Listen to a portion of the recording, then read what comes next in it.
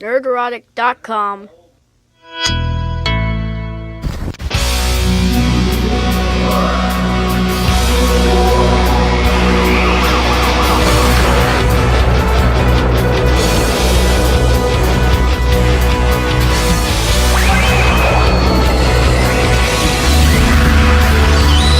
Here they come and the crowd cannot wait. All hail Friday Night Tights. I apologize cause I'm probably late. All hail Friday Night Tights. Radical lights and highly organized. It's Friday Night Tights, Friday Night Tights. Time has come, they're finally here. All hail Friday Night Tights. We're not affiliated, just so we're clear. All hail Friday Night Tights. Sweet Mother Mary, turn on the eye, you got real. It's Friday Night Tights, Friday Night Tights, Friday Night Tights, Friday Night Tights, Friday Night Tights.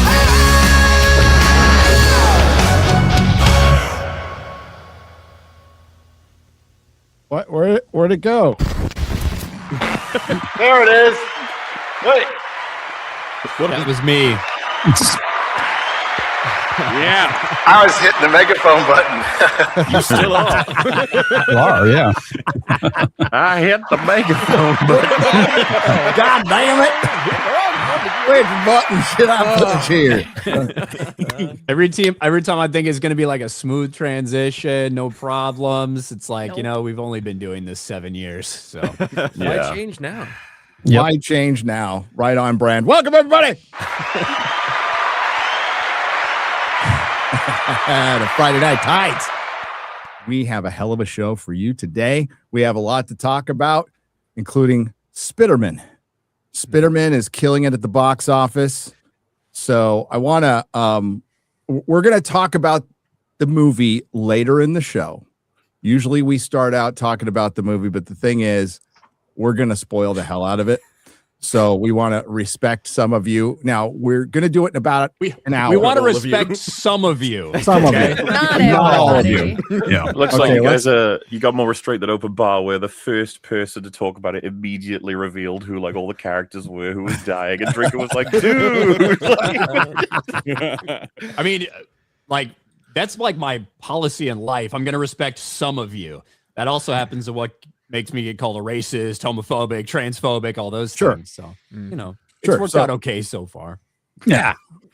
We will be talking about it in about an hour, and we'll start out with like a spoiler-free thing, and then we'll get into spoilers. So we'll let you know when that starts, but we'll cover all the other news before that. Welcome, Vera Dark. How you doing? Hi, doing good. Happy to be back. It's a good show to talk about a little bit of Game of Thrones stuff. Oh, Yeah. I'm triggered. I'm upset. You're bit. triggered? Yeah. Why? Because some of the confirmations that we finally got aren't, exactly what I would have imagined. Well, I think 90% of it's pretty much in line with what I thought. Some surprises there, though. yeah. Fight. Yep. And then we have Mahler. What's up, Mahler? Hello. What a wonderful day. Everything Spider-Man. Why are we talking about anything when Spider-Man is out? Oh my god, it should be Spider-Man non-stop. Spider-Man everywhere. Kind of should be. Yeah, But there are other things to talk about. But I am looking forward to talking about Spider-Man. Hell yeah. Because I've already seen it twice. So, yeah. Two Loser packed. numbers. I know. Well, I think it's hilarious that there's other Marvel things to talk about because, look, the Mahershala Ali thing, the Blade thing that we're going to talk about, that's his own. He decided when he was going to talk about that after a recent interview from Kevin Feige coming out. However, the Wonder Man cancellation. Remember Wonder Man? Oh my God, it's just so incredible. It's so successful. We greenlit a season 2, even though nobody watched it. I think it is a very strategic cancellation of that show the day that they know everyone's only going to be talking about Spider-Man in the box office. 100%. As someone who watched that show to the end, it was insanely baffling that they announced a season 2. Yeah, it's just like yeah. what it was in the a good fucking standalone world? kind of show. I just got nothing out of the show because it wasn't it wasn't terrible. Like it was fine. I think there's some good chemistry between some of the characters, well acted for the most part, but it like just meant nothing to me in the overall scale of the Marvel Cinematic Universe. It was a show about Hollywood for Hollywood that just happened to take place in the Marvel Cinematic Universe, barely, you know? Well, they spent the entire season subverting that this isn't a superhero show, only at the very last episode to make it an origin story. That is a superhero. Trust this, guys. Exactly. And at that point, I was like, piss off. It's not. I hated that piece. When you're this far, when you're this far into the horrible superhero trend that we've been in for the last 10 years, where you have an actor playing his second race swap of a white character. I mean, it's like, my God, could you find another black man, please? But Well, he offense to played Ben Black Kingsley, Manta. but he's not even sure what he's doing there at this point as well. No. Like, just waiting for him to reprise his role as the fake character that nobody really appreciated compared to the real one that was apparently in Shang-Chi, but then that wasn't even the one people were looking for either. You never got Mandarin versus Iron Man, actually. And I think it's man. getting canceled as part of the meta of the show. Oh yeah, That's Yeah. what So I thought question, too. think Like, about it. it's like, hey, that's kind of Hollywood. That's how business goes. That's Hollywood, baby. Yeah. That's Who's your Hollywood, next baby. Marvel short? Remember when they did Marvel shorts? Those were fun. yeah, They should do one on that. Was Peter Dinklage in one? So you reckon the character? You reckon the character is going to get memory hold, or will he appear in Doomsday to die? Memory hold completely. Yeah, I think it's Oh gonna yeah, be 100%. Or I hope, Secret I hope Wars. We're he is never in Doomsday seeing for him like again. half a second. No, You know- He's in it, you he's know like, those, hey guys, like- I'm here. Boom. People You know like, those "Who's posts this?" about And all of the sort of black protagonist projects that have been scuttled and that, you know, Marvel must be racist. I want the women to put up all of their scuttled projects and for them to have a fight over who got more like screwed over by Marvel, the women or the black people. Let's Are find out. they racist or misogynist? Exactly, or both? or both. Yeah, Yeah. both. Like Ironheart. Probably both. Don't And then make me start Spider-Man there liking them. making like a fucking billion on its opening weekend, just being like white people. Yeah. Swinging It is by. my favorite conspiracy theory, though, about Marvel. It is that they only implemented DEI just so they could cancel them to show how racist they were. Well, that is essentially Marvel, the ultimate 4D shut. chess. It's funny. a quote from Kevin Feige is, "We've done our bit for king and country, as it concerns diversity and inclusion." And they that you know what Yeah, we'll I see mean, what Kingdom comes Come of That's that. Come- like we crumbled. lost too much money. You let the fucking horse inside the walls. They tore the old place apart, raped and pillaged, and it's burned down to the ground. And now you're desperately trying to rebuild Troy. Like that's what happened. Congratulations, Kevin Feige. And I think Spider-Man's massive box office is such an embarrassment for the rest of Disney Marvel, because one, now your single most profitable potential character isn't owned by you. It's owned by Sony. You barely get a cut of the box office. And you're relying upon it for the future, but you can't really make too many major plans because you don't really get that money. And Spider-Man, in probably, I think by 7 days, will end up making more than Thunderbolts, Black Captain America, and Fantastic Four combined. I think it's going to take 7 days. That would be really hard to Every do, Marvel but- movie from last It would year. not That's take hilarious. That is so nice. The problem with that analogy for me is, like, in this case, Kevin Feige could be Priam in Troy, but then I guess Kevin Feige is also Troy. But then I guess he's also the Invaders, and he's also the Trojan Horse. Multi-talented, we could say. You know, It's Yeah, like very the much so. Scooby-Doo Also meme where he Achilles. unmasks Kevin Feige to find Kevin Feige with Kevin Feige. It's just like, But then again, we've talked about this before. It's like, who do you replace him with? Dude, yeah, there's nobody. The AI Kevin Feige from She-Hulk. Oh yeah, That's right. I forgot about that. There you go. Oh yes, Kevin Feige is also Helen of Troy. Correct, chat. Yeah. Yeah. Well, Black Helen of Troy. Okay. He is a more historically accurate Helen of Troy. So yeah, Wonder Man canceled on the weekend. That Sony is putting out Spider-Man. Now Marvel does get merchandising from it. It's probably going to do pretty well. Let's be real. That's on the always merchandising that's not side. like new stuff for it. It's like it's always selling. Oh, the freaking Hot Toys that came out. They have like Yeah. like an actual big Hulk now that's bigger than the Avengers one. That looks cool. The Spidey in his proper costume, Hell for yeah. fuck's sake. I'm gonna have to get that. One. Looks great. Yeah, I'm down. I'm down. Wonder Man not returning for season 2 at D+. Oh no. Well, this also goes along with they split the division. So the movie studio and the streaming used to be completely overseen by Kevin Feige. That is not the case anymore. And your first sign of that is with Doomsday and Secret Wars, the edict came down. Like nobody that appeared just in a Disney, you had to have appeared in a movie to be in Doomsday or Secret Wars. So you're not going to see any of the no Moon Knight, no Daredevil, which is kind of a shame, but yeah. So this is not surprising at all. Nope. But No. I mean, is that them Punisher was in a TV show, and now he's in a movie. But he's in a Spider-Man movie. Right, So he's in a It's a Spider-Man, which Sony is Sony thing, movie. so that's So what separate. Sony- They made a Right. separate deal. Sony wanted to do a multiverse movie, and Feige said no.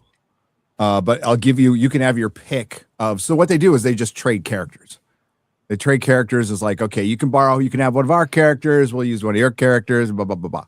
So, I'm sure he said no because they're done with doing the multiverse stuff, and they're trying to set up the X-Men, and that's why they have Jean Grey. So Yeah. I think we so briefly just popped up there. Wonder Man canceled. I think we should also, in a world where we hold these people's feet to the fire for their lack of public relations tactfulness, the lead actor did put out a statement about it, and it was just, yeah, here it is. I think it was actually a Refreshing. very good statement, and so it just dropped that Wonder Man won't be coming back for season 2, and if you don't know, now you know. That's life, right? Everything will shake out. I wanted to say thank you to everybody who watched the show, enjoyed the show, and shared the show. They enjoyed the show in some way or other. The show worked, and that's my favorite thing about it. I could see the faces of the YouTube I could see it on the face of the YouTube reactors because I watched along with y'all this time. Shout out to y'all. I could see the messages. I get up saying the show reminded some of you not to give up, and I feel the genuine love shared when I bump into you during the day. So thinking to be all today. Glad to be part of something cool. Thanks for watching, and see you at the Emmys. wonderful. It can't feel good. Classy. Whew. It Wow. can't feel good for Good your message. show to get canceled when you thought you're going to have another paycheck, another season, blah, blah, blah.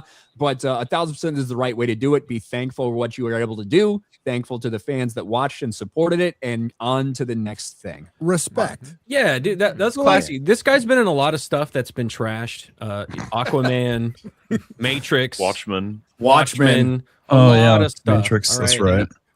This is actually, I've never heard him actually go after anybody or claim, oh, everybody's racist. I'm sure this guy's like everybody gets some messages in their DMs, a couple people saying some crap. He could go out and do a campaign like all these other actresses and actors did, but he Diss didn't. track, Yeah, Yeah, he could was have very. he could drop a diss track. It's really classy. Yeah, he was like really respectful about it, which I think it goes a long way now. And that should be the standard, that should be the norm, but it's not anymore. Generally, when a show gets canceled or a movie flops, the actors then lash out. But he didn't, which, I mean, I didn't like the show. I felt that it was a very come and go series that obviously didn't need to exist. But hey, at least this is something to, like, I guess, remember him by while he's on his way out. Like, at least he didn't go scorched earth. No. All right. What do we want to do next? Well, let's go on to an actor who, with Yeah, us saying that that's a did good go segue. scorched earth, but not on the fans, instead on Marvel No, Studios. And that's another Blade- black man. So Blade was announced the week I met Ryan in 2000 in the year of our Lord 2019 at Comic-Con. Damn. Now, Blade is this really difficult movie to make, guys. Hmm. It is a vampire hunter hunting vampires and killing vampires. Now, it's a little complex. It's kind of like a quark. It's like physics. Yeah, man. You can't really figure it out. It's more of a theory than, something we could actually do or manifest. So obviously they couldn't make it. And the last script that we know of had Blade being led around by 4 women and being a guest star in his own movie. So it never happened over the course of many, many years at this point now. And Mahershala Ali, who would have been a good Blade, has called out Marvel for Blade never happening. You had me under contract, They have billions of dollars. If they wanted to do the movie, we would have done the movie. I feel ready to move on from the Blade questions. Those questions are for them. Ouch. Fire. Yeah. Absolute That's an fire. interesting statement that if they wanted to do the movie, they would have done the movie, because half of them seem like they really wanted to do a type of movie where they subverted Blade, but then the other people were like, no, that's going to be terrible. Don't do that. And so the internal battle was what. There's just so much shit that does come out through the slop pipe that you're like, you couldn't get Blade out? You couldn't get even a shitty Blade out? Yeah. Really? Right, and it's so disappointing. You got Eternals? Yeah. Well, fucking set 'em Echo. up in that. Like, it's embarrassing that they weren't able to do it, but I'm glad that someone prevented them doing what they wanted to do to Blade. Like, it's better. Like, this result is better than having an all-female replacement Blade. It's better that they didn't do it. Yeah. Yes, exactly. This is Speak a better for yourself. outcome. I would have enjoyed that. Because those I think we all would have. Yeah, those reports were really bad, but it is sad because he is a very good actor, but he was cast at an age where people were already thought that he might have been slightly too old, because of course Wesley Snipes was 35 when he starred as Blade, and Mahershala is now 55, and so he's, he was already cast. He was slightly up there in age. I still think at that age, if they had started filming maybe a year or two later, it would have worked. But I mean, yeah, he doesn't want to be, part of a project that seemingly is never going to happen. But if we look at the timeline, though, if we look at the timeline of when Blade was kind of announced, a lot of the slop that we were getting had already been in the pipeline before that. So like the Iron Hearts of the Disney Plus, like all of that was already being done. And it was already all failing, right? So like Disney's aware, like Thunderbolts sucked, that Captain America, Brave New World sucked. They're aware of all that, and that Mandalorian and Grogu didn't do well. And like from what we're hearing, there are internal conflicts about the progression of where things are supposed to go, which is how we got to the doomsday problem that we have moving forward this year.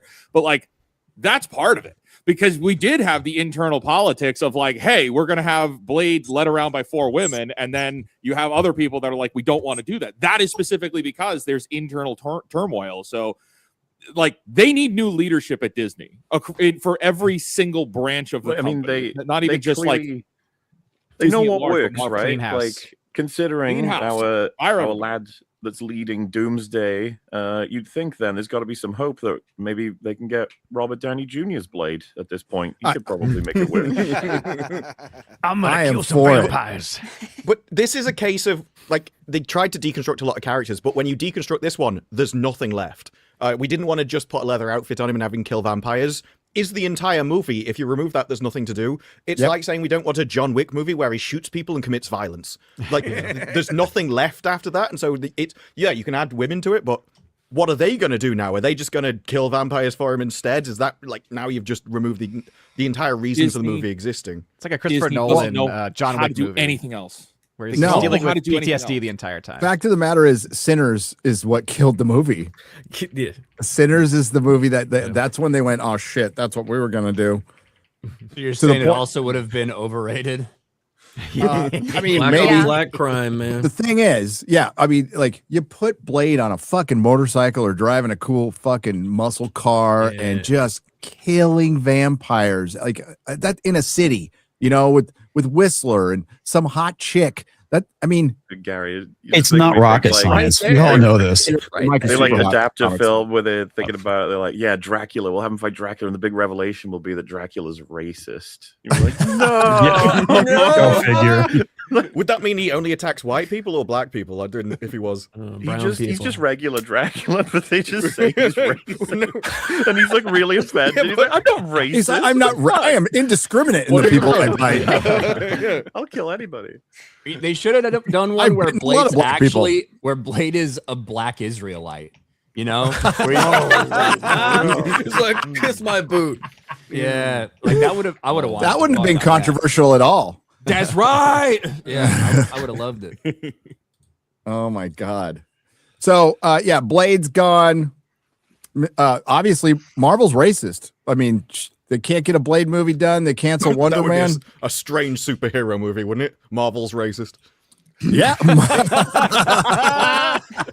They keep Marvel's races hiring will too many- return. They keep hiring people based on the check boxes in the writers' room, and it turns out not enough of them are actually can actually read or write. So that becomes a problem. Or show up on time. I mean, not that I can talk, Hey, man. but you know. Yeah, Yeah, you have they're- no room to talk about black people being late to anything, Gary. That's why, like, listen, I'm practically a black person. Okay, I've been to prison and I'm late all the time. And you know everything about Africa, so it's like you're there. Yeah. Jeez. Close enough. But Yeah. there have Speaking of been Africa- actually funnily a lot of posts on X about how Marvel doesn't care about black people and their races because Oh they're my like God. Monica Rambeau's gone. Who fucking cares? Moon favorite. Girl. They're like Blade is done. Wonder Man. Come on, nobody likes these characters. There's And one good character on this entire list. I'm Then telling they've you, I'm got, pretty they've sure got they black have- African American captain, right? And he's like, where he got sidelined, as if the movie didn't monumentally bomb. Right? Yeah, He that's was why he was they given made a it chance. work. Nobody They cares. wanted to make it work, but the audience didn't give a fuck. That's what happened. Like, Yes. you know, point the finger at the people watching it. Yeah, Like, you cannot Marvel tried. They did try. They failed, but they tried. They Did gave you it- see that fucking quote from Anthony Mackie about meeting Ian McKellen? No. No. Oh, do yeah. I want, As do I I talked want to about know earlier. it? It's really Yeah, funny, I think. It's very Okay. funny. Okay.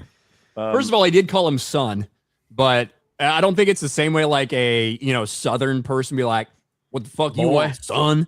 I don't think it was like that. It was in a probably very wasn't. elderly British gay way. Yeah. She said son. Yes. But yeah, listen to this. Go to Ian McKellen. He goes, "Hello, son." And I'm like, "Ian McKellen, sir, you're amazing. This is amazing to work with you." He goes, "Oh, so what are you doing in the film?" And I'm like, "I'm Captain America." Oh, He goes, guys. "Wonderful. And you deserve that." Thank you, sir. Ian. Thank you. That's amazing. So what are you doing here? Dude, I think it's like a very embarrassing story to tell because do you think if it's a white dude, Ian McKellen's gonna be like, and you deserve that? I promise. no, Like, I know. At his Come age, on. he might. I mean, because I think it's more of a I don't know who you are. I don't know what character you're Yeah. playing. I I'm don't just even know here. what I'm playing right now. The shit out of that. Like, Is it the game line or the Magneto line? Just tell me. you boy, what year is this? Hey, boy. Point me at the camera. I'll say words. Oh, that- enjoy. Yeah, boy. Enjoy Oh, my your. good friend No, Sir if- Patrick's here. Great. The fucking first thing they say is you deserve it would absolutely make you feel like, oh shit, I don't deserve it. Yeah, I know, right? I can't figure out if he had no idea who Captain America was completely, and he just went along with it. Or You know, son, you you're think- very eloquent. Very well. You'll do fine. you speak very well for a Marvel comic book character. Yeah. He's like, hello, Ian McKellen. Wow, it's a bit. He's just like, how did you get here? How are you? Yeah, usually they don't let the help this close. Yeah. Yeah. Bring me my latte. Are you the fluffer? It feels Like, mean I'll to take, say, but I'll, if you I'll trap, take a tea. Black. if you trap Ian McKellen and Patrick Stewart in a room, what do you think? Like, do they just keep each other going with like losing their minds in terms of just they don't even know what the fuck's going on anymore? For Patrick Stewart, for sure. Yeah, He's never been the sharpest tool in the shed. Great actor. He convinced people he was a really smart captain of a starship. The guy's dumb as a fucking bag of hammers. But yeah. But he can read and say those lines. He very can well. repeat them. You know Shakespeare. that's all you need to do. Again, he's a good actor. He's a good actor. Shut up, That's all they Wesley. need to do. And that's about it. I reckon they're gonna play chess at some point. It's gonna be crazy. You That think was they're in the going to play fucking chess? trailer. Yeah. Yeah. Yeah, you never know though. It might cut it out. It's Marvel.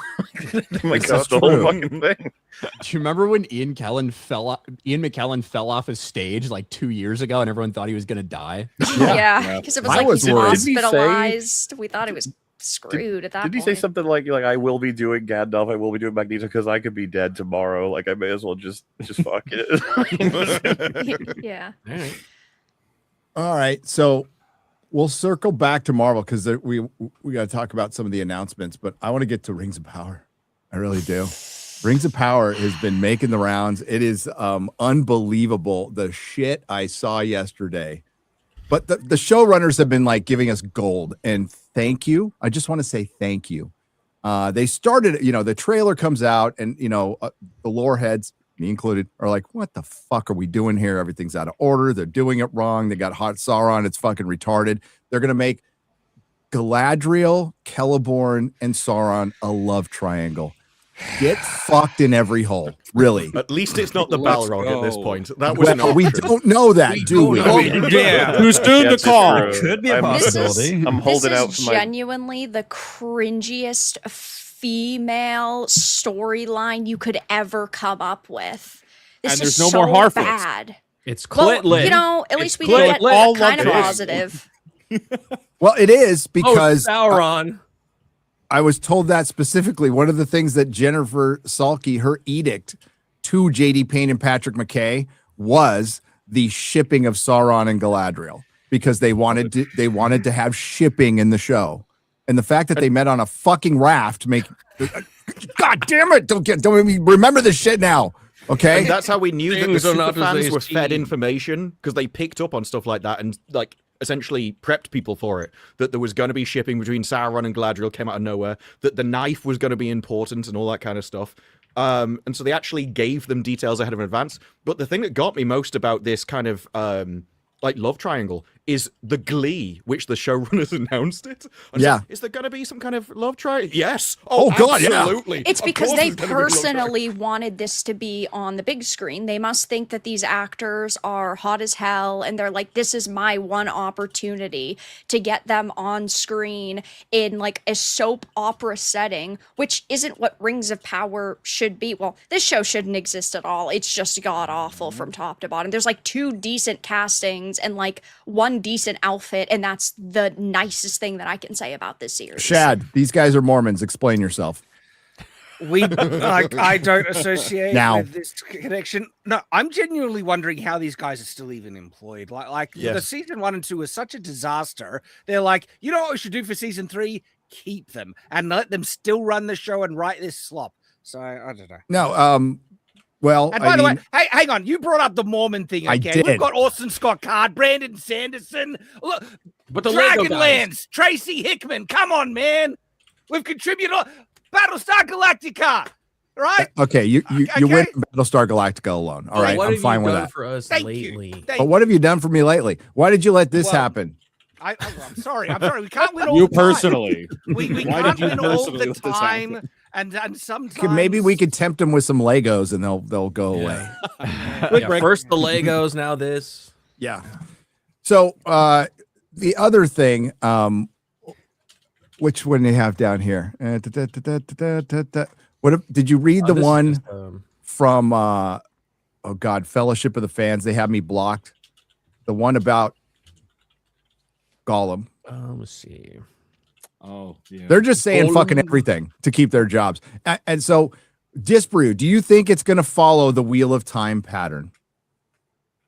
I don't know whether it's going to get cancelled. That's the thing. They're definitely, but they did this in season. So they're repeating essentially season 2. That said, oh no, there's going to be essentially a jolt of adrenaline. We were just setting up in season 1, but now we can get down to the actual story. Now they're doing it all over again. And I just can't see him cancelling the show. Like at this point, I don't know how they get away without it being embarrassing at this point. When they've all announced 5 seasons, they keep saying that it's a massive success. And they are throwing basically everything at the market. The amount of interviews that have come out over the last week is kind of crazy. So it's not like Wheel of Time was a series they kind of just shut up about and just let it die on its own. They're not doing that with this. Right, they're really banking on this still. They're hoping that it's still going to reach like a larger audience, and that maybe now that there's multiple seasons out, people will be more interested in it and people will actually give it a shot because they see that it wasn't canceled prematurely, but the content itself is not going to get normies interested, and because they all fell off after season 1, and then people like all of us who actually care about the Tolkien lore, it's garbage. They've thrown that all away and they've made something completely new. And it doesn't help that Warner Brothers is out there and Yes. making things fucking worse. Jesus Did Christ. you see where they got asked about that in an interview? No.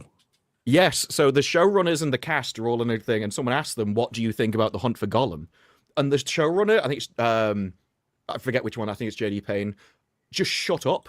And then you've got Gandalf, who's going, "Oh no, I think this is great because there's plenty of room in the universe for everybody." And then is it Arendelle? He just starts shaking his head as if, "I can't believe you're saying this in an interview about everything." Oh, dude. Well, I mean, this is the same showrunners that said you don't have to watch season 1 and 2 to watch season 3. I mean, that's the best selling point of your series. know. I was going to bring that up because, like, what does that say about everything? That's just such an admission of failure, but also desperation. It's like, you don't need to watch them now. They're trying to say that this season's going to be good. You still have the same people making this slop. All the things we've heard about this new season look like absolute ass. So, nah. It's like they're trying to make it more easily accessible because, like, the MCU effect, you have to watch 30 different things in order to understand where the MCU is currently. But they're trying to say, no, you don't even need to watch the other seasons in order to get this. So they're hoping people will jump in. These are the guys I think it's good that... I think it's good from a business perspective. I just think that for the cancellation thing, with Warner Brothers kicking off with other series and movies and things, I don't think that Jeff Bezos' ego will allow him to finish this early. This is a guy that sends rockets to space just because he wants to compete with other billionaires. He built a $10 million clock in the middle of the desert. Yeah, the money to fund this is like it's more than that, by the way. It's no. You'll like just run it through. His wife is made of plastic. Have you seen her? She used to be a news anchor in LA, and she doesn't look anything like she used to. So what it says here is breaking: The Lord of the Rings, The Rings of Power showrunners tease a potential Gollum origin story at some point in the show, which means there isn't. Could we see a Gollum story in a future season? We have a lot of ideas for future seasons, teases McKay. Oh, I hate this quote so much. I hate this. Stay tuned is all we'd have to say right now. There is room for yet plenty for more adventure in this version of Middle Earth. If you don't keep your feet, as they say, there's no knowing where you might be swept off to. Fuck off! That sound like, to me, I receive that like as a threat. That's like, we have raped so much in Lord of the Rings. Imagine what we can rape in the future. I'm like, we do it again. The point where they're not afraid to. They'll do it. It's like, just name a character you enjoy from Lord of the Rings, and they would just have this answer. It's like, hey, will King Theoden show up in this? And they'd be like, oh yeah, no, that would make Baby sense. Theoden. I actually think this is why they've still got their jobs. I think they're just good snake oil salesmen to executives. Yes. And so the moment any executive says anything, they just, yeah, sure, we'll put that in. Of course we do. I think we can do that into the future. It's Bad Robot, man. That's the Bad Robot way. Right, the real translation of this response is just, if we did, would you watch the show? And then just like, yeah, sure. They're like, okay, yeah, we'll do it. Whatever. Yeah. Well, I mean, I'm glad people have woken up to the Bad Robot effect of Hollywood. Might be the worst organization to ever, I don't know, infect Hollywood. And there's a lot. But what they have done to genre in particular is, well, when you fucked up 3 franchises now with your offshoots, by the way. So it's Star Wars, Star Trek, and Rings of Power. Those are all from bad reboot people, and we can get that Watchmen series. That's a former bad reboot person. They're all over infecting. I hate them. I tell you. Well, remember, these are the guys that said season 2 was going to be action-packed and more accurate to the books, which was anything but. Like they have just flat out lied blatantly multiple times. Like, oh yes, the female dwarves have beards. Now trust us, guys. Like they've been caught out so blatantly that no one should be taking anything they say as any possible. It was every season they say it's going to be accurate to the book. book. They say that about Star Trek. Kurtzman says that about Star Trek. It's going to be more Star Trek. It's going to be more positive, and it's just more shit, including Strange New Worlds. I've watched the first couple of episodes, and it's fucking shit. It's terrible. So we have another thing to talk about here. I saw it on Geeks and Gamers Daily. It's Ryan's favorite movie, and the drama behind this is hilarious. So good. It is everything about this I love. So it's Children of Blood and Bone, which was originally Ooh. with Lucasfilm, and Kathleen Kennedy couldn't get it made or whatever, so the rights reverted to Paramount. Correct, Ryan? I don't know if they reverted or whatever, but yes, Or what- Paramount to is the one Paramount, that yeah. made this movie a couple, like 2 years ago or whatever. They're the ones that made it. Lucasfilm wanted to desperately do it. It was going to be their first kind of non-Star Wars, non-Indiana Jones production. They wanted to do the all-black Children of Blood and Bone. By the way, this is a story that was written in 2017. The author of this was inspired by the BLM movement after she saw Black people getting murdered in the streets.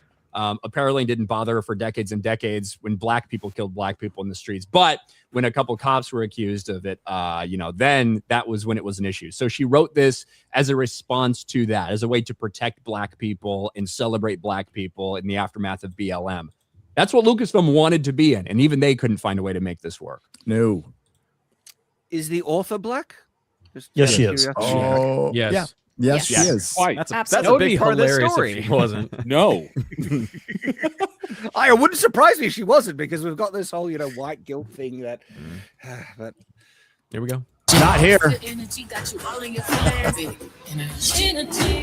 Oh, it's Amanda Stenberg. Yeah, she's like the main character, I believe. Back. was that rap? Yes. Sure. It's Wakanda. What's it music? You must not be Reminds me afraid. of the Odyssey. God damn. Oh no! Look at those caterpillars. Whoa. What have you done?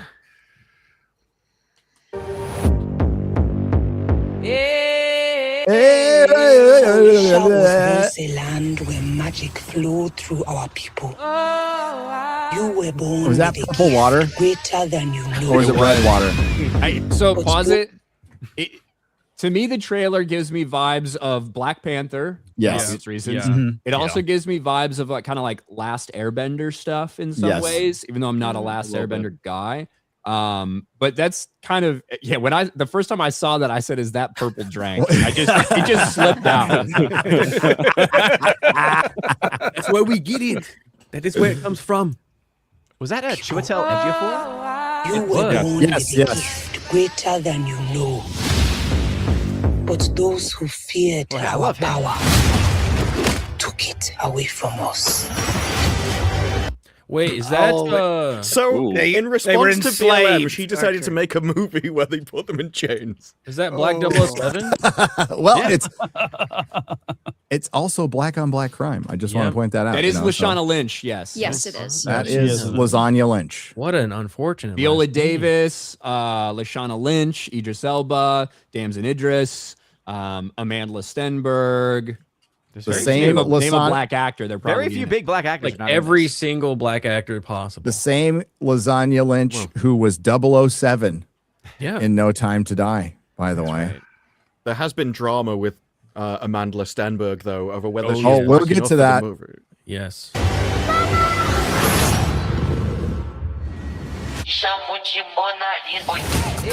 Worldwide phenomenon. Piss off! Never heard of it once. Never heard of this book. Never heard of it. I can't believe the white Mormon in Australia never read Children of Blood and Blood. I'm shocked. From the American black author. He just pulls down his green screen. There's just all the merch. Yeah.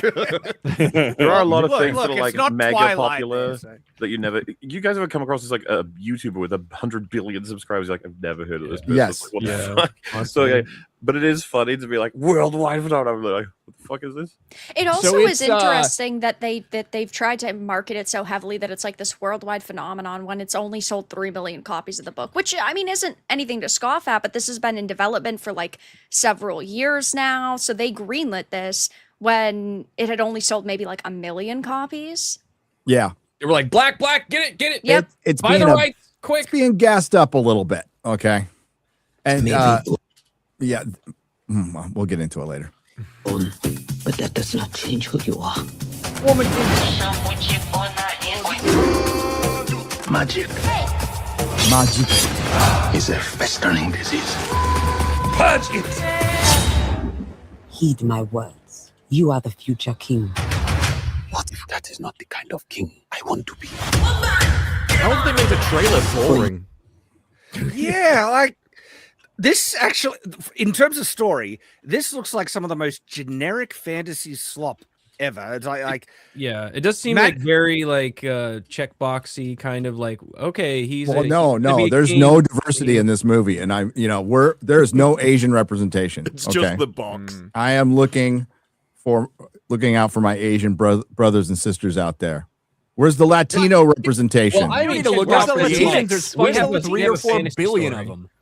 Well, somebody's got to look out for them. They can't see. At least in Doomsday, it tried to set up some kind of stakes as if there's something coming, we're going to have to defend the universe or whatever. In this, they've just gone, magic. There's magic. Did you know that I don't like magic? But there is magic, though. The Well, they They know can't nothing show about the off movie. a larger size and scale because you don't give a fuck about any of these characters. So what do I care if the universe is about to implode? Go for it. Pfft, beats me. There's no way I don't that this is care. going to do well in China. No, not the slightest. They can't shrink all the characters. We will try. It's just the background of the beach. That's it. Yeah.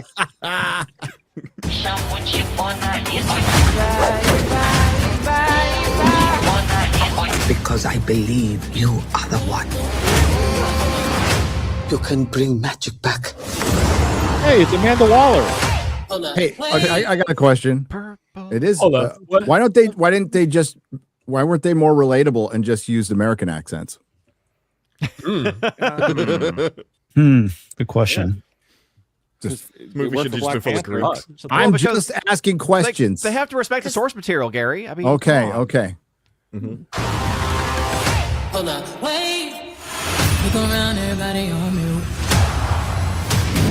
Hold up, wait. Look around, it's me and my crew. What is this music? I don't know. I Beyonce. wanted to stop. Beyonce, motherfucker. How did they get a Shit Beyonce is song for garbage. this? like the music alone is making me hate this. We're I don't telling wanna watch it. a supposedly like African-based story about African characters, and we're playing American crap music. Well, you think it should just be fucking bongos and shit, you racist son of a bitch? We're just having them break into Spain. All this good energy got you all in your feelings. Yeah, I'm gonna talk over it. Fuck this music. I was fine with the copyright on it, so I think it'll be all right. All right.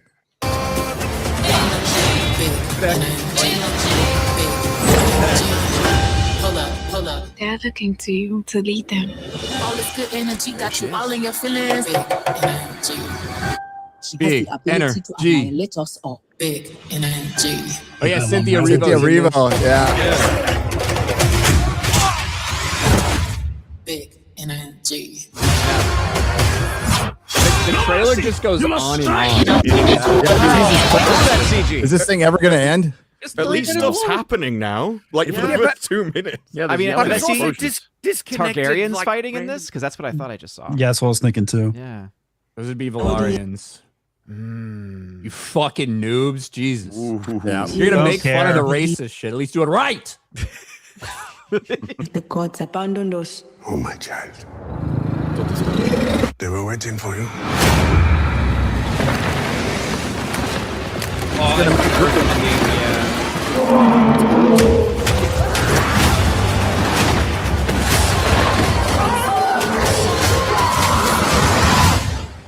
Treebeard, no. Gosh, she's an airbender. It really does just look like an all-black Avatar: The Last Airbender. Yeah, Yeah.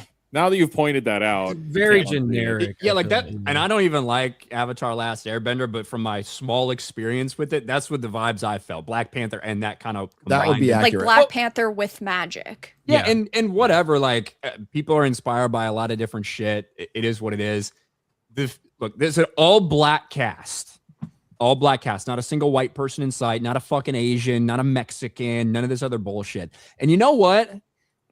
I'm okay with that. I think that it's okay to take an all black story, adapt it. A black author writes an all black story that is adapted for black people and it's an all black cast. It's perfectly fine. You know what? Let us do that for white people. There should be no problem when we have a white author who wrote a European centric story in which there's no other characters other than white, and you're able to cast appropriate people. Same thing with Asian shit. The problem is the double standard and the hypocrisy. That's what people are calling out when it comes to this, because there's no way you clearly can't make an all-white historical epic. You can't even make all white historical shit anymore. You got to race swap real fucking people sometimes now in some of these things. Hamilton. So yeah, Well, I blame Hamilton. but in principle, I'm good with this. Yes. If Yes. you don't like, if you're like, we don't have any diversity, well, one, there's plenty of it. But hey, make your own stuff, which they did. Make movies out of your own stuff, which they're doing. So I'm fully in support of the idea of this. I don't particularly think it's going to be good. I think it's going to be really bad. But in principle, I'd rather they do this instead of fucking bend over, pillage, and rape some of the things that we've loved for years and years and years. Unfortunately, they're not going to stop doing that. They're just going to do both. Because when this fails, they realize they need popular things, oftentimes written by white people for white people, to actually get any attention. What do you want to bet? Shortcut method. They're trying to get there quick. That's why they have to take over the popular, already established franchises, race swap, and then, oh, look how successful it is. It must be because of the diversity. It's like, no. It's because of the IP that you're now a part of. Look at what Woman King did. Didn't even crack $100 million, that movie. But it's 99% audience score on Rotten Tomatoes. Oh, of course, yes. Yeah, for and all what do you, the 10 people that went to see it, they're loving it. What do you want to bet that people who were backing up Black Helena Troy are there had to be a little crossover with complaining about Amanda Stenberg not being black enough for this role? Oh yeah. Yes. Probably. Yeah. That's the other thing. It is not just that this movie is coming out. There's a fuck ton of drama behind the scenes because when it was revealed that Amanda Stenberg had been cast for this, just in the same way we saw when Aaron Pierre was mentioned, I think, potentially for Black Panther, whatever, you had black people like, probably waking up at around, 1 in the afternoon. I'm not going to say waking up early to do this, but, crawling out of bed at 1:30 in the afternoon and like, what the fuck? She ain't black enough, because the character in the book is described as extremely dark skinned. Amanda Stenberg is halvesies, I believe. And so there were people like, she's not black enough for this. You're taking jobs away from dark-skinned actresses. I agree with her. Them.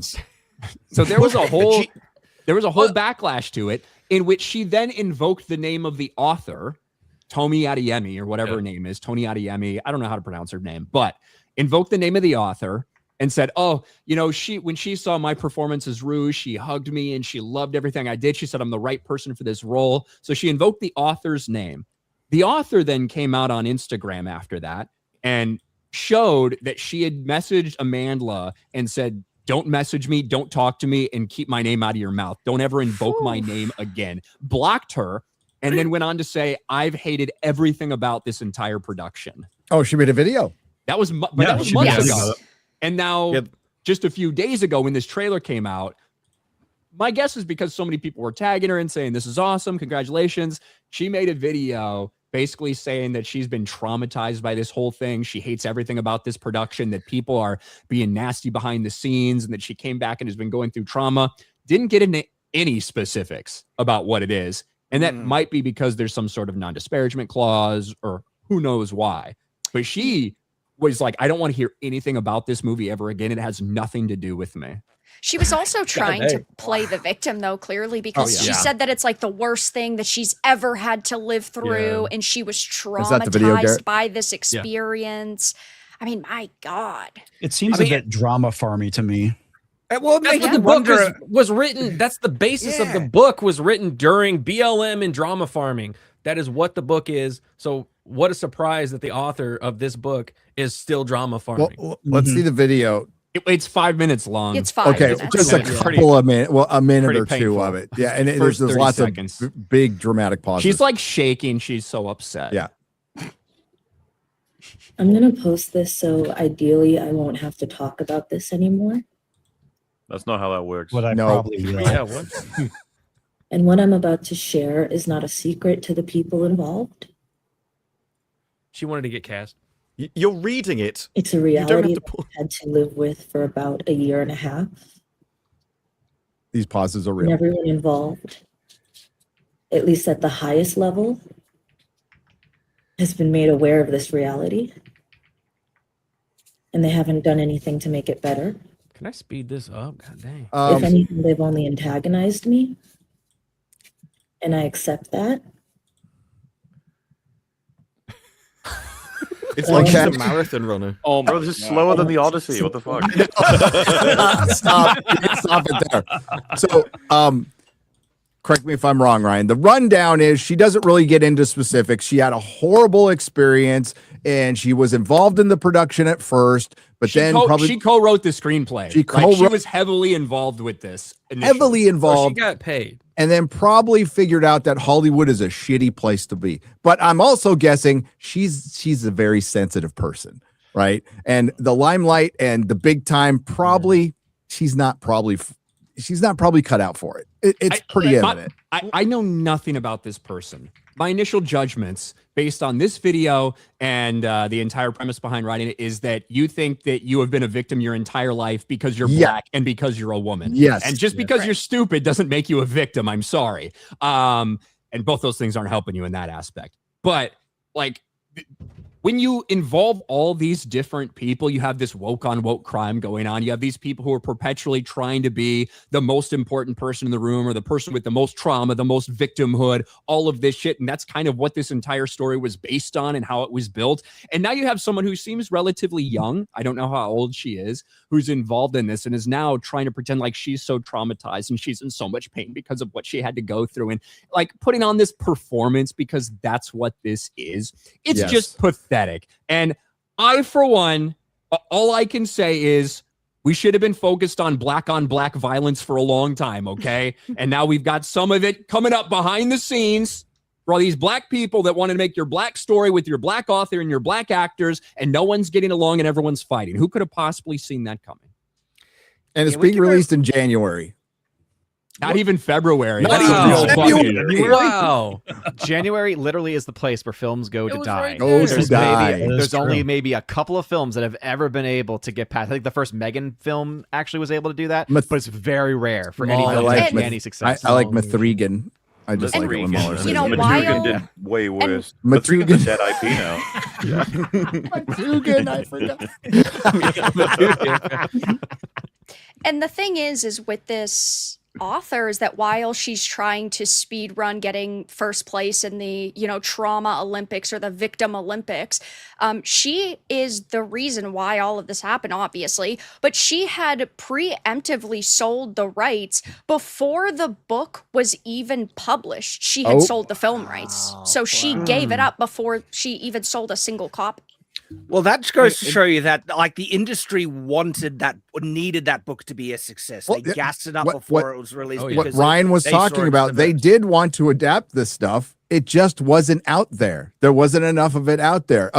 George R. R. Martin, which I was going to bring up earlier, has done his share of bringing people in, horrible people into publishing. So the state of publishing, you can thank George R. R. Martin for a lot of the state of fantasy publishing, right? Thanks, George. And how did he get thanked? He brought all of these people in. He mispronounces a couple of names at a Comic-Con, and all of a sudden everybody starts calling him a racist and a sexist. That's fucking funny. That's the game. That's the game to a nicer baby. guy.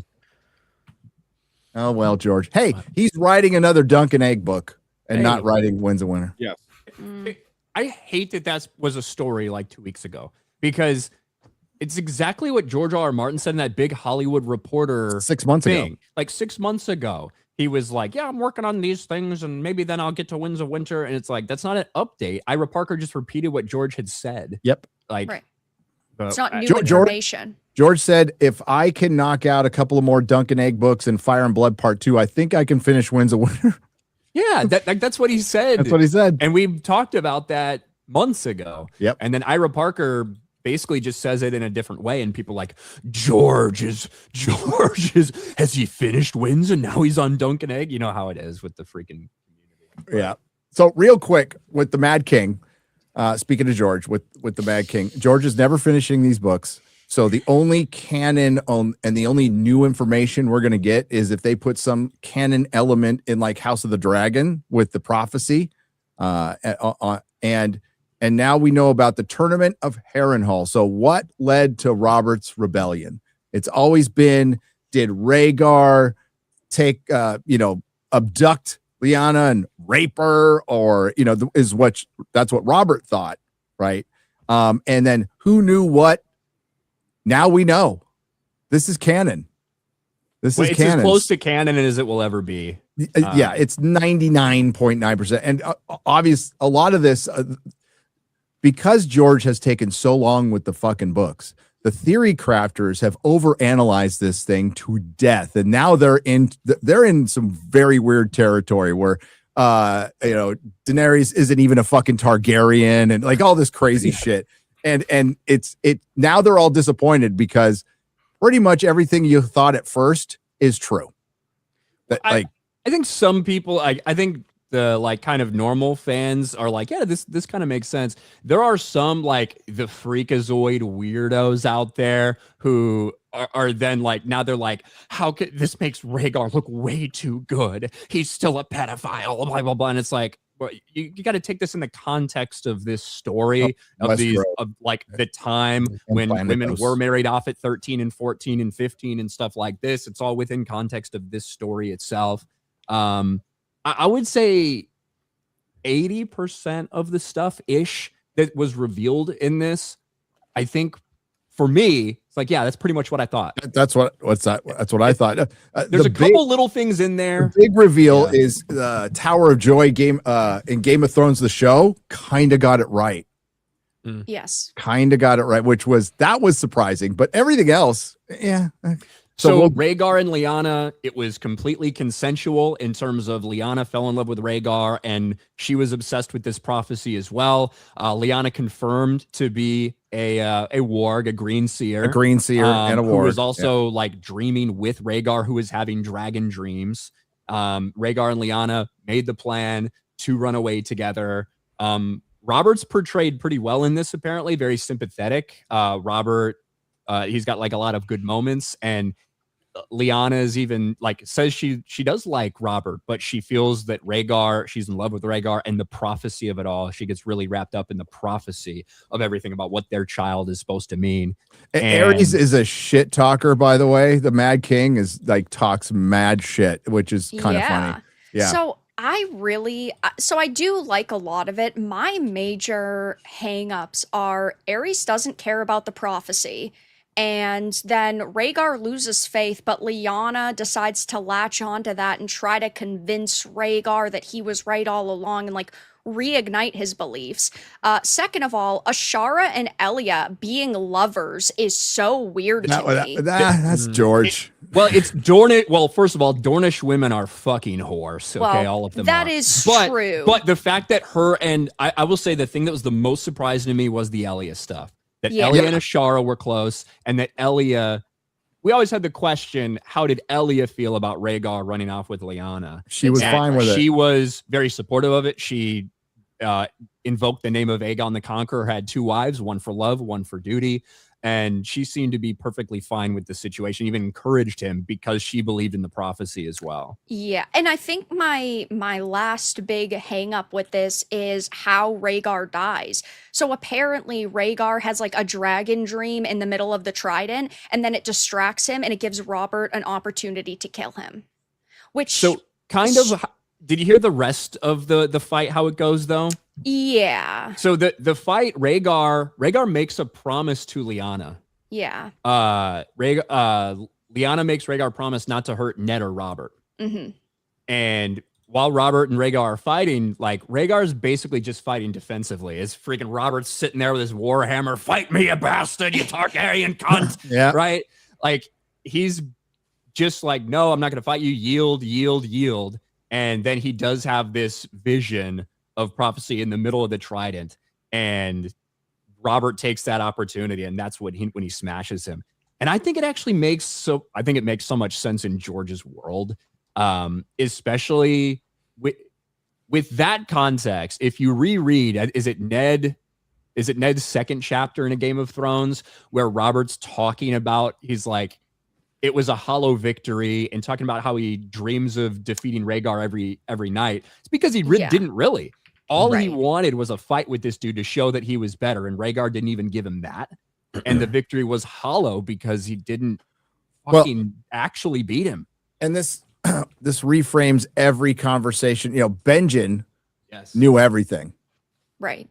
So you got to and like a lot of people theorize that anyway. So Benjen Stark's disappearance has a lot to do with this. And it really makes you look at his conversations with Ned and with Jon Snow. early on in a Game of Thrones a lot differently. If you didn't know this, now this is a theory I've always believed, that he knew everything, and he was close to Alana. So what? Sacking of King's Landing. Yeah, they have now. They do change some stuff. Robert is there when the Mad King is killed, which he's not supposed to be. Oh, and the Starks are all black. Yeah, let's bring that one up. Yes. Yeah. That part. Jesus. I mean, for me, I was a massive Game of Thrones fan. I read all the books when the show was coming out. Obviously, last season sucked, and I completely hate it, and I don't care about any of it ever again. All this leads up to nothing. There's no book. The books aren't coming out. We're not getting the answers. No, here's what Who we're gives gonna a get, fuck? Garrett. We're It gonna get pisses me off. when George passes away. Hopefully in 100 years. I'm not wishing death on the man. Somebody But will when he go through passes his away, 100 he's- days, we're gonna- more likely. We're gonna get we're gonna get his notes and everything he has written. Kind of like when the late great Douglas Adams passed away. He had some incomplete books, and they just put it in the Salmon of Doubt, which is still great. That's what we'll get. Yeah, I still personally subscribe to the theory that George's Ghostrider died when the show was airing, and that's why he hasn't actually put out Winds of Winter, because he's not able to siphon through all of that Ghostwriter's work properly and come up with a good conclusion, especially when those notes were headed towards what the end of the show was, only the show needed 4 more seasons in order for that to be portrayed correctly and in that vision. My only hang up is, why would George had a Ghostwriter in 1996? What do you mean? He was already part of the Hollywood machine. I know, but he wasn't So- he wasn't a success. Do you know what I mean? True. Like, He wasn't a success, but there are writers and authors that have ghostwriters of that are people that they know, and so that doesn't mean like he specifically sought out the best writer possible. And I'm not saying George can't write at all. I mean, clearly he has some ability to world build and create a story, but I genuinely do not believe that everything A Song of Ice and Fire is his own sole creation. I think he borrows a lot from. I think he got. of things. I think does, that's he true. wrote the But- book up until he got the success that he wanted. Then when he got that success, he rested on his laurels, stopped writing as he was before, and then it got to the point where everybody had all of these expectations built up, and he's so freaked out about it. And now we've got like the lore masters and stuff. They're all making their own theories. There's no way he's going to come out with anything that's going to satisfy the majority of people. So he's just like, fuck, Yeah, I'm just going to die. I think it's really simple. Write all the little stuff on the side. I think it's really simple. He's a lazy man and he's a cowardly man. Like I just think it's as simple as that. He's always been kind of fucking lazy. And certainly when you get all this money and get all this attention, he loves being loved. He loves going to these events and all that stuff. And he is a coward because he knows there's so much expectation on how it ends, especially because of the way the show ended. And he's afraid. He's lazy and afraid. And that's why the shit's never going to happen. And that's why this play sounds like a reality show. And that's why this play in the UK is like getting so much attention, because everyone knows that some mysteries that have been going on for 30 years, that this is the only way that they were ever going to get revealed. Because even for the people that are the most hardcore believers that Winds of Winter is coming, even they know in the back of their minds, the story is never actually going to finish. And so this is the only way we're going to get the answers to those things. And little things like Robert being there, I think that has more to do with a theatrical production to just have more people on a stage in a scene, than actually Robert was there for it. But in terms of the big points and the big things that were revealed, Brandon being the father of Ashara's stillborn child, things like that, I think all of that is canon. And that's kind of the way I saw it. It's like the most normal way to look at it. But I mean, like some of the theories were better. I'll admit that. But listen, They usually are. That's what happens when you have so many people. And George is a coward, and he's an ungrateful coward. There's people who would kill to be in his position. We want your next book. It's going to be a guaranteed hit. You know what? Even if he crapped one out, people would like it, and it would sell millions of copies. And he doesn't want to disappoint people, and he doesn't want to write the damn book anymore. He's just done writing the book. He just doesn't want to, and that's what he needs to admit. Get somebody else to write it and say, I'm not interested. He likes doing the outlines and getting into the lore and stuff, but like essentially A Song of Ice and Fire is fan fiction. It is fan fiction that borrowed from Dune, from Elric, from Conan, from H.P. Lovecraft. I mean, it's all in there, you know, and he names like places after the places in H.P. Lovecraft's lore. So, I mean, it's fine, but that's what it is. Right. And he set out to, this is the thing that gets me. He set out to subvert the tropes of Tolkien. And the one thing he subverted the most was finishing the book. So, yeah, it's true. Yeah, go ahead. I was just going to say, at least the play followed in his footsteps because 6 of the showings last week were canceled and people were only told 2 hours before. Yeah. The first several days, it ended up getting canceled last minute. But I think that, like, when you look at the way that was revealed how the Rhaegar Robert fight actually happened, that completely lines up with everything we've ever seen from this universe. Like, the most epic fight that everyone sings songs about and tells tales about actually didn't happen. Wasn't that great of a fight? And the Tower of Joy, Arthur Dane, the greatest warrior who ever lived, and apparently on stage, Dawn, like glows when he touches it. Yeah. So that's fucking cool. Ends up getting basically killed from behind by gets his throat slashed by Howland Reed and continues to fight until he dies. And then Ned finishes him off. But Howland Reed did just kind of sneak up behind him, the most honorable warrior, and slits his throat. Pretended to be dead for half the fight. Yes, he did. I like Howland Reed. I do. That's smart. Little bastard. Stick to your strengths, you know? Yeah, exactly. It's like, I can't beat these guys. I'll pretend I'm dead and wait till they're not looking. That's my man. Yes. So, hey, and God, you brought up the play getting canceled. I remember Spider-Man Turn Off the Dark. Remember that Spider-Man play? Those expensive Bring it show. back. You too, you bastards. Fucking suck. Rachel Talalay or whatever from The Lion King.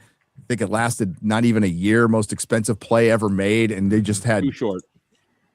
Dude, they almost killed a couple people. It was like 75. That's why. Yeah, it was like $75 million. Yeah. Crazy. I want to be in that crowd because you'll have talking credits. You could talk about that forever. What a story. Oh, I don't go to Broadway anymore. Yeah, Spider-Man fell on me. I almost died. Yeah. Come on. Hey, but leave it to a woman to find the one way to have Spider-Man fail at something. You know, so there you go. Like even Alex Kurtzman, even Amazing Spider-Man 2 made a little money despite it being a total piece of shit. But maybe we'll rank our Spider-Man movies in a little bit because we're going to talk about Spider-Man Brand New Day, which is killing it at the box office. Now, anecdotally, I looked at the IMAX screens. Odyssey completely sold out, all showings for this weekend and next weekend at the couple theaters I checked for IMAX. Checked around for Spider-Man. You could still get a couple of tickets for shows today, and I mean in the smallest theaters and rando theaters, but it's hard. Like it is webheads everywhere. I posted this yesterday. I looked at my theater. It had 38 showings, 38, and they were all sold out. Jesus. There's only like seats in the very, very, very front. It's crazy. So Odin, where is it? Thursday night preview totals. Yeah, $72 million is what was being reported. It is important also to remind everybody that that's including the Wednesday Amazon premiere, and also the fact that their premiere on Thursday, which I always love because, you know, Thursday used to be the Thursday night premiere, or it was the night before, then it became the evening before. Now it's 12 p.m. There were showings for this movie, which I love because it's a better time to see a movie. But it doesn't really, in my mind, count as a premiere night anymore because it's like you might as well just make Thursday the new premiere day. Odin, I want the 7-day opening weekend. We got so close. We're getting there. With Madam Web, we had a 6-day opening weekend. Yeah, it's so true. It's tough because it did pass, right? It broke the record from Endgame Thursday previews a long time ago. If you adjust for inflation, I think Endgame would still be a little higher, but there's big caveats, right? You can't do a one-to-one comparison because Endgame's previews started at 6 p.m. as opposed to these, which started at 12. Now, Spider-Man doesn't have IMAX, whereas Endgame did have IMAX. But then you're also adding the Wednesday things in. Either way you slice it, however much context we try to build, $72 million preview night is fucking insane. It's wild. Huge. Yeah, it's crazy. And to me, like when we were seeing some reports come out projecting $300 million domestic, $800 million global, I was like, that seems a little aggressive. I think it'll probably be in between there and where that I think a really conservative 465 was worldwide. I thought it, be around the same place as No Way Home. And I thought that even if it got 550 million compared to No Way Home's 600, I was like, that'll be a huge success. I think it's going to blow it out of the water. Yeah, that's crazy. I think we're looking at $325 million domestic, maybe $900 million worldwide opening.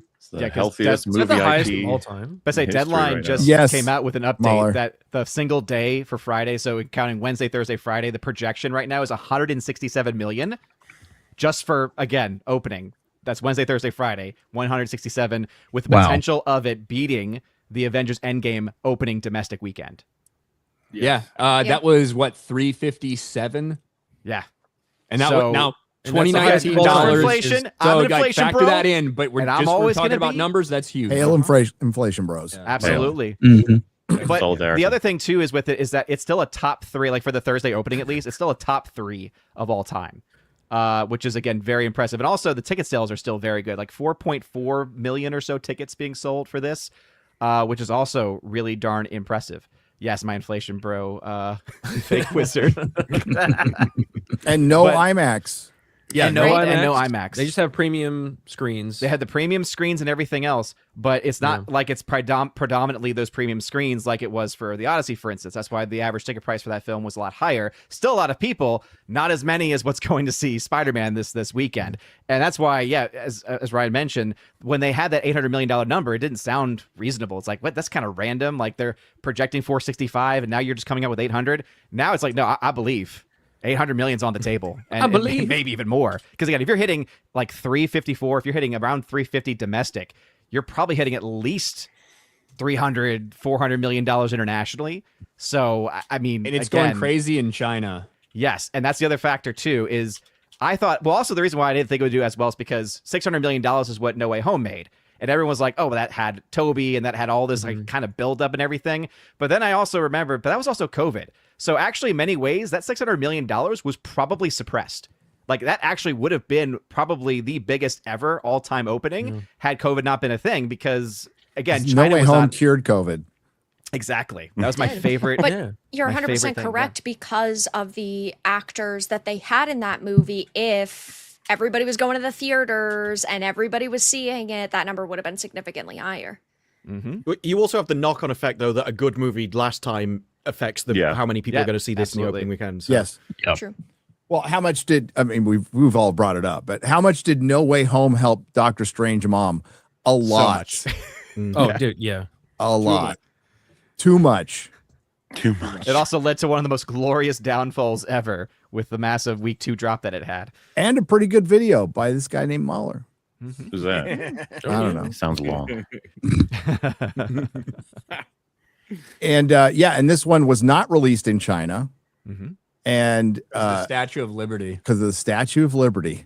So retarded. My initial thoughts about this movie for months and months leading up is, it's going to be by far the biggest movie of the summer. I think almost everybody thinks that. Probably going to be the biggest movie in contention with Avengers Doomsday. Like, however well that does, could end up being the highest grossing movie of the year.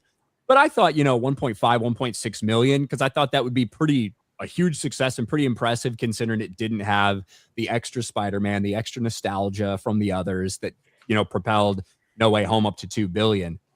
This thing looks like it has the potential, depending on how well it holds up, to crush that movie. Yes. And it's got nothing up against it for the next month. Yep. So, It's got well, runway. months. It got Months. a premium spot at the box office in terms of the calendar. Yep. Because even Smart something like move. the Odyssey's been doing really good, but now it has this competition. And, I don't think that Spider-Man is going to cause the Odyssey to drop by 75%. Clearly, that's not happening yet. And I don't think that it's going to, but it could pull potential ticket sales away. Wait, you guys don't think that End of Oak Street by Bad Reboot is just, that's not a competition? Oh, yeah. Sleeper hit. Dinosaur movie with Anne Number Hathaway, one. that's not competition. With Anne Hathaway. Worldwide phenomenon. Will she cry? Probably. I mean, She gonna yell. Our home is gone. It's eaten by dinosaurs. Yeah, $72 million Wednesday, Thursday. Pretty fucking impressive. And yeah. Let's not forget this. The Ghost This is of murder. Az made, This is not right. The Ghost of Az made a video on this today. He was so good. Spider-Man Brand New Day earns more in Thursday night previews than Supergirl's full domestic run. wow. That is brutal. Wait, you mean that smash hit?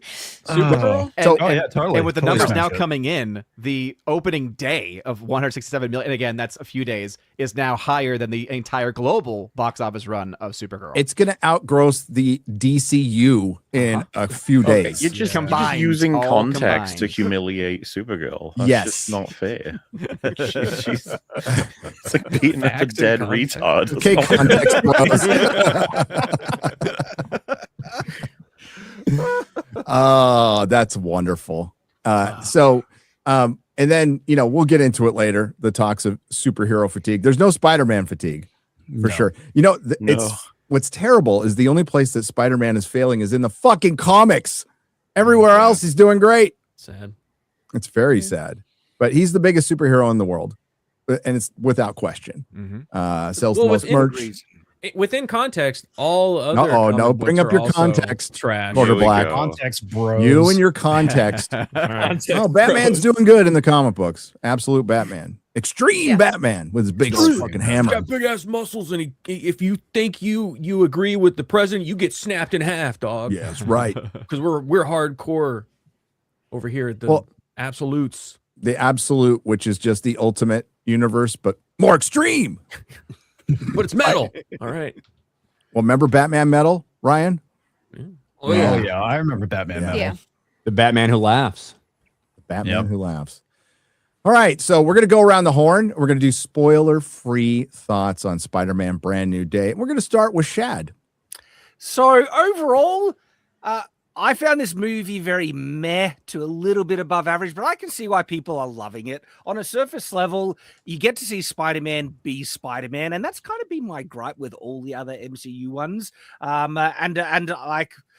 The first one was Homecoming, I enjoyed, but then the next two I did not like. But trying to judge this film just on its own, this one actually does feel like Spider-Man. It gets kind of that core.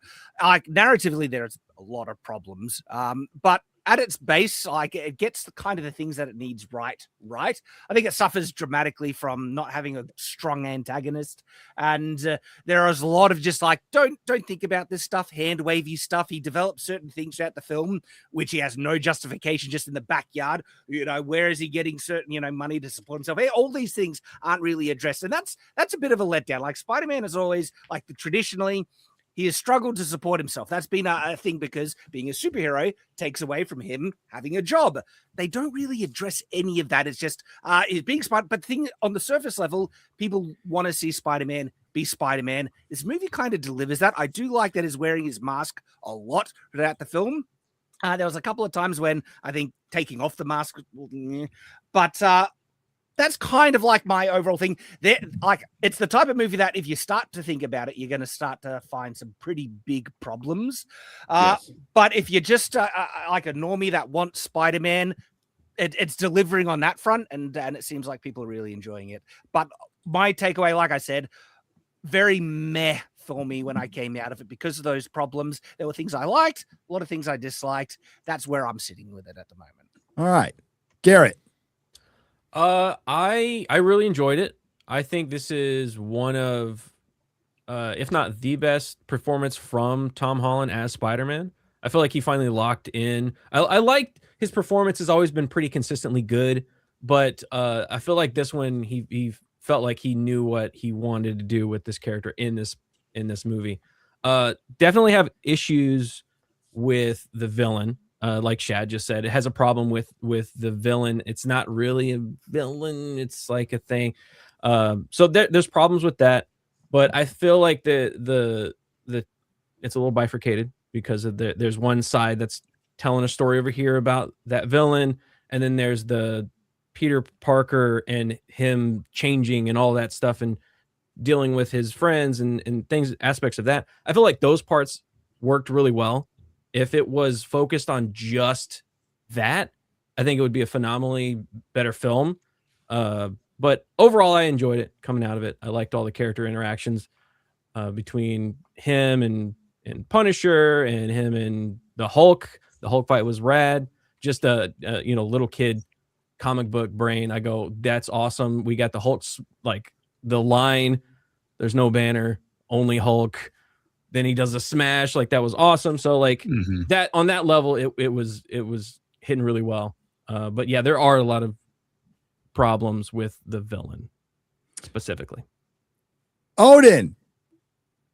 I just did that to be Good review. Thanks, Odin. Good, great points, man. Inflation. Comics. I had a lot of fun watching the movie. There are some things that they did which was great. I love kind of the buddy cop aspect between Spider-Man and the Punisher. The fight scenes were really well done, the swinging scenes as well, but holy fuck is the plot stupid as hell.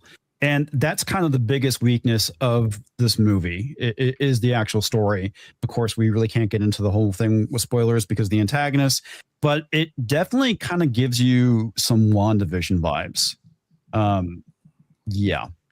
But overall, like I said, had a lot of fun. And I hate saying this because it's like, if you think about the movie, you're going to see a lot of issues with it and you might not like it. And God forbid, I'm never going to tell someone to turn their brain off when they I was going to say Muller's here. Do not bring up turning your brain off. It's I'm just kidding.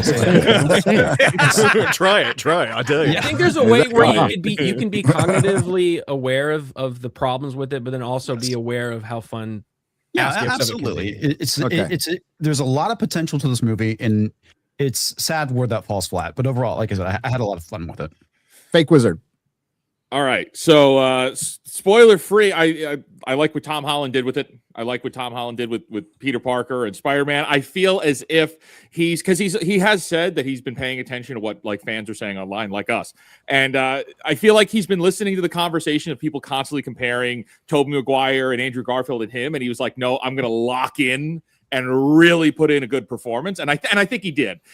Everything that has to do with the villain and the cameos, I have major problems with. I agree everything that Shad said about like as soon as you start thinking about this, it falls apart immediately. And to some extent, I could try to throw. Maul is going to tear this apart. Try to throw an explanation out there of when you look at Tobey Maguire's Spider-Man, that's a great movie on its own. Before it's a comic book movie, before it is a great movie, before it's a Spider-Man movie, even though it is. This feels like it's a comic book movie first before it's a movie. And I think that is something for like maybe we can talk about later. Clearly there's inspiration here from the Insomniac PlayStation video games, 100%, especially with the combat, which I thought the combat was awesome. I think my biggest, we can't talk about the villain yet, and we'll rage. We will just in a moment. General thoughts. The implications on this movie make me walk away and say, I don't want any more Avengers. I don't want any more MCU. I just want Spider-Man movies, and everybody else could just cameo in the Spider-Man movies. That's because we look at like, oh, what's next? Like Doomsday. I feel dread looking at Doomsday. I don't want to watch that. But I would love to see another Spider-Man movie if this is like the kind of quality that they're going to put out and then learn from the mistakes here. Like I would love to see more of that. I think this makes everything on Disney Plus that's like street level look terrible. This makes Daredevil Born Again look even worse than it already did because that exists in the continuity here somehow. We'll get to that too. Yeah. The Punisher tie-in with the whatever the movie was, one last shot, whatever that was, that looks terrible next to this too. Yes. Like when this Punisher is so much more charismatic than anything we've seen with Disney so far, but I'm at like a 7.5 territory. The problems I have with this are, damn, we were this close to greatness, I think. Mm-hmm. Odin. When it comes to the film itself, obviously it's hard to really talk about without getting into spoilers. I liked the movie, but I definitely did not love it. I found that there were a lot of fun moments throughout, but not nearly as many fun moments as what were in No Way Home. It's kind of like the bar that I'm kind of, gauging there, because I know No Way Home's got a lot of problems too, but I mean, everything about the cameos and everything with Toby and Andrew Garfield, like all that stuff, it just made the movie so much fun, and it was actually done well enough to where I wanted to go back and actually watch it again.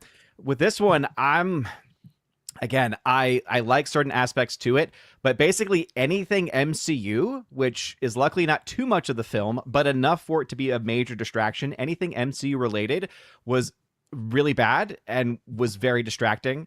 And so that's why I like the film. I did not love the film. And again, we'll go into more details when we get into spoilers. Disbrew. I liked probably about 60% of it. I thought that was excellent. And then there's the connective tissue between those scenes that just stopped everything. And that was my main issue with it.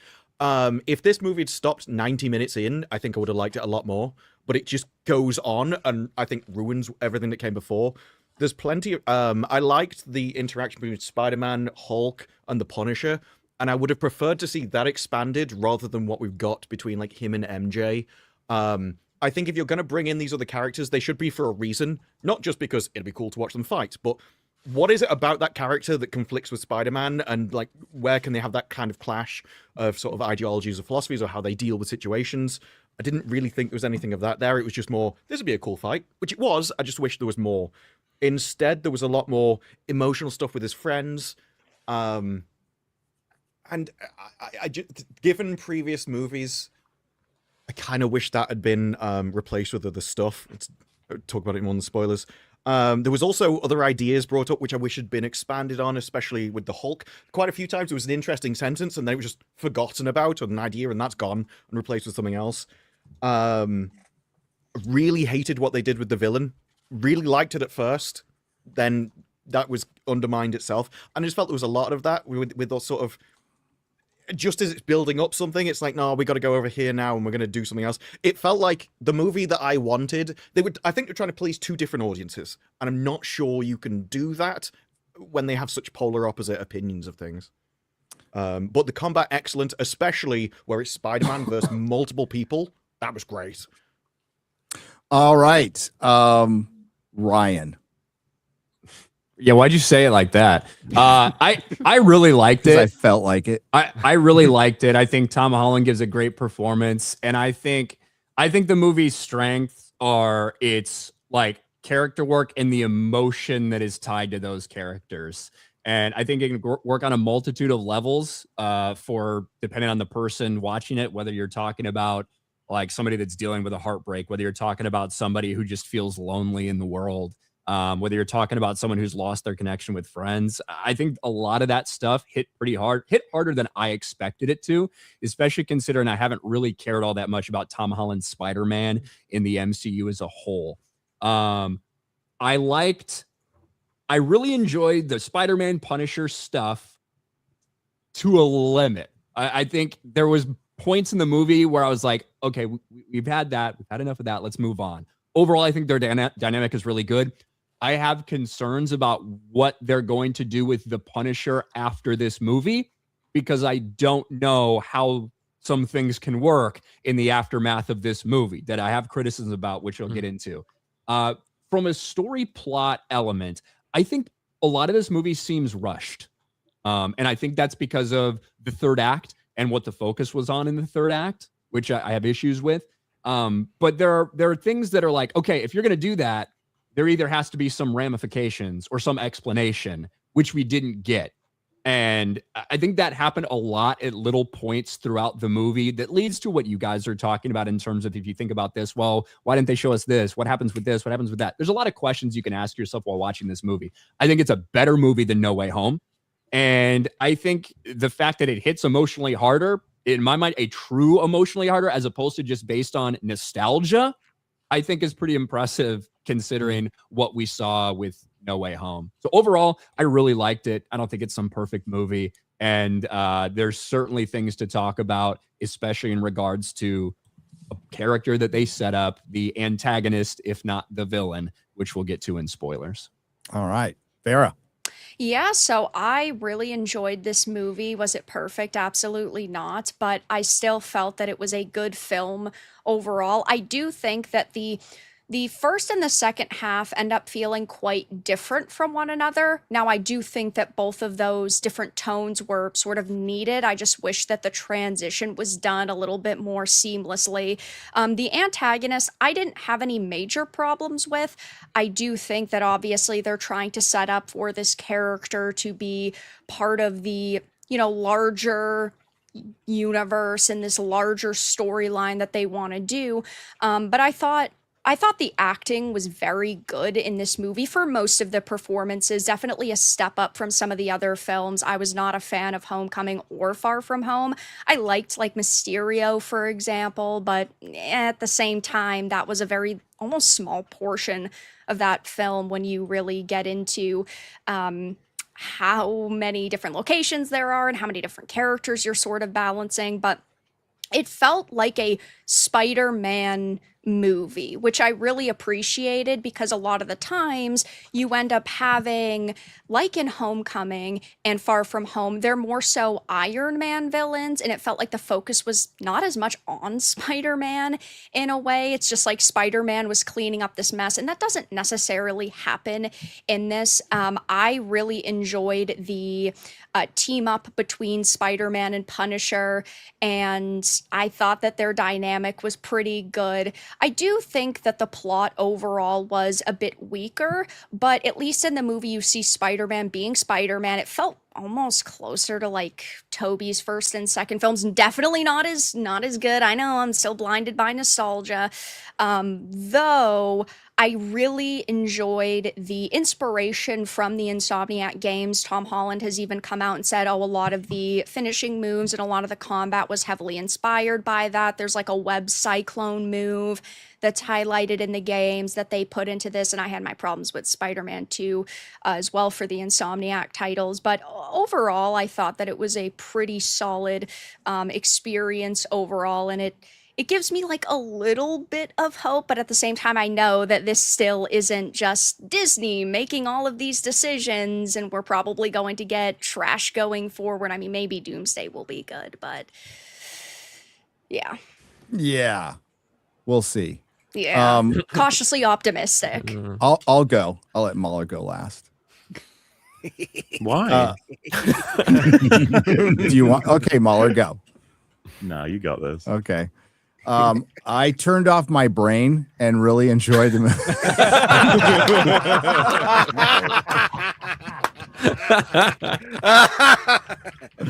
Gary, no! I liked it. I've seen it twice. I felt the same. I felt a little better about it upon second viewing. The issues that we will get deeply into are the issue with the villain is valid, and it keeps it from being a much higher score for me. So, and there's one little thing you could have done at the end to fix it that I'll get into in the spoilers, but this is okay. So the Watts trilogy was something I wasn't super on board for, because I am a Spider-Man fan from the comics and I want to see Spider-Man. They obviously didn't have that take, but No Way Home made me feel a lot better about what they were doing. And I'm like, okay, I'm aboard for this ride. And I went back and watched Homecoming. I enjoyed Homecoming. There's things that still bother me, but I enjoyed Homecoming. I don't like Far From Home. I still don't like Far From Home. And I don't think I'll ever like Far From Home. And I like No Way Home. What I liked about this movie is Tom Holland fucking kills it. He is great. He becomes Spider-Man. not Spider-Boy. He becomes Spider-Man. And what really worked for me, to echo what Ryan said, was it hit me in the feels. Yeah. The emotional aspect is at times surface level, but at times really good. And it's all based on performance. And when I have a character that I connect to in something, I can forgive some stuff, because there are certainly, there's questions. And I'll bring up those questions in the spoiler section. But I watched it in 2 crowded theaters. They were pretty enthusiastic. But the most important part is when I walked out of the movie, I felt pretty good. I'm like, man, I really like that. I had a good time.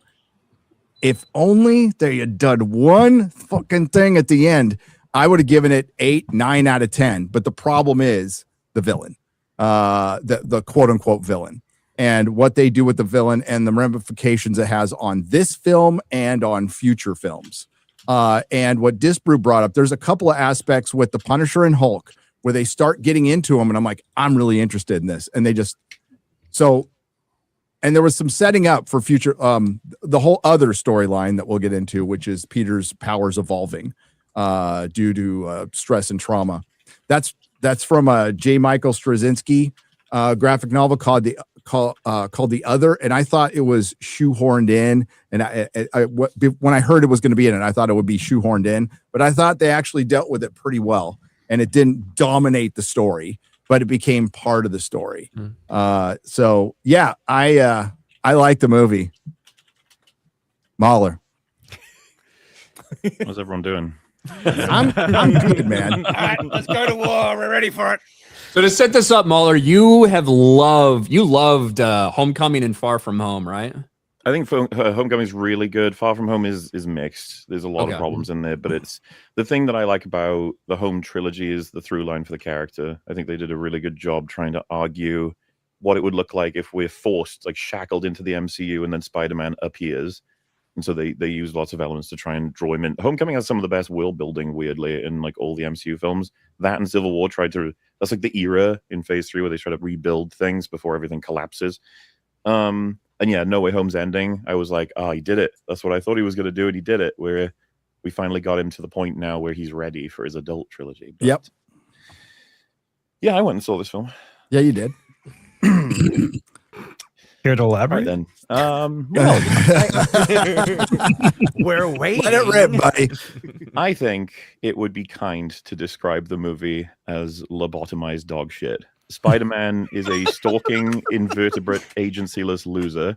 The Punisher is a retarded, spineless coward. There's no exploration of the fundamental difference between their sort of approach to rehabilitation or retribution. They just do memes. Jean Grey is a irredeemable, psychopathic, completely fucking bailed out monster by both to be of our spoiler heroes. free, by the It's way. supposed to Come on, be. we're like an hour and a half in. It's the world's worst secret. Yeah, but we're going to Everybody warn knows people this. before we get to spoilers. I don't even think that one's a spoiler, honestly. This is more of a meme. Of spoilers, that's the most light. That's the light. Well, I mean, I did kind of blast that out. To be fair to Mahler, I was totally not the first person to say that. So that Jean Grey's in it. Can you just put the spoiler paddle and we just talk about him now? Let's go. But Mahler, you keep going, baby. Yeah. So yeah, I would say she's an irredeemable psychopathic monster, and she's bailed out by both of our great, pristine heroes. The story has no idea that seems to be happening for her or for them throughout the whole thing. The Hulk is on his fucking 17th humiliation ritual chapter. The Hand have been reduced to hired goons that wander around an office. Yelena is at her most like aggressively pointless and obstructive, despite having 2 minutes of screen time.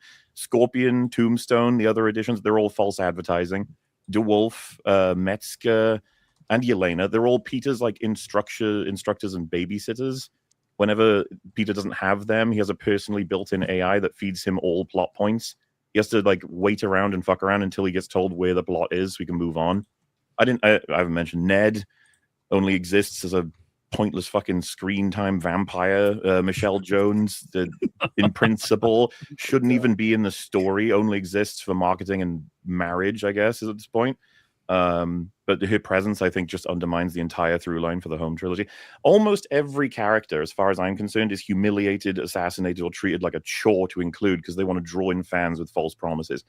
It's a ridiculously forgiving world that stands in like this really annoying contrast with the last scene we saw, because Peter's like equipped with a small empty apartment, a sewing machine, a custom-made suit, and fucking bankruptcy. Now he has immense technology, a magical 3D printer, the capacity to alter his fucking DNA, limitless finance, means institutional influence, like with multiple cross sections, fucking and complete social satisfaction by the end of the movie. The plot's in tatters. Everyone is retarded to get us to every single payoff. No fight sequence with any villain or any mini boss has much of any personal issue or philosophical difference with Peter Parker or Spider-Man. The vast majority aren't even aware they are fighting him. The thematic value's been skewered from all the work, as far as I'm concerned, that John Watts set up, and we've reset the chance of getting to Spider-Man to have a complete regression into Spider-Boy, as far as I'm concerned.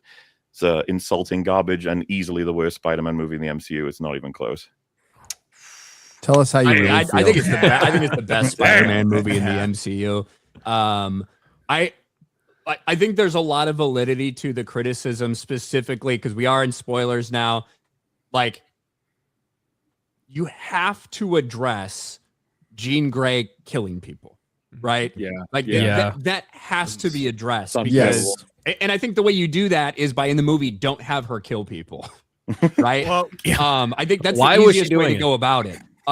Because there has to be, and that's what I meant by things that need to be addressed. For instance, like Jean Grey, Punisher driving around in the middle of the day, walking into a hospital room and staying there for who knows how long.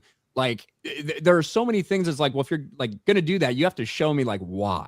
You have to explain to me like how this is happening and why this is happening. That Punisher is just in broad daylight taking these actions and seemingly whatever, not worried about it. You have to show a ramification for Jean Grey and her actions, despite what the purpose of her going to save her sister, find her sister, this fucking evil group of people that were torturing her. Like, there has to be something. I think that's the biggest failure of the movie. Well, one of the major problems. Oh, sorry, were you going to say something more? No, I'm go ahead, Chad. Okay. One of the major problems of the film, when you start to think about it, right? Like, mind control is an insane, and I mean insanely powerful ability, right? So much so that all the problems Jean Grey is supposedly facing with what she's trying to achieve, she could have achieved instantly without any difficulty at all. She just needs to mind control the right person, problem solved. And so every single conflict that this film is based on is actually based on nothing, a misdirect, a stupid, like an absolute plot hole, because there shouldn't be that. Why is she driving an armored car into a building with a bomb when she could just mind hop her way through, find where she needs to go, get the Chad, let's be a little just bit hit more the detailed director here, when he's shall at we? home. We got her decision. She needs to jump into Metzger, get his memory, and get her answer. That's it. Yes, she instead that's it. decides to do this by kidnapping a fucking, with mind rape, a janitor into a tank, into the Department of Damage Control's correctional facility with a bomb to explode it, to then create a distraction so she can mind rape another DODC guy, to then facilitate Scorpion getting released from Belle Reve, to then use him to go into DODC's data centers to try and distract people so that she can hack the machines to find out what VMAX means. She is a quantum retard. I don't know what the fuck she's doing. Jean Grey is the crux of the entire, like, anything that's wrong with this movie revolves around Jean Grey. It is her that's been shoehorned into the movie. It feels to me like she wasn't originally part of the idea of like whatever this movie was going to be. And they said, "Oh, we need to set up X-Men. Let's put an X-Men character in. Let's pick Jean Grey for some fucking reason. And then let's put her in there and then give her these powers that are like story-breaking powers, and they cause ripple effects to the story." Well, but everything outside of that, I love that stuff. And I'm like, we just a better person, if you has to be an X-Men, would be Emma Frost, who they cast today. Yes. Or if you want to bring back Kilgrave, I'm fine with that too. Mr. Negative, which was what a lot of people were thinking. So yeah, I don't know if they put her in. The explanation I got from the guy who worked on the movie, I'm not saying this justifies anything because I don't think it does, but the explanation was they are going to present the X-Men in the future, which I think is terrible, by the way. I think this is awful, as a morally ambiguous X-Men. So are you guys, I don't know that's about you. I am done with moral ambiguity Same, in my same. superhero movies. I'm sick fucking of Through that. done. But this Um, isn't the even thing is moral with moral ambiguity. Morally ambiguity. She's just gray evil. X-Men. Well, Yeah, Yeah, she's she's- okay, psychotically Yeah, evil. straight up evil. So He's a moral villain. ambiguity is someone like the Punisher who is like, you've done something wrong, I will go further than the law will. That is, but he's still just. It's just depending on whether you think that someone else should handle the justice or him. But their version of moral ambiguity is, oh, I just do evil things, but actually, because I was sad as a child, it's okay. And that's just I walk an old man into the So- street and let him get hit by a car for so reasons. as you guys Yeah, brought seriously. up, we get into the morals of WandaVision, Black Widow, and Wonder Woman 84. Like we fully get into that because, okay, you can say we saw one guy get killed. One guy walks in front of a car and gets hit by a car. That guy's fucking dead. Yeah. But there's also, well, she shot some guys in the knee. Okay, they'll never walk again. You know, like, or they might bleed out because she hit an artery. We don't know. And there is a giant like mind wave that she does that goes over a kilometer of the city that obviously caused which makes everybody freeze. So everybody driving a car, everybody flying a helicopter, everybody flying a plane, anybody operating any machinery, they're People in dead. the hospital. Yeah, the people in the hospital. Well, not to mention that Fuck, when you've she got was the tank. hijacking the tank, and how many people were injured or killed with that tank rampaging through the city? And the bomb. the moment Spider-Man turns up, she started They shooting did. it. Right. They evacuated. You know. I don't- Let's evacuate. So, but- so the No, key but difference with intention. something like this for character Yeah, is intention, whether or yeah. not Intention. anyone did die, it's what she's capable of. We're criticizing right. character. Yeah. She And- threw MJ off a roof. It doesn't matter if Spider-Man saved her because she still wanted her to jump off the roof. I do have to say though, with the body hopping acting, I thought that was really well done. Yeah, I I thought like all I of like the those rules that they performances were established really around solid. it, like the Yeah. 33 feet or what. I like Yep. the rules that they established around it initially before she like totally gets her powers. It is also kind of impossible to not think about Stranger Things when you watch this, Oh, yeah. because it's Because she Sadie- can't, she's not acting. Yeah. Well, she's it put acting. Sadie Sink in the exact same position her character was in. Yeah. Stranger kind Things. of right, because you have somebody who had a traumatic childhood, who lost a sibling, but then you also have the aspect of these telekinetic powers, obviously, that she doesn't have in the show. But you know what I mean when you She's see that, it's affected impossible by to that disconnect it. heavily in Stranger Things. I was waiting for her nose to the start bleeding. Yeah, when you're when she was running slow motion to get to her sister, I was just thinking, Keep running up that road. Running up that hill. Exactly. No problem. I'm sure there's got to be an edit out there somewhere. The iconic scene there where will be now. DODC apparently have a sting operation to capture her, but they didn't realize the girl she was sitting with the whole time was her sister, even though they have it on record and they have her And then they let her biology. leave. And she yells Sarah as they take her. Well, even the I picture They of that just wanted scene. Sarah. So that scene was pitched as if, we were just in the park doing innocent things, and then they came and kidnapped us. No, you were possessing people, innocent people, We're in mind a park. raping people in the park. Mind raping, Exactly. Like they were controlling things. There was a reason for it, why it was there, and it's just treated. There's a and also, much better way you that could actually have. affects what Spider-Man thinks of the scene around that, and he doesn't have any knowledge of that scene. The only thing he knows is that they took a sister. Yep. Maybe they took her because she was evil, but Spider-Man's because a the moron in audience his now knows that, The thing is, Spider-Man acts as if he knows. the mistake they made is not portraying her as a teenager who's bounced around foster homes, who probably doesn't have a good moral gauge right now, but like does But that little wouldn't be things like that, but not any, which is still bad, by the way, the and doesn't murdering. realize they're bad. Yeah, it's, I- when we I get up love to the the- murdering part, the murdering. I'm Can fine we, with that. can we That's just talk about the fact that the actual villain of this movie was a black man and how Yes. fucking amazing that is? Thank you for making a black man the villain. Unprecedented. Wait, like when I was like watching and I realized the way it was going, I was like, fuck yes. well, I knew his name, so he's a villain in the comics. Exactly. So yeah, So if we're clear, Um, Gene is right. much more the villain than he is. Yeah, Yeah, actually, yeah. Hold on, because this guy is a villain. It's one thing if they had just locked up her sister because her powers were out of control. That's not what they were doing, and they ended up killing her, right? yeah. Yep. Okay, so let's not pretend like this guy's I actually didn't say that. I fucking said justified. she's much more the Right. villain than he is. But I think that when it comes to me, the things that I really liked about the film, the third act is probably the worst part because it is where you get And it's into kind of so a much the second, Gene third stuff. act. So It Chris is kind of wasn't a wrong second, third act. about that. Yeah, But agreed. For me, a lot of the Spider-Man stuff worked really well in terms of him. Look, they play a short montage at the beginning of, hey, this is where I've been the past couple of years, of him just committing to a life solely as Spider-Man, basically. Keeping tabs on Ned, keeping tabs on MJ, and obviously missing them, but just completely and totally focusing on being Spider-Man. And it works. The city loves him. He's cleaned up the streets. They do a short montage of different villains that he's captured and things that he's been through and like show how he's grown. And We're also going to Aunt May's grave as well. And I think that cool. kind of gives Yeah. him grounded of like, that's right, I have to be responsible. I have to be Would have been cool to responsible. see that movie. Yeah, Right. but by the way, screw Uncle Ben. That's still just like, let's forget about him existing. He was black, Shad. We don't talk about it. Did you see Did you see the new rock stars clip that's going around Twitter where they The 9/11, the theory 9/11 that Yeah. Peter Parker's parents died in 9/11? What?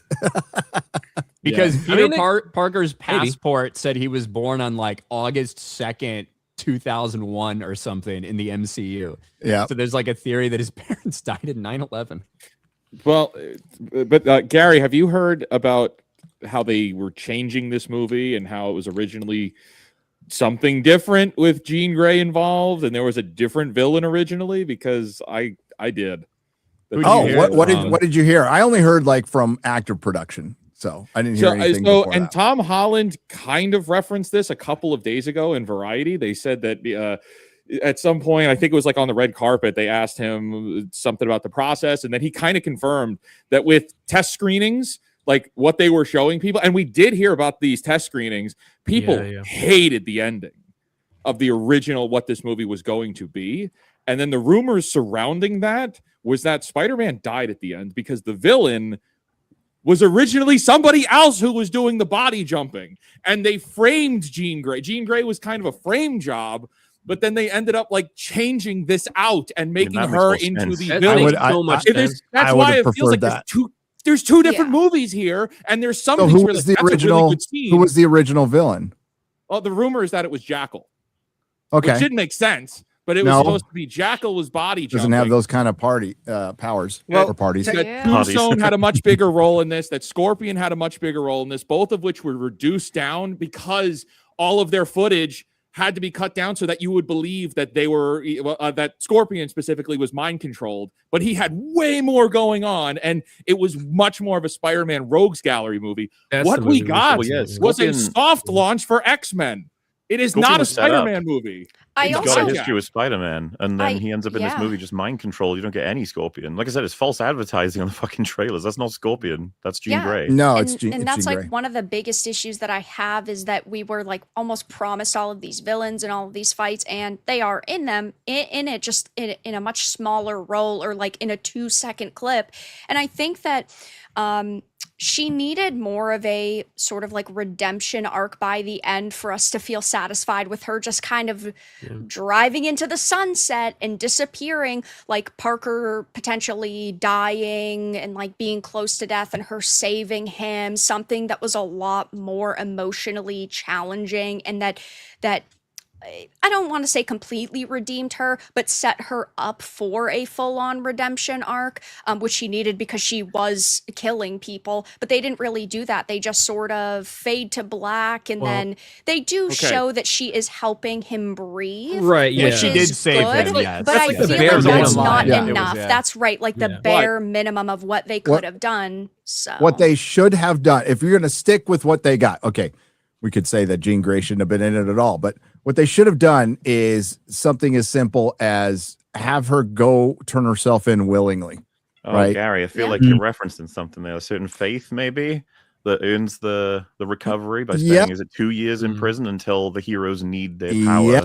Which is what you could have done with Jean. You have her come out of prison because set the that heroes up for the It's been whole really simple, and you can, and at that end, she's locked up. She doesn't get let go, and you see a wheelchair rolling up to her cell, and that's it. You don't even have to show Professor X. Yeah, and they also were sort of like setting up for characters to potentially come into the picture later because of the Hulk. What they did with the Hulk is they sent him to a fucking mental institution, Oh, and they're he's like, gonna "Oh, be see you safe there." later." Right, right. Yeah. So like they're clearly willing to just sort of push characters. I feel like that into was a setup setting.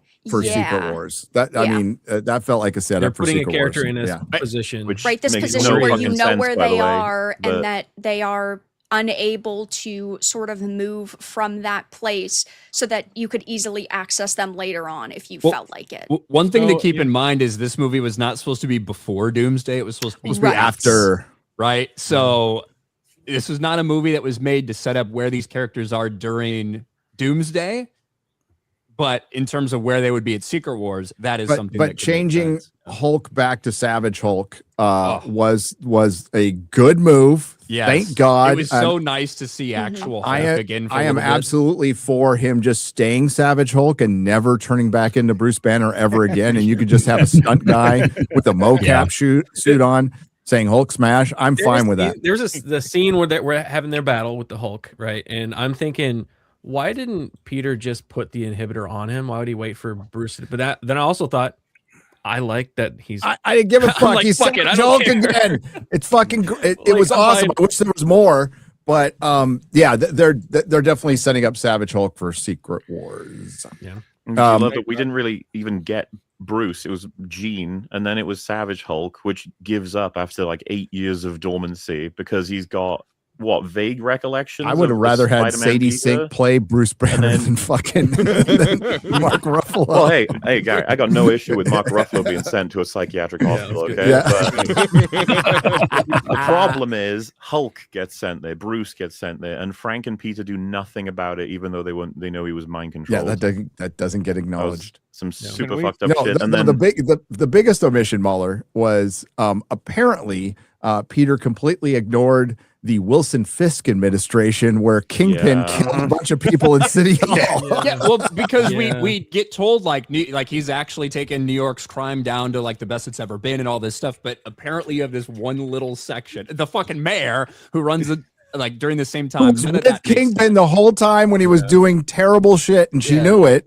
Well, yeah, I mean, I'm look gonna at the put that on Punisher. the He's Daredevil show, though. Punisher is wanted by both the law and criminal organizations, and yet he's Oh. just out driving Hanging around. out in the hospital. All right. Yeah, The hanging Punisher out. the Punisher in this movie has nothing to do with the fucking Daredevil. It is Yeah. it is a completely different MCU how do Punisher. you have him as a secondary character and you don't get a breakdown of the difference in philosophy?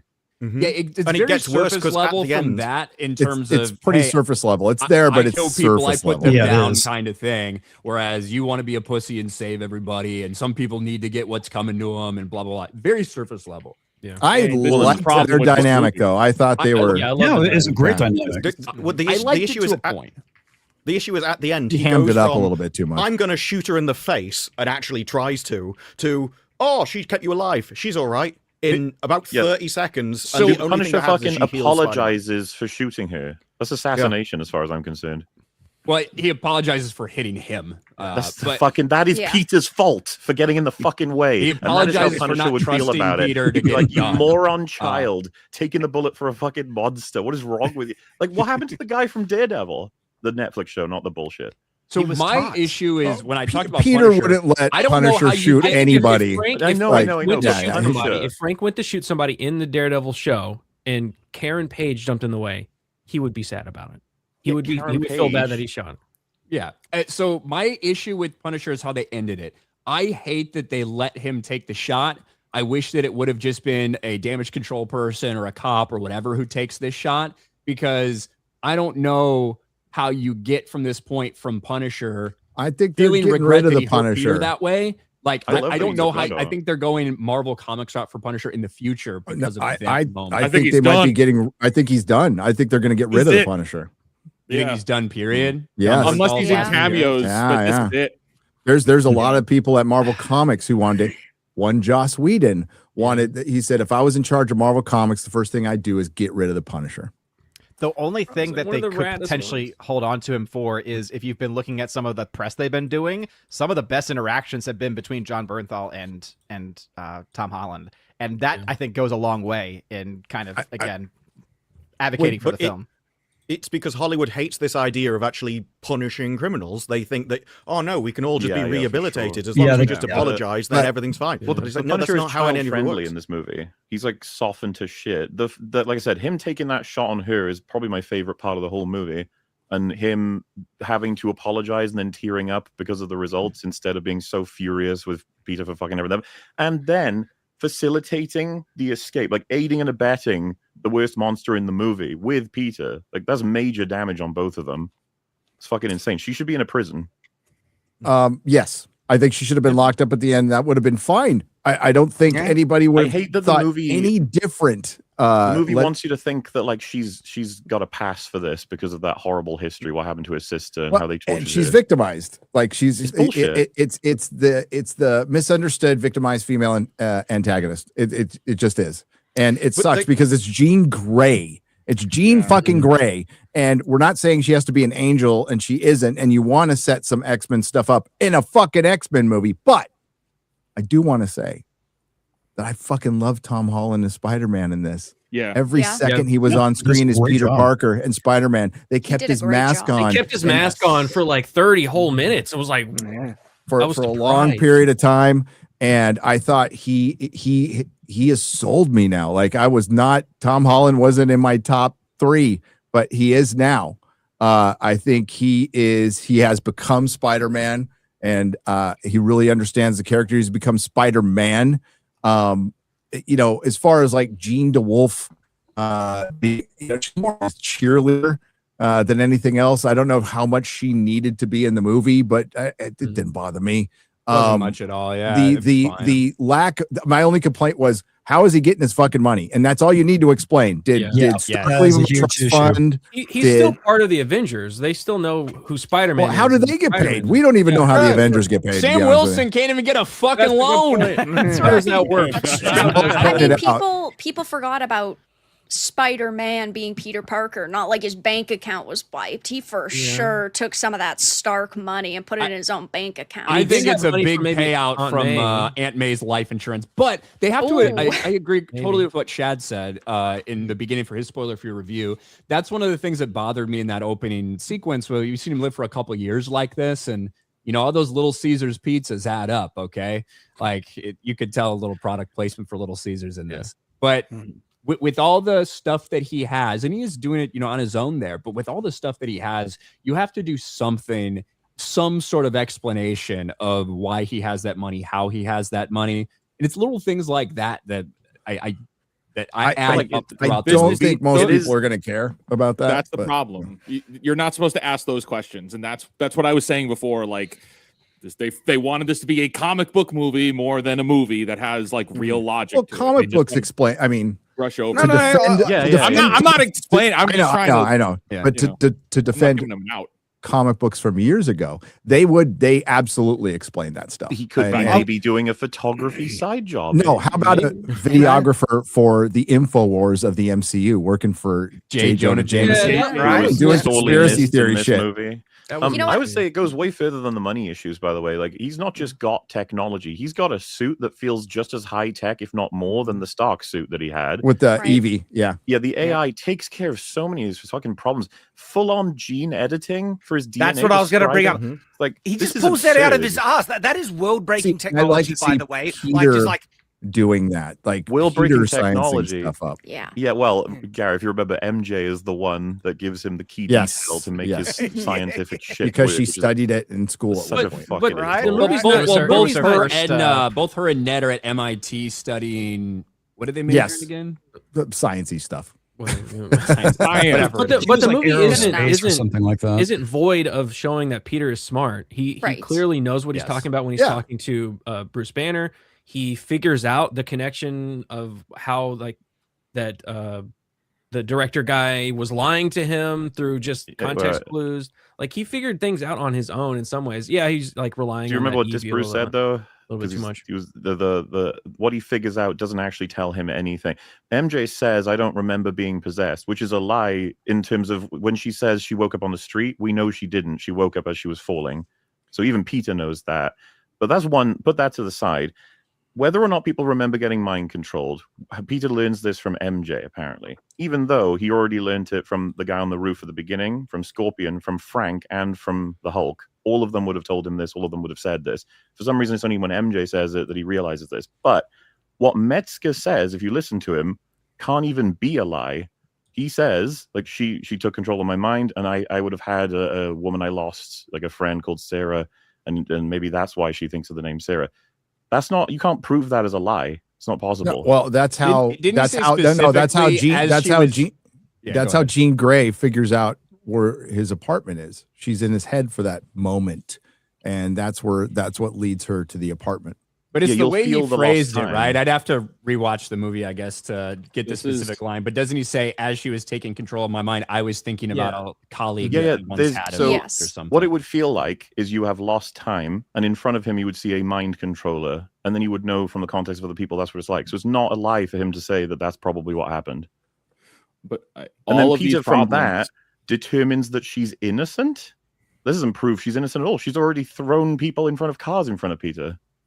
Well, I think he just doesn't he just work out that he lied at that point, and then he finds out that they took his sister. It's not a lie. That's why it doesn't make sense. sense. What I need to go look into it now. I think that's what it was. It's like I don't know at that point she thinks he thinks she's innocent, that I keep on wanting to say Damage Incorporated, hail Metallica, but Damage Control. Damage Control is not good.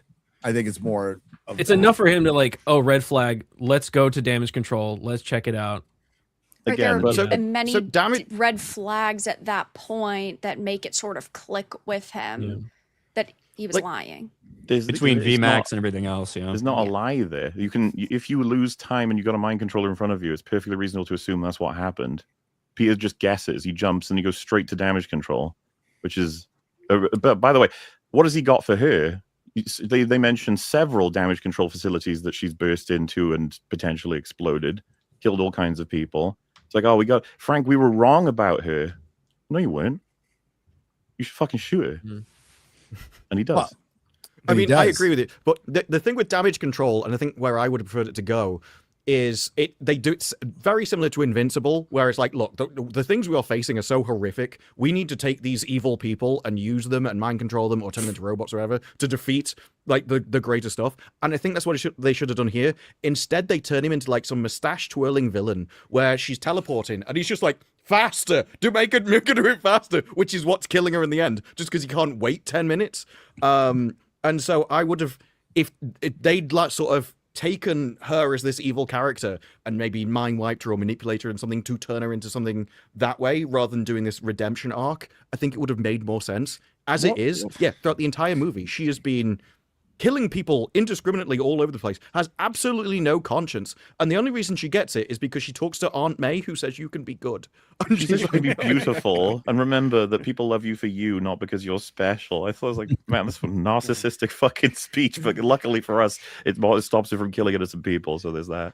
And you know, but all of this is a problem from plussing. This was originally a more coherent Spider-Man movie, allegedly, but like all of the plussing stuff that changed things, all to prop up Disney stuff.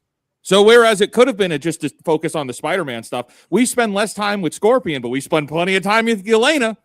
We spend less time with Tombstone. We spend too much time with Jean Grey. Bad. Having to deal with the spa, having to go to the spa, and Spider-Man being stripped down, and then her whole statement about like he's little and she's cosmic. It just felt so petty. That makes no sense because look, Spider-Man's been around with the Avengers before your ass, bitch. Yes. Who the fuck are you? Well, and he also has superpowers He got flipped by Thanos. He's big potatoes. Like what the fuck? Yeah. You know why they said that? And be like, just going back on the possible redemption thing for Jean Grey, right? The only way that actually be able to make a proper convincing redemption arc is for her to take accountability of what she's done, and that's like, you know, poison for, you know, she's a victim, guys. She's a victim, and therefore what she did was justified because, you know, her sister and everything like that. And so I very much doubt that they're going to manage to Shad, do a convincing. The Punisher and Spider-Man think she's okay. Well, that's they're already trying to push that. That's the whole like Wonder Vision stuff where it's like you tortured these people because you're going through stuff. So we Exactly. understand. It's like They'll never know. There's always the off chance that she deals with it in the next movie. You just never know. Of course. But they should have dealt with it in this. Absolutely, they should have dealt with it in this one. Yes, And that's my main problem with the movie. I feel like all the parts that I really loved about it were none of the Jean Grey crap, and it was just surprisingly Ned and MJ. I've never really loved MJ. Obviously, she's not really MJ. And Ned is okay. He's fine. He's in there. But in this movie, I feel like they finally. I would have rather them not be in it, and it'd be just. But they're in it. Movie, the but fact they're in it. that they were in it, And they made those scenes work. Zendaya is not awful in this movie. They made the most of everything with, to me, with them because it was their absence was a big part of the story as well. Yeah. You know, like you feel their absence with Tom Holland, with what he's going through every single day, with like the loneliness he's feeling, with the self-absorbed nature of just being Spider-Man, and that's all he has, but he's clearly missing them. So when you get to see them, even though Ned and MJ are not in the movie a lot, they're really not. Their presence is missed throughout it because of what you're feeling with Tom Holland. And then when he finally does get to see them temporarily, like it all goes to shit because he feels like he's lost everything. All of their scenes tie into the A story of this, and the A story is Peter Parker dealing with himself, like being alone, and what is that like, and dealing with this new abilities, this mutations, changing him. What is that? It's all tied into his friends and that storyline. All that stuff worked for me, and I'm like, that's what I wanted to see. I'd love for that movie to be the entirety movie, but it's not. It's right, because the overall tone of the movie is quite different from the other Tom Holland Spider-Man films, and in those you had so many scenes with these other characters, but in this, those scenes are not oversaturated. You're not constantly being, beat over the head with these characters. And as Ryan said, their absence is missed, and you really feel that, and you see how that is affecting Peter. And so when they do finally show up, it feels meaningful and not just, hey guys, we're all best friends and we're gonna hang out. I got a complete different feeling from this, because I think this is tied to me being more invested in No Way Home's story than anyone here. I thought that the removal of them was the ultimate sort of sacrifice for Spider-Man, that he is making his first major adult decision, that he could recover the relationship with Zendaya and fucking Ned, but he decides when she moves her hair, right, he sees her wound, and he has that expression at the end of No Way Home that's basically just like, me being in their lives hurts them, so it's more worth it for me to go my own way. And I was always super interested in that, because he's so alone, so limited in resources. Let's see the movie where things go forward, which I thought we were going to put him in college and work with Spider-Man, Spider-Man stuff, and he would inevitably meet people, because that's just how being alive fucking works. And you'd have to deal again with building new relationships. Could it be, Black Cat, or get the Osborns in, any new characters, because we have done that trilogy. Instead, the film launches with him watching them, and I was already like, oh fuck. And it's been 5 years and he's still pining, still stalking, still catching him. And the second he gets the chance, he trails Ned, and I 5 years later, he's still missing his friends. Yeah, right. Sucks. Well, no, but those friends are a miscast. I think they need to get rid of MJ and Ned and bring in Harry Osborn should be his best friend at this point, right? They need to start setting up what they want to do, and we've already mentioned Black Cat, another one, and it was an opportunity for them to move past the mistakes I reckon that they had with MJ and bring in Mary Jane proper. And for sure. But now they're latching onto the past. For it to be a heroic sacrifice, you have to sacrifice something. Yeah. If he'd gone to Doctor Strange and said, well, everyone's going to forget who you are, including your friends, but you can just say hello to them in 5 minutes, it'll be fine. Then it completely undermines doing it in the first place. They should have done something where if they find out who you are, the spell unwinds. There has to be some kind of consequence for going back on the reason you did it in the first place. But it's been 4 years graduating from college. Yeah. Right. Yeah, but why was it years? He could have just walked up to them and said, Oh, you know me. Yeah, but It's all was fine. Because he no, was no, I'm- trying to make the sacrifice. He was trying Yeah. to say it is better Yeah. that these people are not a part of my life because Aunt May died. I don't want these other people to get hurt. Look at the several years of me being Spider-Man and how it did hurt them and put them in danger. And so I feel like he did make that sacrifice. It's just that he finally came to the conclusion of what Aunt May was saying the whole time, is that you cannot do this alone and you need some sort of support system. And that's when he finally said, I don't have to just be Spider-Man. I can be Spider-Man and Peter Parker. And he came to that realization towards the end of the film. But Like Batman Forever. Surely, Next like, story. the criticism here is not that could happen. It's that the writers forced this to happen instead of giving him new friends, new characters, new scenarios, new situations in which he could move on. Because people have left lives behind in the world, and you move on to a new one. It can happen. Instead, they made it so he met nobody. He avoided everybody, except, of course, his connections with the police, with the Avengers, with the damage control people. He's in and with all of them, taking orders from them and like having somewhat distant relationships. But I guess he just never met anyone new and pined after them until finally giving up and going to Well, action. that would be the argument, right? too.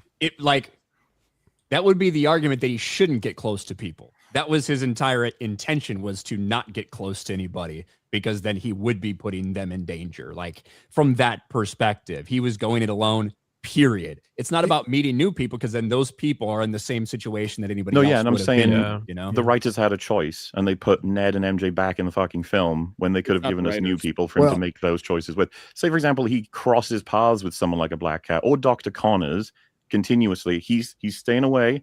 He's making sure I'm not making friends. I'm not making connections. I can't do it.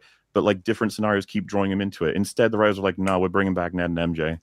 I And agree it that felt would like be a- better. It would absolutely be better. But what they did do, I don't feel like it was cheap. They didn't. They could have easily just brought them back in and been like, "Oh, now we're friends again. Now Oh, I you love remember. you again." Yeah. But No, it was, I the they didn't conversation with leave him- MJ where she's like, I don't know you. That was pretty brutal. Yeah, I don't I love like you. that they Yeah. left that in, and they didn't really. Well, we can discuss like at the end. Does MJ remember sitting on the roof? Kind of looks like she does, and Ned remembers. But they went the whole movie, and they even did that twist on the roof, which I liked. You know, and when Jean Grey was in MJ's head, and like these are two characters I couldn't give a fuck about, and couldn't wait to get rid of. And I thought they had a really good ending in No Way Home, but I don't know. I'm not so sure if John Watts came back that they like Zendaya would be in the movie still. She might be contracted to do this. Yeah. Shit. Same with fucking Ned. To be I honest. think they were But, setting it up to meet them again anyway. I think that was. it damaged the film though, because like Ned does just get the cop out ending of he's going to be his friend again. MJ, yeah, she tells him, "I'm not the same girl. I don't love you," which is something I would have thought he'd have intuitively. But question, Gary, if I came to you brand new and you had no idea who I was, and I told me said, you didn't love me anymore, I told you I'd be sad. 5 years ago we fought big I don't know, space-time rip, whatever, and I had to make a choice where I erase your memory of me, but I'd like to, like, you know, be friends again. And then you find out, like, in a detailed way, like, I was a significant portion of your life. Now, is your first thought like, Morley, you don't understand, like, I don't know you, I can't be your friend? Or would your thought be, holy fuck, you killed me, I'm not even the person I'm supposed to be, every interaction I've ever had with you that relates to anything else has been erased, my life is a lie? Well, this is the interesting part, and this is why I wish they'd gone deeper into some of the things. She starts to go there in that conversation, and then they just kind of stop it. But I don't know how I'd feel. I'd be all like, I don't know. I'd be more curious. I wouldn't be mad. Well, I assume you wouldn't believe me. I'm just saying I'm going to believe you and say, wow, dude, you know what? The drugs are good. But maybe you should stay off them. No, I don't know. I don't know if I would like okay. So I would have questions of like, what else have you erased, motherfucker? But that's kind of what I'm getting at. If you knew for sure I was telling the truth and that you had lost all portions of your life that either are with me or even relate to me tangentially. So if there was a party that was my birthday or whatever, that's all gone, and everything you did there is gone. It's like, I don't know. I feel like, one, you'd be like, motherfucker, you erased my memory, and then two, how do I get me back? Is that me dead? Is that possible? Yeah. Is that part of me dead? Is this a totally different me? These are interesting questions. She does start to get into that, though. She does say, wait, woo, this is not your choice. You know, it was not your choice She to gets do. into it about as much as Punisher gets into his fucking philosophy with Okay, Spider-Man. The whole goddamn, film is that scene was frustrating when he opened the door, when he was talking about to Spidey about their difference of philosophies. Like, this is a sentence what I'm in, and then they just stop. Yeah, and then I'm they like, stop and I go. feel like there was more. And then there. they cut it Yeah, and then he's go like, to you Jean think Grey. this is a lifestyle choice? This is a sentence for me. I have to live my life like this. And dude, and like shit. You know, I don't want to get too personal here, but you know what? When you're separated from your friends and you're looking at them from the outside, that's a really shitty feeling. Okay, I'll just tell you that it's a shitty feeling. I've been through it.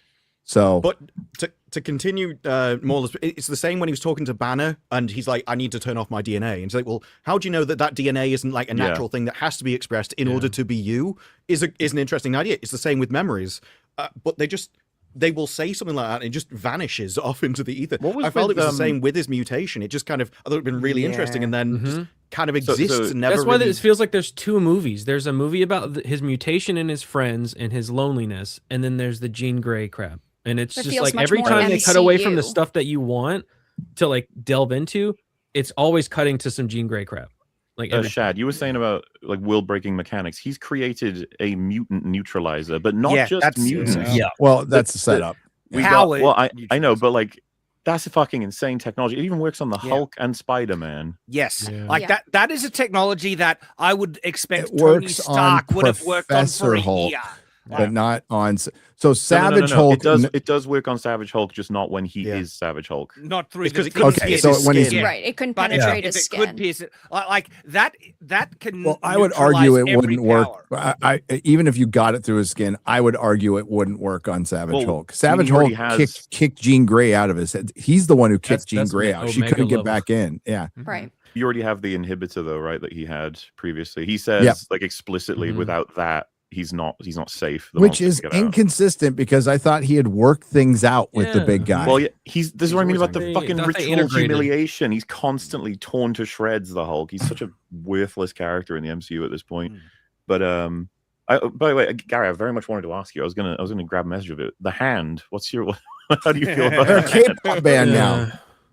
I like. Okay, I like the fight scenes. Looked really cool. The fight scenes looked fucking amazing.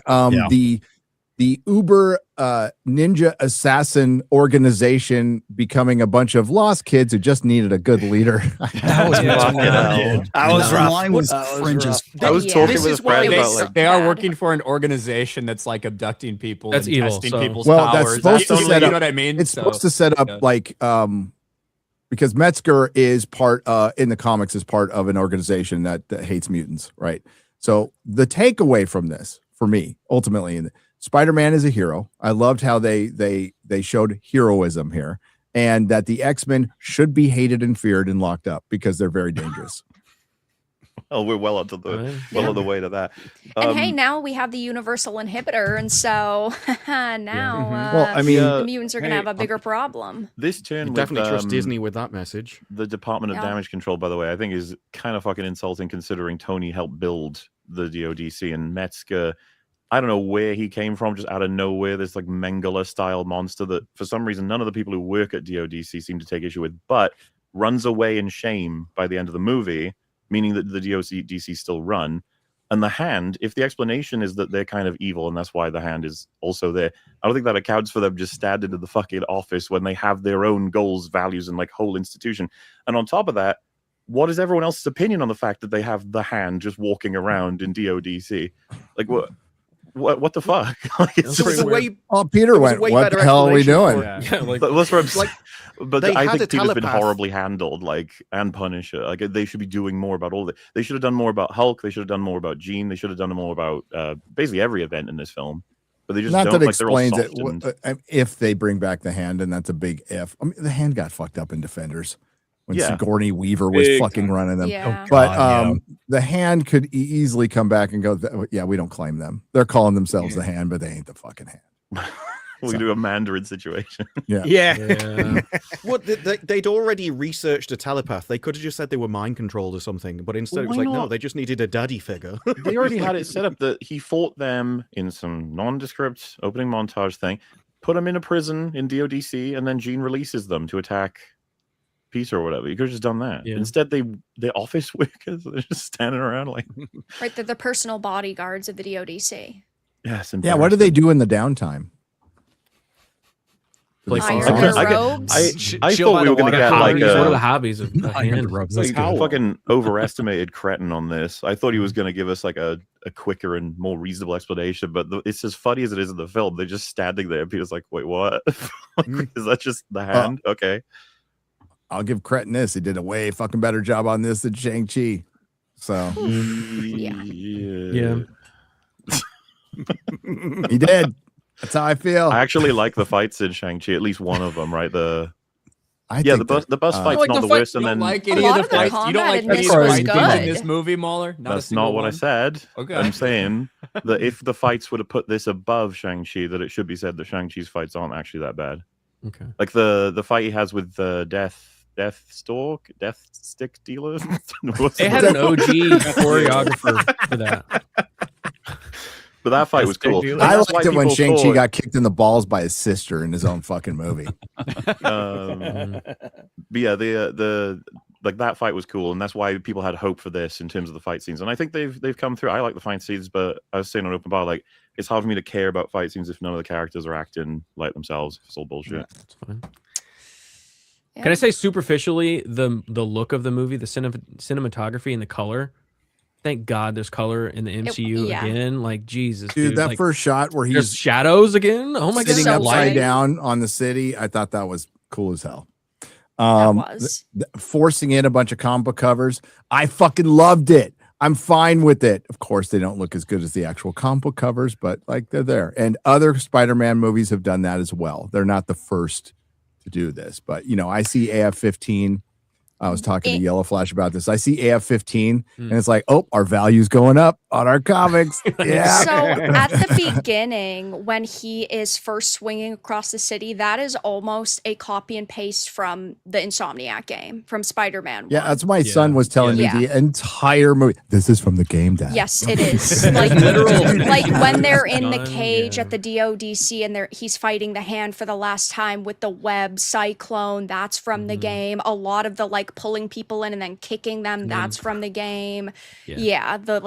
The arm, I guess it's not just like an elbow punch, but drawing them in and then hitting them with his forearm, that's from the game. Like a lot of the combat really felt like they tried their best to mimic sort of his movement and his actions throughout those titles. I want to play that game now. I have it on my. The first one is really good. The second one is not. Second one's crap. Will it play on my PS5, the PS4 version? Yes. Will it play on my Play PS5? the PS4 version. Don't play the PS5 version. Why are you mocking me by saying you gotta play yes? the I don't fucking know. Play the original version that came out. It's the superior version. Okay. But that game really it nailed Spider-Man, like the feeling of the web swinging and fighting. It's done really well. But it's got that white spider on his back that bugged the shit out of me. You can choose your You can unlock the other suit. I just ran with the OG suit the whole time. Yeah, you can do that. They also added into those games, they added in this suit from this movie. Yeah. As a crossover event, which is cool. But like in this movie,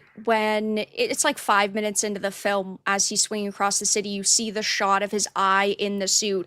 That was actually the first image that they ever released when they were promoting that first video game. And we didn't know what it was, but then we found out that it was Spider-Man. Yeah. Those from are like cool the visual shots, too, effects the stuff, I didn't have the best seat, but everything looked good to me. You know what I mean? I there was nothing that like stood out as, oh, that's a bad shot, or that's a bad VFX shot. But the worst VFX shot is the AF-15 cover, and I still liked it, but it's not. That was like a good. stylized looking one. You know what I mean? Because I was slowed it down. I was kind of disappointed with the web swinging segments. Like I feel like really, they weren't, I thought they were awesome. They were good, but they weren't like peak web swinging. I was really hoping there would be like a dude. different The fan boy / man in me loved a lot of this. You know, just waiting for Tom Holland to be Spider-Man, having such a great performance, and again, I don't know, the emotional beats were pretty good. I would have much preferred that he had moved on with Felicia Hardy or Gwen Stacy and the Osbournes or the Real Me. I would have much, but they were in the movie, and I don't think that sucked. I liked a lot of the scenes. And for the ending, I'm curious what everybody else's take on it. So there's been like some speculation online already, as the internet is going to do, about the very end when he is shot. There are people that believe that his heart basically stopped, and Jean was able to basically kickstart it. And when she was keeping him breathing and bringing him to the hospital, that had given like him a chance to break the spell. And that is why at the end, when Ned is doing the handshake, it's like, because he technically died, that gave an out for the spell to be broken with people he has a deep connection with. I thought she was just gonna snap her fingers and undo the spell because she was aware of it. I think that it is. I'm surprised they didn't. You also have muscle memory. That's what I think it is. Right. I think it's Yeah, muscle that's what memory. I was and also believing. the fact that she says, when he leaves the apartment, she says, "Good luck, Peter." And I think that's when he makes the connection. And then he makes the connection at the end. Oh yeah, last night. I was like, that's a good point. yeah, that I completely forgot about that. Name is Peter. Well, I think it would have been a good idea. I think Waller brought it with Dr. Donna, is put that caveat on the spell. Like, if anybody remembers, it all goes back. You know, Just like, means you got much more Ned on the way. Yeah, I think what the like future should be, I guess, is that it's like if you're going to reconnect with these people, they're not going to remember who you are. You're going to have to build that basically up. Yeah. You know what I mean? Like it's not like Peter's going to be able to be like, Ned, we had all these experiences. Let me give you a fucking list of all the things we've felt and Here's the memory experienced score. and gone through together over the past 10 years of our lives. It's like, hey, at one point we knew each other, and I'd like to kind of get to know you again and be friends again. It worked in 50 First Dates. I mean, you know. is Ned gonna be like, was I in love with you? He's like, I mean, kind of. Yeah. Like, it's annoying to me because they did have an out when MJ actually says, "I don't know you and I don't love you." They could have used that as the final nail in the coffin for him letting her go and moving on. But they don't. They want to latch onto it because they actually want to double down that they want this MJ to be Mary Jane. She's not, but it's not. Marvel still wants that. But she is, though. The fact that they're married, I don't think, want her to plays be, into but she this is. too. And yes, they have chemistry, but being married doesn't guarantee you have chemistry on screen. It just doesn't. Yeah, but they do. I just think it's like way more powerful for the character to decide that his influence on them was negative enough that he's going to protect them instead of finding out, well, she's not the same girl, so she won't love you, and so you can't do that, and she's a boyfriend or whatever. And he ignored that hot chick in his apartment building. Yeah, and wore her clothes. So close. I like that scene. Is that my shirt? No. No. No. And then as he's walking away, she sees the pants. Juicy. It's like, no, I live here. I gotta get my clothes. But that Peter can science, okay, but usually he goes to Empire State. You know, maybe he'll have some test tube. I'm going old, but he has test tubes and stuff in his apartment. But usually he needs to go somewhere else. Funny that his AI says your mechanical webs are incompatible with your natural webs. It's like, no, they're not. You could just put them further down your arm, or you can put them on the other side. Yeah, put them on the other part side. did You could have confuse double me. web. Exactly. I was like, how?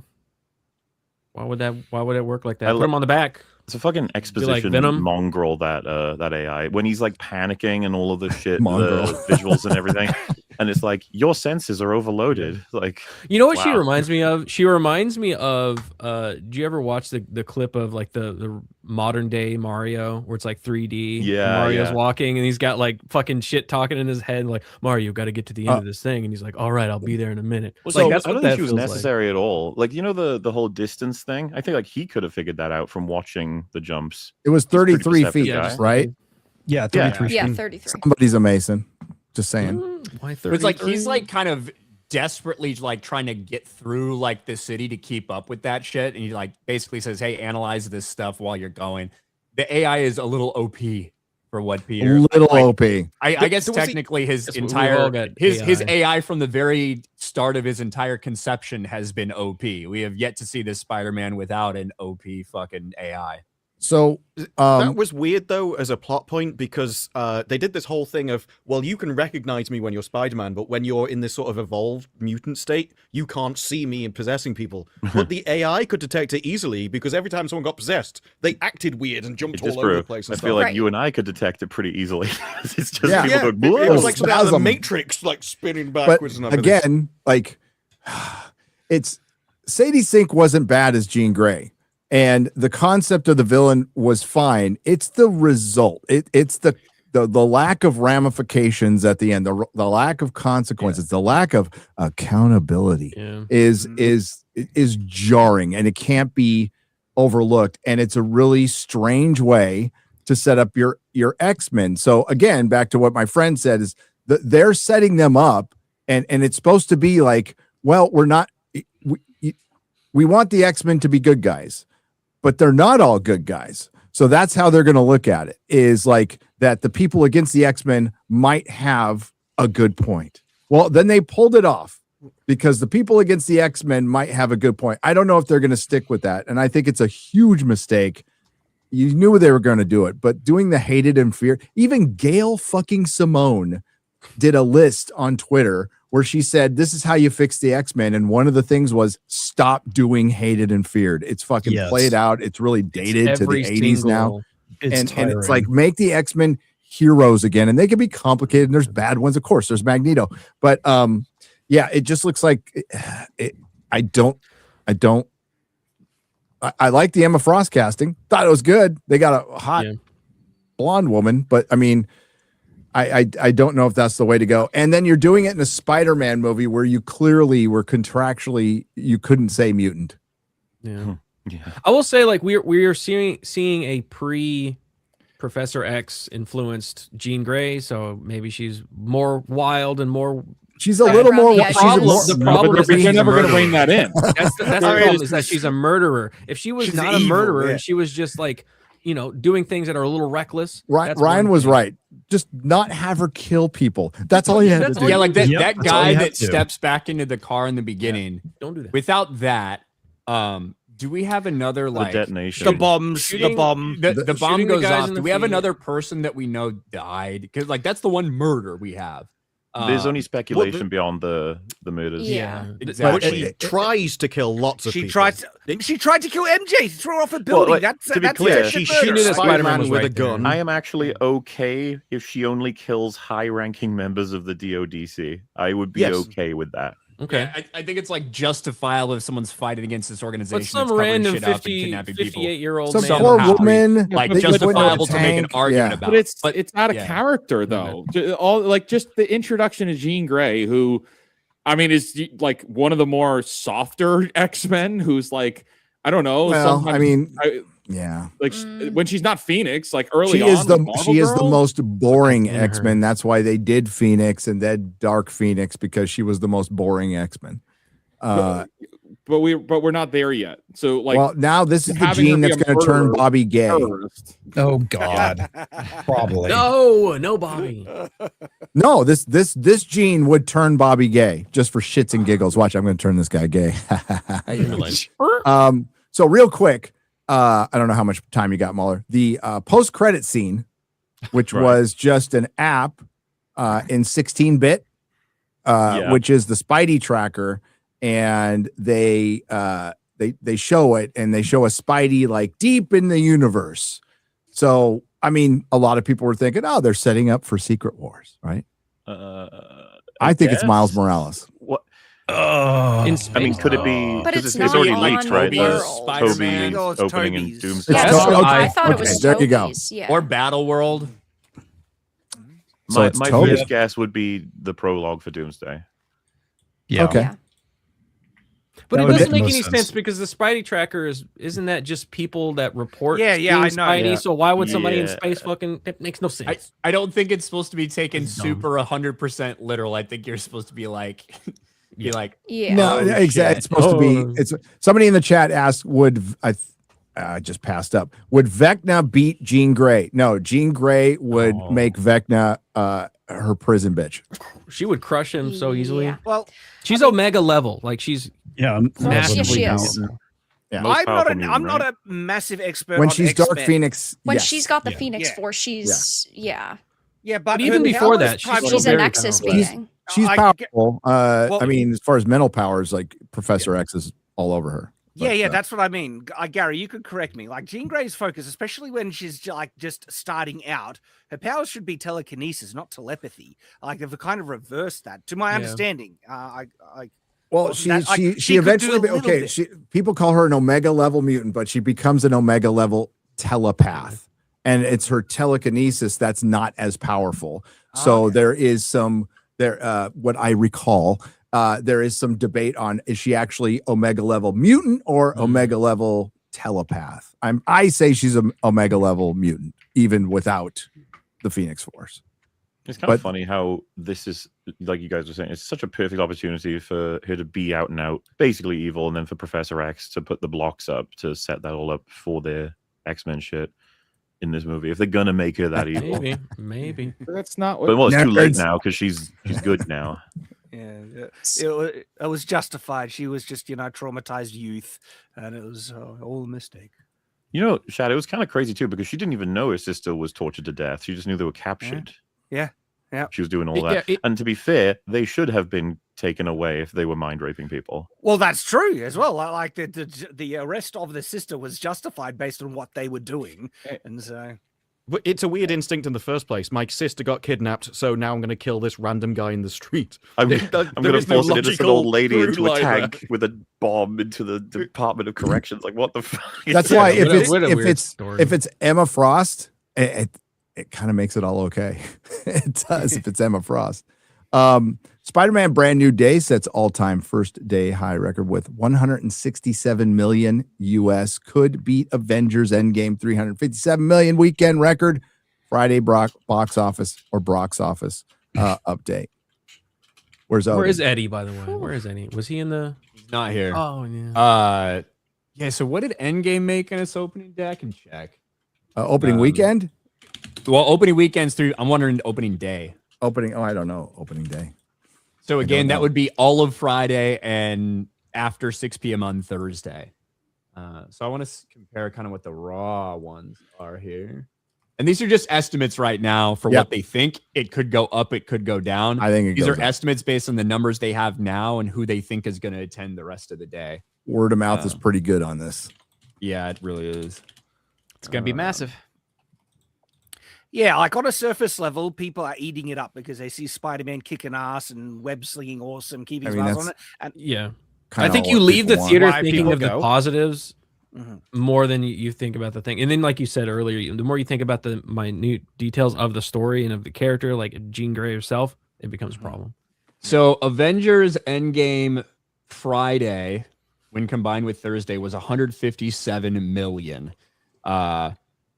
So that would be minus 60 for the Thursday. So it's looking at like 90. So a lot of freaking money, right? So like $97 million or something. So $97 million Pure Friday. This one would be looking at what, $85 million Pure Friday? Just about, yeah. Am I right with that math? Still Might pretty be- good. Would this, do you think, prompt more of an interest or an attempt to make something of a Spider-Man branch universe? You know, with the weird shit with Madam Web or the Morbius, all that. They're going to try it. Because I stand by, we talked about this years ago, like fucking No Way Home times, but why didn't they just make, hey, when they fixed that spell at the end of No Way Home and they sent back Tobey Maguire and Andrew Garfield, something happened and Andrew Garfield fell into Raimiverse with Tobey Maguire. Now we got Spider-Man 4 with Andrew Garfield, and there's a whatever villain. Buddy cop. I would love to see another. That'd be great. I would absolutely love to see another one like that. I'm wondering if part of the Marvel deal is you don't do that. Because I would do that. I making Spider-Man 4 with Raimi would be I don't know how good it would be, but man, that would have a pretty fucking good opening weekend.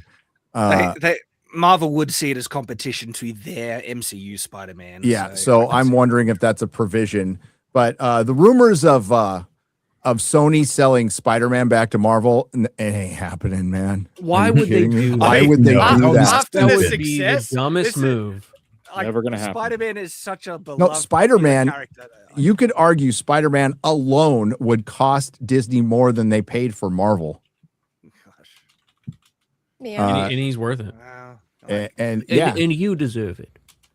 and you, I would watch Spider-Man 4 You with little Toby. man. I would watch Amazing Spider-Man 3 with Andrew.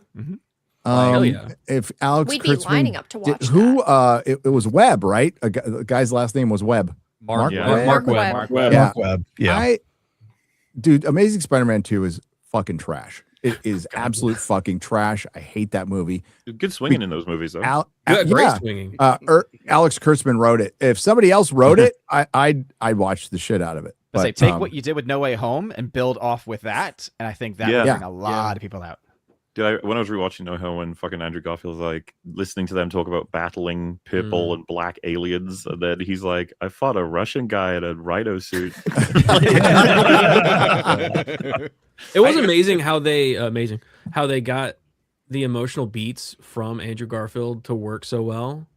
In I No thought he Way was Home. awesome in No Way Home. I thought it was great. Like they that teamed that yes. Spider-Man. I thought it was great that they like poked fun at stuff because people have poked fun of the movies, legitimately so. Yet at the same time, we're able to get like some emotional payoffs and weight to everything that he was saying on some of the things that did work in the movie. You know, They were willing when to he make when he caught MJ, like Yeah, that man. moment, like it hit, even though it was That in a was shitty awesome. movie. Well, it hit, it carried through. It was a so- lot of when the they, time in No Way Home, they were willing to make jokes, but they didn't disrespect those movies. yeah. Well, it got like partially dark at certain points. Remember when they come to Peter and say like, "Hey, I understand what's happened with Aunt May," and he's like, "You don't understand what I like. What's happened with me." To Andrew, who just has that reaction of like, Yeah. oh, fuck, like, You don't know, son. Great performance by Andrew Garfield. 100%. He's Yeah. an awesome actor in general. I think he was the MVP of that movie. And No Way Home, Peter 3. I don't like the fucking first third of that movie. I don't like what they did to all the Doctor Doctor Strange stuff is terrible. God, I hated watching that again. With yeah. Doctor Strange sucks, man. And then Ned having the gosh. It makes him look so dumb. No. Ned is awful. Why would he in that do movie. it? Yeah. Yeah, you can't Gary, see how Ned. Opening the portals. I think Strange that's funny. dragging I like him. Spider-Man into the Mirrorverse and losing. Like, Yeah, come on. God, Give me a sucks. break. Wong being the Sorcerer Supreme due to Yes, a fucking dude. technicality. technicality is fucking retarded. That's bullshit. And he still is, by the way. I don't know if Wong's going to be in. No, he's not going to be in. Yeah, What because just- Doctor there's- Strange and Clea went off on an incursion. Yeah, Yeah, Wong well, is still the Sorcerer Supreme. The new news spoilers that went up a couple of days ago say Doctor Strange is in Doomsday. I feel like we would have heard that. Why would you keep Yeah. it secret? The Unless- only way I could buy them keeping it secret is if he's in it for very little. Yeah. With the role that Right. we've got leaked, it's possible he's Or in he's it for like little. super pivotal. There- All of there's the like- leaks. I guarantee there's going to be some people we haven't heard of that show up in the movie.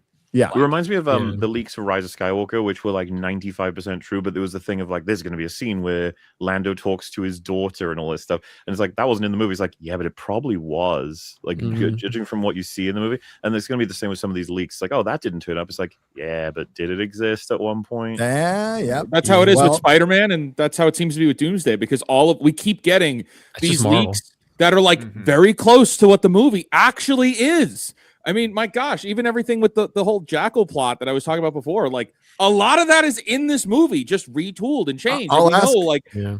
I'll ask my Yeah, friend I'm if very he, curious. because I just Because there's- asked about what was actually in production at the time. When One of the things that I think, I guess are we done talking about the spoilers? I can bring it back up. you can bring it Just back real up. quick, with Yelena, that's the thing to me that I feel like was added because Yes. because I think the Yelena stuff was added in reshoots, especially once they realized that Doomsday was going to be after, because that Right. easily could have been like the information that he gets from Easily her easily moved. could have been replaced by something else in Yeah. the story, and it makes no sense for like if Doomsday were to have happened, then this movie, and then like Secret Wars. I don't think that it's going to make sense once we see Doomsday. You know what I mean?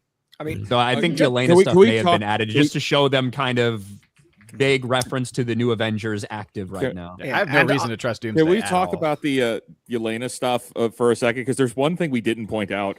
The idea that she forces Spider-Man to disrobe and then get in the tub with her. Reverse that. Oh yeah, Yeah. Reverse Yeah. No, Fake take all your clothes off. People So I will can make say sure you don't have any well, bugs. she was naked too, and I'm all that doesn't change it. You reverse that. Yeah, It yeah, never reverse fucking that. happened. There's a Weinstein. Put a male in situation that here? role. I mean, Disrobe. she's- Get in the tub with me. Yeah, and like she's naked in the tub, and she's forcing him to Right, she's like flashing it. strip down. She's yeah, like, this is my office and these are my rules. And you have to come in a meeting with me while I'm naked and just deal Yeah. with it. It's like Yeah. what? He's so awkward. He's bizarre. like, why? But I it's a wanna humiliation show ritual. real It's like quick. what Waller was saying. The casting of Emma Frost. So they're starting to cast X-Men now, and it's good. It's really good casting because it's not Morally Cynthia great Erivo. X-Men. Yeah. Wow. Yeah. Oh, Samara Yeah. Weaving, yeah. I She is think an that awesome actress. Yeah, she is a very good actress. I really did enjoy Ready or Not. And she, of course, she's been in a couple other things, but I think that her look as well, it really fits apart. And over the years, we've definitely gotten a lot of female characters who do not look feminine, but she exudes femininity. And I think that is such a big win. I think she can also do Sinister pretty well. Yeah.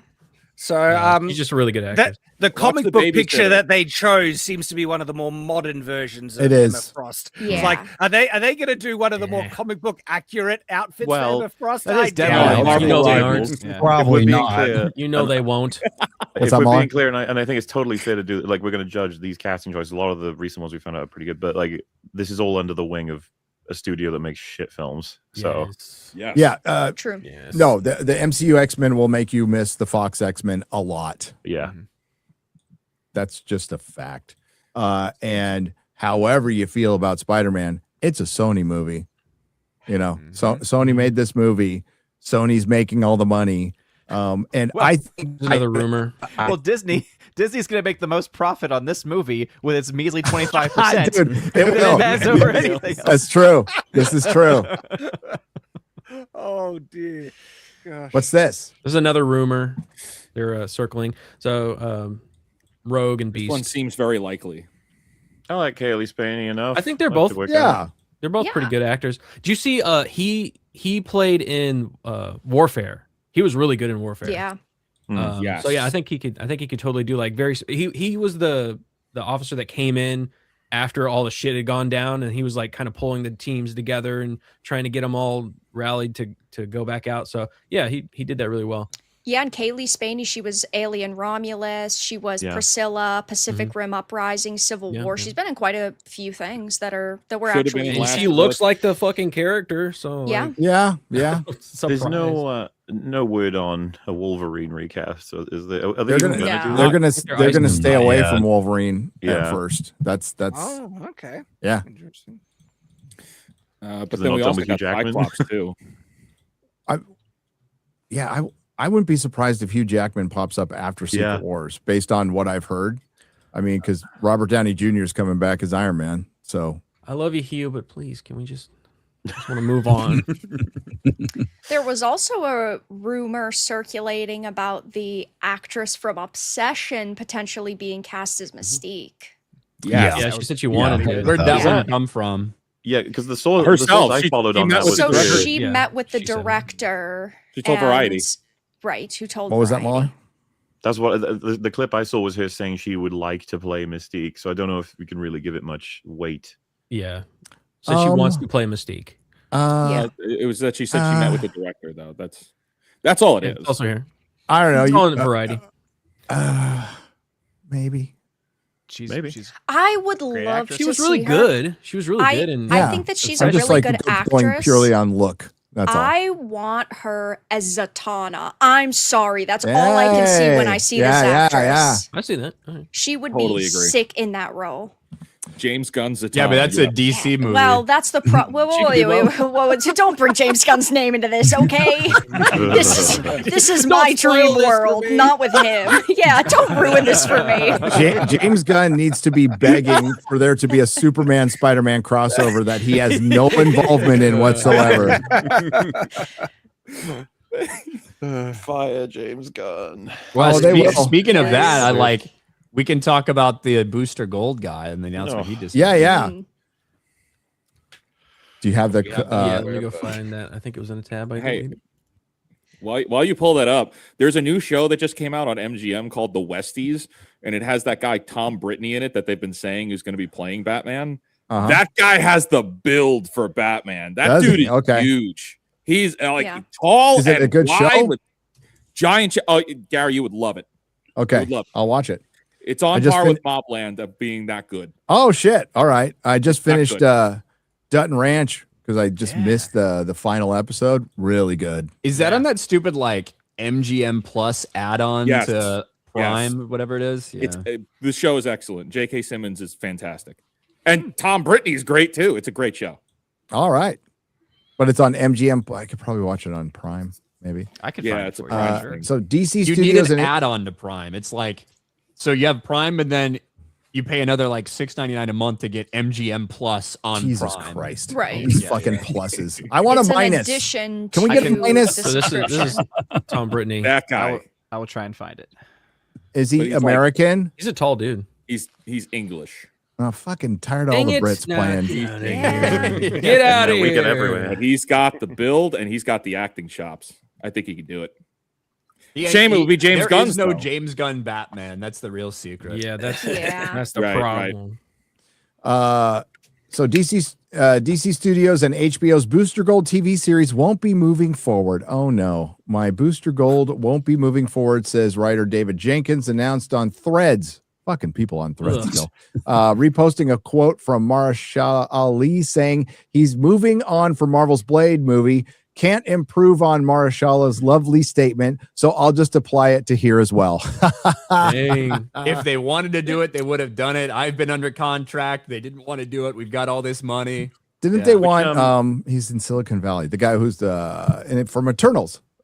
Wasn't he rumored to play Booster Gold? Yeah. Oh yeah. No, Camille Najani or whatever. Oh yeah. That fucking piece of From, shit. I hate that guy. What I'm reading, by the way, it's not moving forward with this guy, right? But they are apparently still moving forward with it, which is still fucking hilarious to me. They try to revamp Booster Gold into something else with different creatives. Just drop it. Which you fucking idiot. That's what's kind of Why are been you doing Booster Gold this early? Exactly. Like it would be another Supergirl if they tried to push. Because this. James Gunn thinks he's cool. Yeah, that's true. But that's kind of what's being said about Blade right now is that he dropped out. Not that the movie is completely canceled. Well, Kevin Feige sounded like it was definitive. Yeah, but they still haven't technically confirmed it, especially today. All of the access media is specifying that technically it is still in. I'm sure it's all on a big board. They got characters on the big board, and they go. The difference I would say is telling people Booster Gold's going to get reworked. It's on the way. Versus Blade, I guess, will never be fully gone because it's Blade. We'll always expect them to be trying Blade. I think they've lost the perfect casting, so they should just scrap it. Yep. I say if they couldn't do it with him, they're not going to be able. So, to. Ryan Gosling is Ghostrider. I think that's really good. He's a good 8 actor. years ago, I would have been hyped for that announcement. Just the direction. Yeah, when we had a good MCU. I know Sean Levy, dude.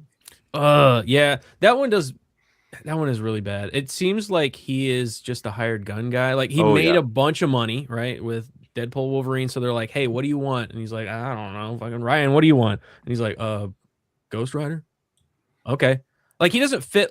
He doesn't fit the idea of Ghostrider in the world that it should be. It should feel like it should be a dark and supernatural horror. Supernatural, yeah. Ryan Gosling would play a great character that could interact with Spider-Man, not as Ghost Rider. Yeah. I'm just not convinced. We'll see. I mean, it could have been worse. Right. That's maybe where we're at. What were you gonna say, Muller?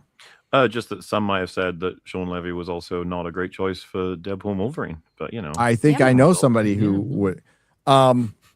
Yeah, Deadpool and Wolverine was not the best Deadpool movie. Ryan I'll say Gosling's that. a great actor. I just, with some of the names that are attached to this, that's really the hang up. It's hard to get excited for anything, even if it's a good casting, because it's the MCU right now. They're doing can't- safe stuff, and you can definitely see they're changing direction by recasting T'Challa, but like not recasting T'Challa, which is ridiculous. I don't know about the guy they chose to play him, but those two announcements were super. Like, I really safe. like that guy. That he was the only thing that I liked about the Alien Romulus. Did he or play whatever. the retarded? He synth? played the retarded, but Yeah. like he had the ability to go from that character to not retarded, and he felt like he really felt like he was a menacing character. So he showed range. He's got range. He's got range. I went from retarded to not retarded. I am an actor. No, he was legit a good character in that. Well, not a good character. The thing Good for that, actor. I don't. He was get the very good time- in his role. I don't get the timeline. How old was T'Challa's kid when we saw him revealed in 8? Black Panther 2? Yeah. It's going to be a timey-wimey jump. That's all. Yeah. And just I know recast that. them. Multiverse. Multiverse. I think that's what they're doing. They're recasting him. He's still named T'Challa, and they're going to be like, all right, he's super young. That way we can T'Challa have Jr. 10 plus It's a years. soft It is reboot, T'Challa. essentially, of the Dude. It's character. T'Challa's son. So like It that's is. the thing. If you So are two going to do a sons or something? multiverse one and introduce a new T'Challa, just happens to be T'Challa's son, that's gay and retarded. I guess you could do a time thing. What else? you gonna But do? I mean, No, yeah. I would opt for the multiverse, just new T'Challa. Fuck it. Like, Yeah, there's no he need just- to do this. Yeah.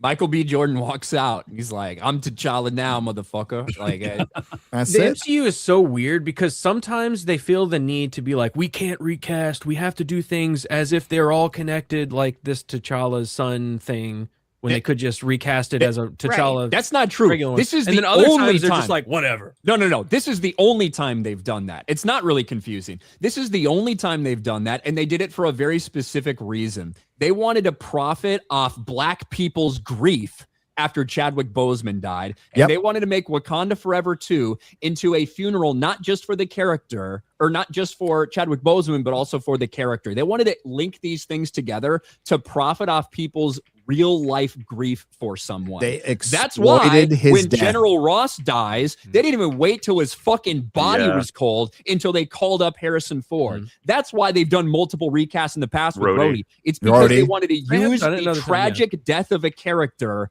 to make money. It's actually one of the most disgusting things that Disney Marvel's ever done, and somehow it tricked Black people into giving them money. So we'll see if it works. But on again. the other side, they do this thing where they can't recast Captain America or Iron Man because it's the actor, and the actor is in the timeline, and we can't change that. That's what I mean when they do it in other situations where they are like, we need to stay consistent in our Wolverine. timeline, but then other times completely not. It's just fucking be consistent or don't. I wish we just go back to separate Well, movies yeah. for The superheroes. one thing I'm- they've been I'm sort of- consistent with is not being consistent. like I'm Yeah. kind of with Ryan though. I think all of those make sense. Like you know why they did all of those ones. Like even the Wolverine, Iron Man, Cap ones. We know why, because the characters are so fucking embedded in those. They're worried they won't make money if they recast. with different actors. Yeah, like Well, and that was Even though- proved with Captain America the moment you replaced him. that's that. Oh, Does I that even mean, count? That's not a recast. That's just a fucking failure. Like, I don't even know. Well, it's That was an abomination. it's Imagine the same if they thing. just You've brought in taken a Black Steve Rogers. like you've taken a character, replaced him with a different actor. He's like, I can do this all day, Inwood. Okay, now I want to see the movie. What what, you sold it. Disbrew, you were saying something? I'm just saying it's essentially a recasting because you've just taken the role, put a different guy in it, and the name at that point is surface level kind of thing than anything else. Whether it's the same one in the same universe. With this one, I think it will be multiverse, but I thought isn't the point of Secret Wars to like close all the timelines and everything down into one universe? And so with Right. that, it's the same as the Flash. They can basically recast anyone they want at that point. I think that's what we're all assuming they'll do, but we True. don't know, you know? How is the They keep Flash the not multiverse. introduced yet? How, the fucking Flash. Like, well, we right, We maybe gotta get we don't have distance that from long. Ezra Miller. We gotta wait. a bit I longer. would as Yeah, they fast as possible. I would recast a Flash and go. No pun just, intended. yeah. Yeah, exactly. But no, we got Booster Gold. No, we Right? don't have Booster Gold. No, we But don't. yeah. I mean, just add that to the list of James Gunn's announcement with a big fucking X through it from Yep. when he made that presentation at the Holiday Inn, in the conference room of a Holiday Inn, as opposed to like Hall H Comic Con. Yeah, like, That was one of my favorite Yeah. intros to do when we did the yeah. Jonathan Frakes. It never happened. Never It happened. never happened. Wrong. We got a Wonder Woman show. No, didn't happen. No. We got Batman. No. I mean, what they really should have done with the Flash was, look, the production was fucking hell on that shit, and obviously everything. They should have, bit the bullet on that, done even more reshoots, and at the end of it, actually fucking reset the DC universe in some way.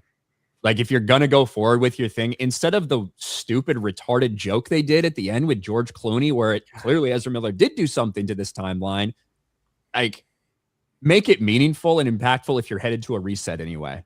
Yeah. That's what they should have used the opportunity Since to do. I was talking to a Marvel comic writer, and he basically said, like, multiverse is DC, and it works with DC. It's because they have reset their continuity in the comic books so much that people have completely accepted it. It's never worked for Marvel. It's not a thing that works for Marvel at all, and they could have used it to their advantage, particularly with a Flash movie, particularly to get rid of Ezra Miller. But no, they didn't, because James Gunn wants to do stuff that he likes and what his dog likes and what his wife likes. That was solid Which is scripts, other though, dudes. right? He wrote and directed and filmed scenes where his wife is getting fucking like it's so weird, man. I don't understand that. And he's all, I felt a little weird about it, but then I was okay. Yeah, he's like, he he's went like, film that, I he didn't said that, feel, and he like, I was didn't feel fucking right loving about it. I didn't feel right about it until we were filming it, and then I was like, these Until I shots are saw that guy amazing. plowing my wife, and then I felt better about it. And then I felt good. That's me in the corner. Bro.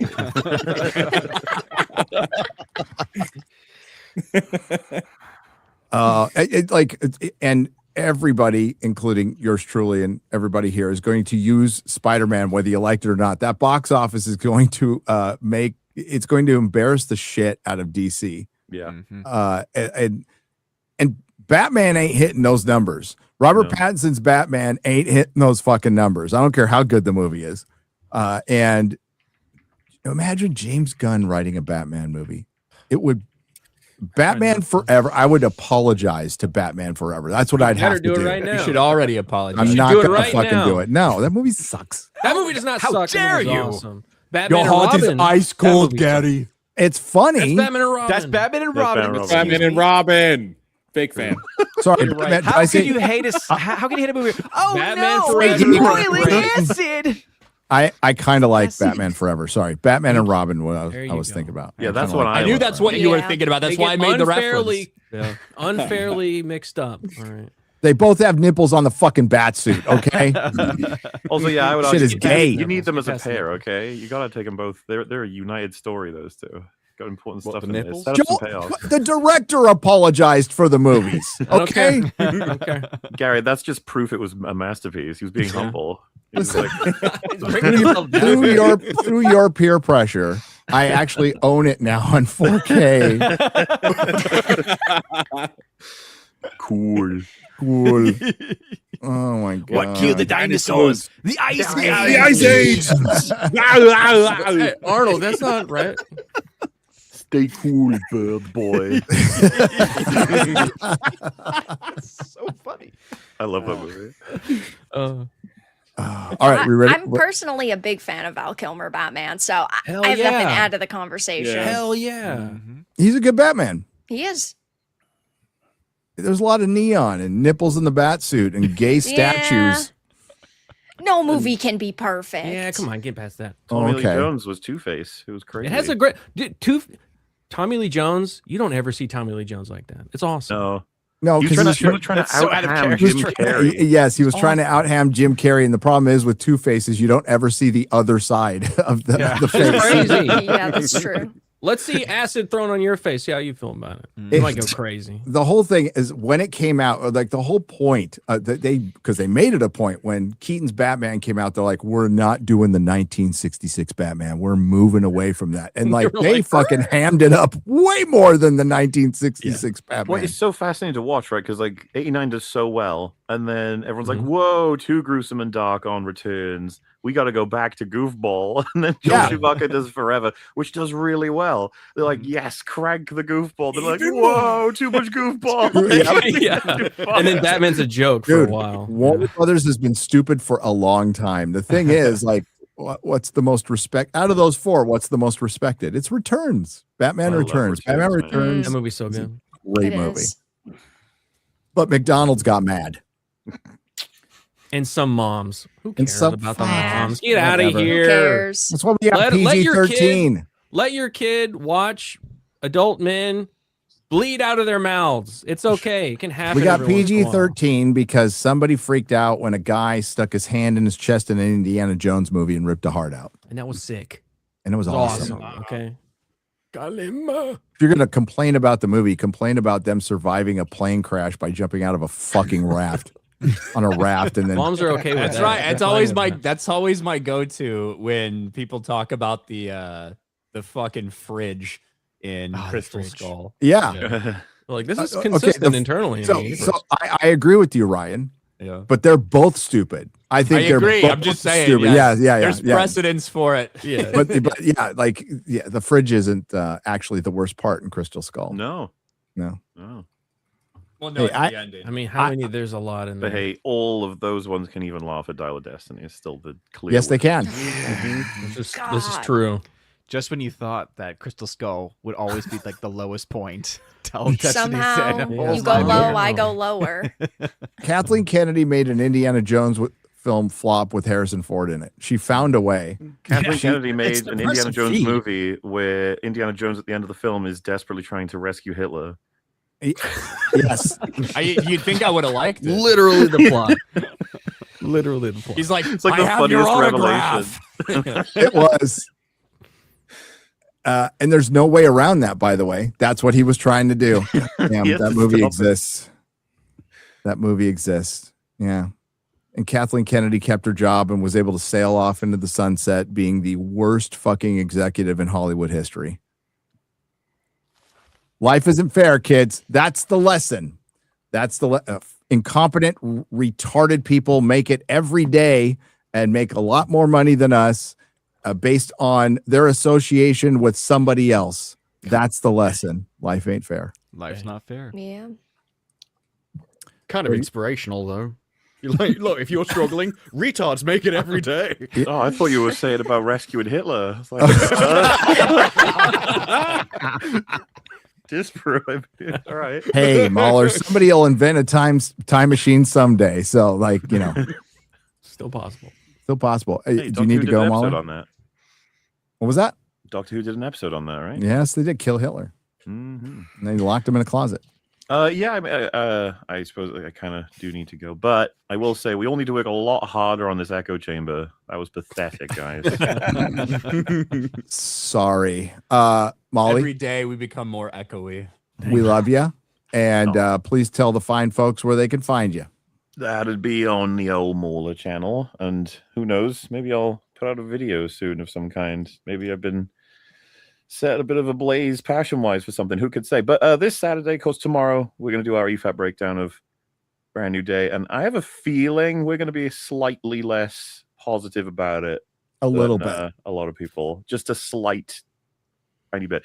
But yeah, other than that, you know, the regular stuff. I'll see you guys, Ryan and Gary and Shad, on my Monday. Like Your Monday, Your Monday morning. Sunday yeah. for Hot D. Yeah, we're near the end. D. This is the good episode I've heard, right? Oh, is it? I haven't heard anything about the episode. Actually. Grace Randolph said this is the best episode of the season. It's the second last one, isn't it? It's also the Yes, second it's to the last one. penultimate. I think this is Tumbleton. Well, it's gonna be exciting. We'll All right. see. Vera, we got to Thank get you going, all. too. Take care. Great show. I'll catch you guys next time.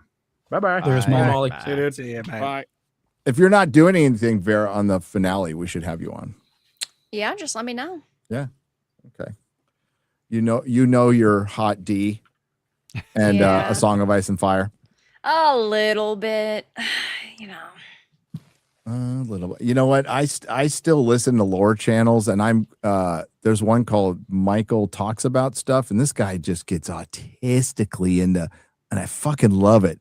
I have a hard time listening to the lore channels because it's been such a long time that there's so many absolutely insane theories that are tied in with the lore, and I listen to a little bit, but it kind of drives me insane because we're never going to have resolutions. We're never going to have these answers that we want. That's why the theories have like been able to get so actually awesome. Right. Like the fact that, I mean, it's pretty much, you can't convince me that Tyrion is not a like hybrid of fucking Tywin's DNA and Aerys DNA. Absolutely. Like, that's why he's fucked up. He's like, what do they call those?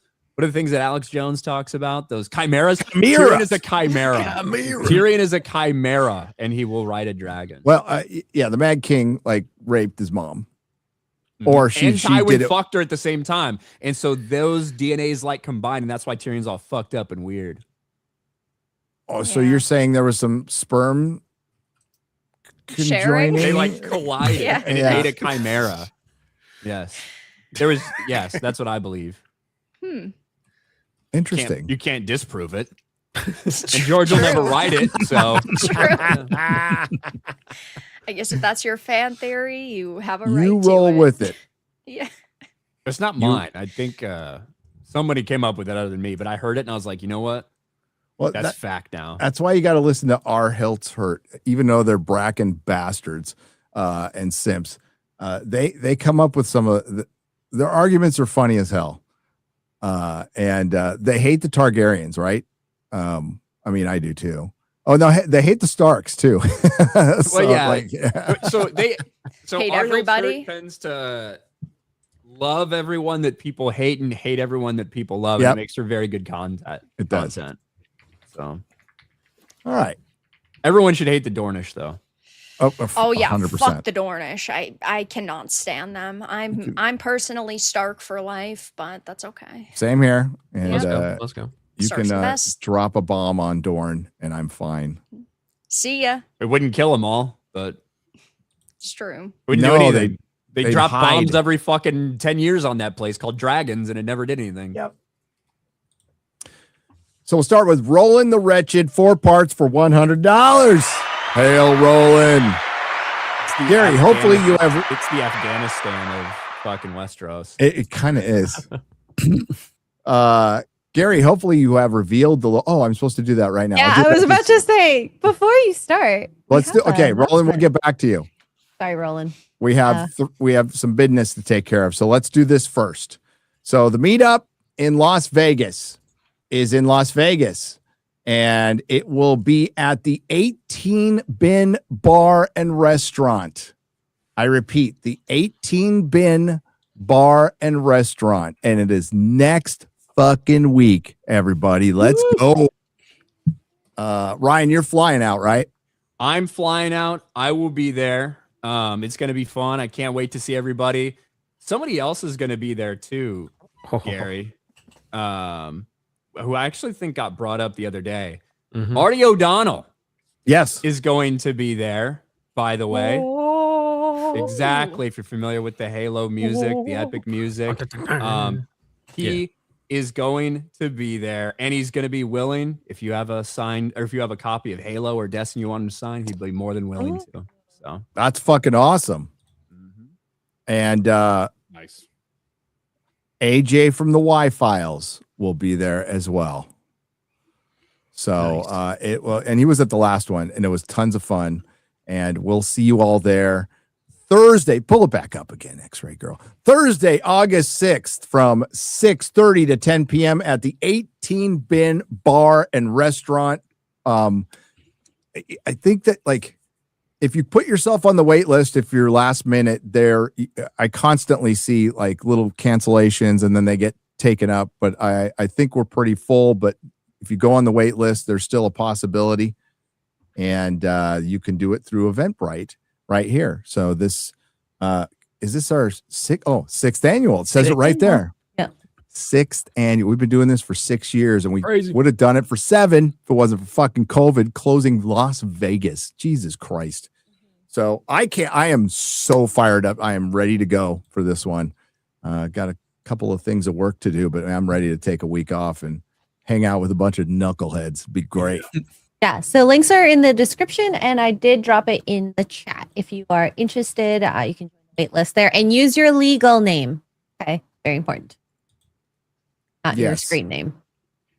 So yeah, Barry McCockiner is not your Not gonna legal work. name. Unless Yeah, it really is. probably I not. Unless mean- it is. Ray Hitler. Well, you should wear that as a Ray name tag. Hitler, yeah. Wear it as a name tag.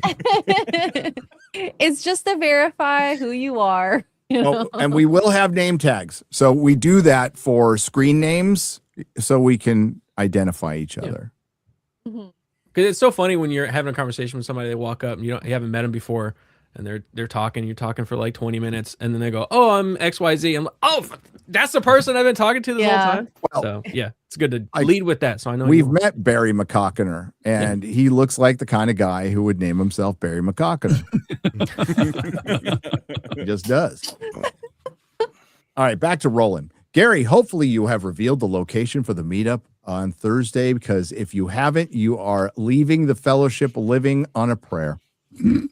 I think you should assign Ryan to review Children of Blood and Bone. He is an expert on those types of movies. Well, it's up. Ryan could review it on his channel. I'd love to see Ryan read the book and then do a breakdown, and then kind of break down like the lore deviations. I think that would be awesome. Yeah, sure. I'll get around to it. You could listen to audiobooks at like 2.5 speed. So it's a little hard, but I can't imagine that book is written very well, since it was like her first real book. Was it? Okay. Shad's jealous. prologue. Some things happening. I just know the quality of the books that you first write, because I can look back and look at the book that I first wrote, and it's crap. Well, especially one that was from like basically a teenager after BLM, and then it got gassed up by Hollywood and the publishing industry because a black woman wrote, which good, but I don't know, of the 3 million people who bought the book, I don't think 3 million people read it. I'm just gonna say that. Especially if you've sold film rights and stuff before you've even written it, it doesn't really drive you to do the best you can or make everything perfect, because you've already won. You've already got paid for everything. Part 2. Speaking of Ryan, what do you get when you cross an Asian with a black? A car thief that can't drive.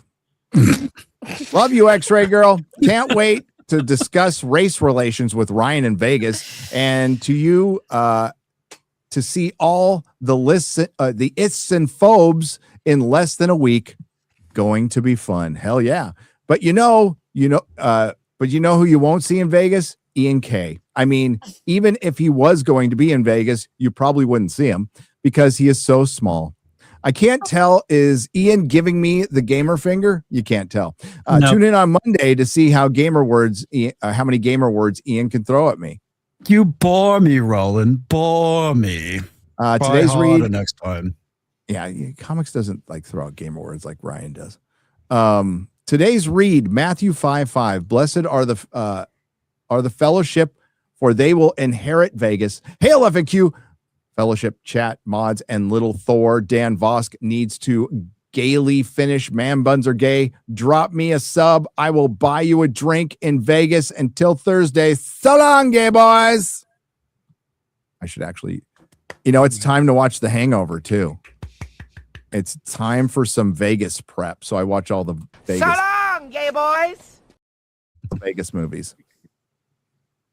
Ocean's 11, both versions. Ocean's 13, because we skip Ocean's 12 because it's not in Vegas and it's bad. They go to Europe. Yeah. There's a Frenchman in it, so that already just knocks it down. Ugh. I always mispronounce Mr. Mixoplex. I know it's not it, but it's Mr. Mixoplex. I'm just going to say it for $49.99. As an old fart, 65, you are old. who used to wake up watching the 1967 Spider-Man cartoon and read every one of the comics since the 60s. This is the best and most definitive Spider-Man yet. As Frank Miller commented last night, this is every Ditko fan's dream. It really captures Spider-Man from the comics. It does a fantastic job doing that in all aspects, even in the little moments of him talking shit while he's fighting. Remember, Deadpool is just a spider. It's just an extreme version of Spider-Man, and Liefeld has said that. But the one thing that was even a criticism of the Raimi films is you never heard Spider-Man talking shit when he was, because he talks a lot when fighting. It's how he deals with it. This is I liked it. I would have loved it if it wasn't for the Jean Grey stuff, but I still really like it, and I liked it more on my second viewing. And I'd be interested to hear what everybody thinks. There's obviously a divergence of opinions. Apparently, we're not an echo chamber, but I'm buying this on 4K. I'm going to watch it again. My kid, who grew up in a comic book shop and is a huge Spider-Man fan, loved it. And his friend loved it. We had applause in the theater. Audible gasps. There's applause in mine too. When Jean Grey's name was revealed. Dude, I had a guy go like, I knew it. That's funny. So a lot of people are enjoying this, but it shows that a lot of people can enjoy a movie and there's still a segment that doesn't enjoy that movie. And that's fine. Wow. Panzerbilt's R&R for $100. And now for FNT's turn to answer. When Peter Parker did a triple backflip at school in Spider-Man 1, shouldn't the students have figured out Peter was Spider-Man? Science-based sources only, please. Maybe eventually later, yes. It's like, hey, there's this guy Spider-Man fly. And I remember a guy in high school doing a triple fucking backflip and Mary Jane dropped all her shit and her lunch in the cafeteria, and the guy like did it like oh shit, it's Peter Parker. Happened in the Ultimate comic books. One of the high school guys actually figured out Peter Parker was Spider-Man just by thinking about it. Like, and he's sitting there, it's like, holy crap, Peter Parker Spider-Man. So sometimes they do this. But maybe in the Sam Raimi universe, people just do flips like that. He could be a gymnast, right? They can do that. True. Right? The Ultimate Spider-Man comic book for a long time was so fucking good. Really good. Did you ever play the game? The game was awesome. They did Ultimate Spider-Man game. Yeah. It was sick. So good. that the Spider-Man movie game was awesome. The Spider-Man movie game, Spider-Man the swinging, Spider-Man 2, yeah. There were also a lot of just really good Spider-Man games on the 360, like Edge of Time and Web of Shadows and Shattered Dimensions. Those were sick. What an era. That was a good era for Spider-Man fans. And now we get Spider-Man 2 by Insomniac. Yeah. Shattered Dimensions is cool. Oh, it's so good. That's cool. And Ultimate Alliance, dude, that had Spider-Man on a case. Oh, man. That was great. I got both those games. That was so good. Arrakis Air for 50. In the House of the Dragon reviews, Gary and Ryan mention that the Seven is the only fake religion. Death of the author I know, but I think George would say that the religions that provide you with obvious miracles are unnatural and should be avoided. Okay. Maybe what I don't know about spiritual advice from George R.R. Martin, but in universe, I think it's pretty well established that the only religious group in which there is not actually any power associated with it is the Seven. Right. So that's what I would mean by like fake religion.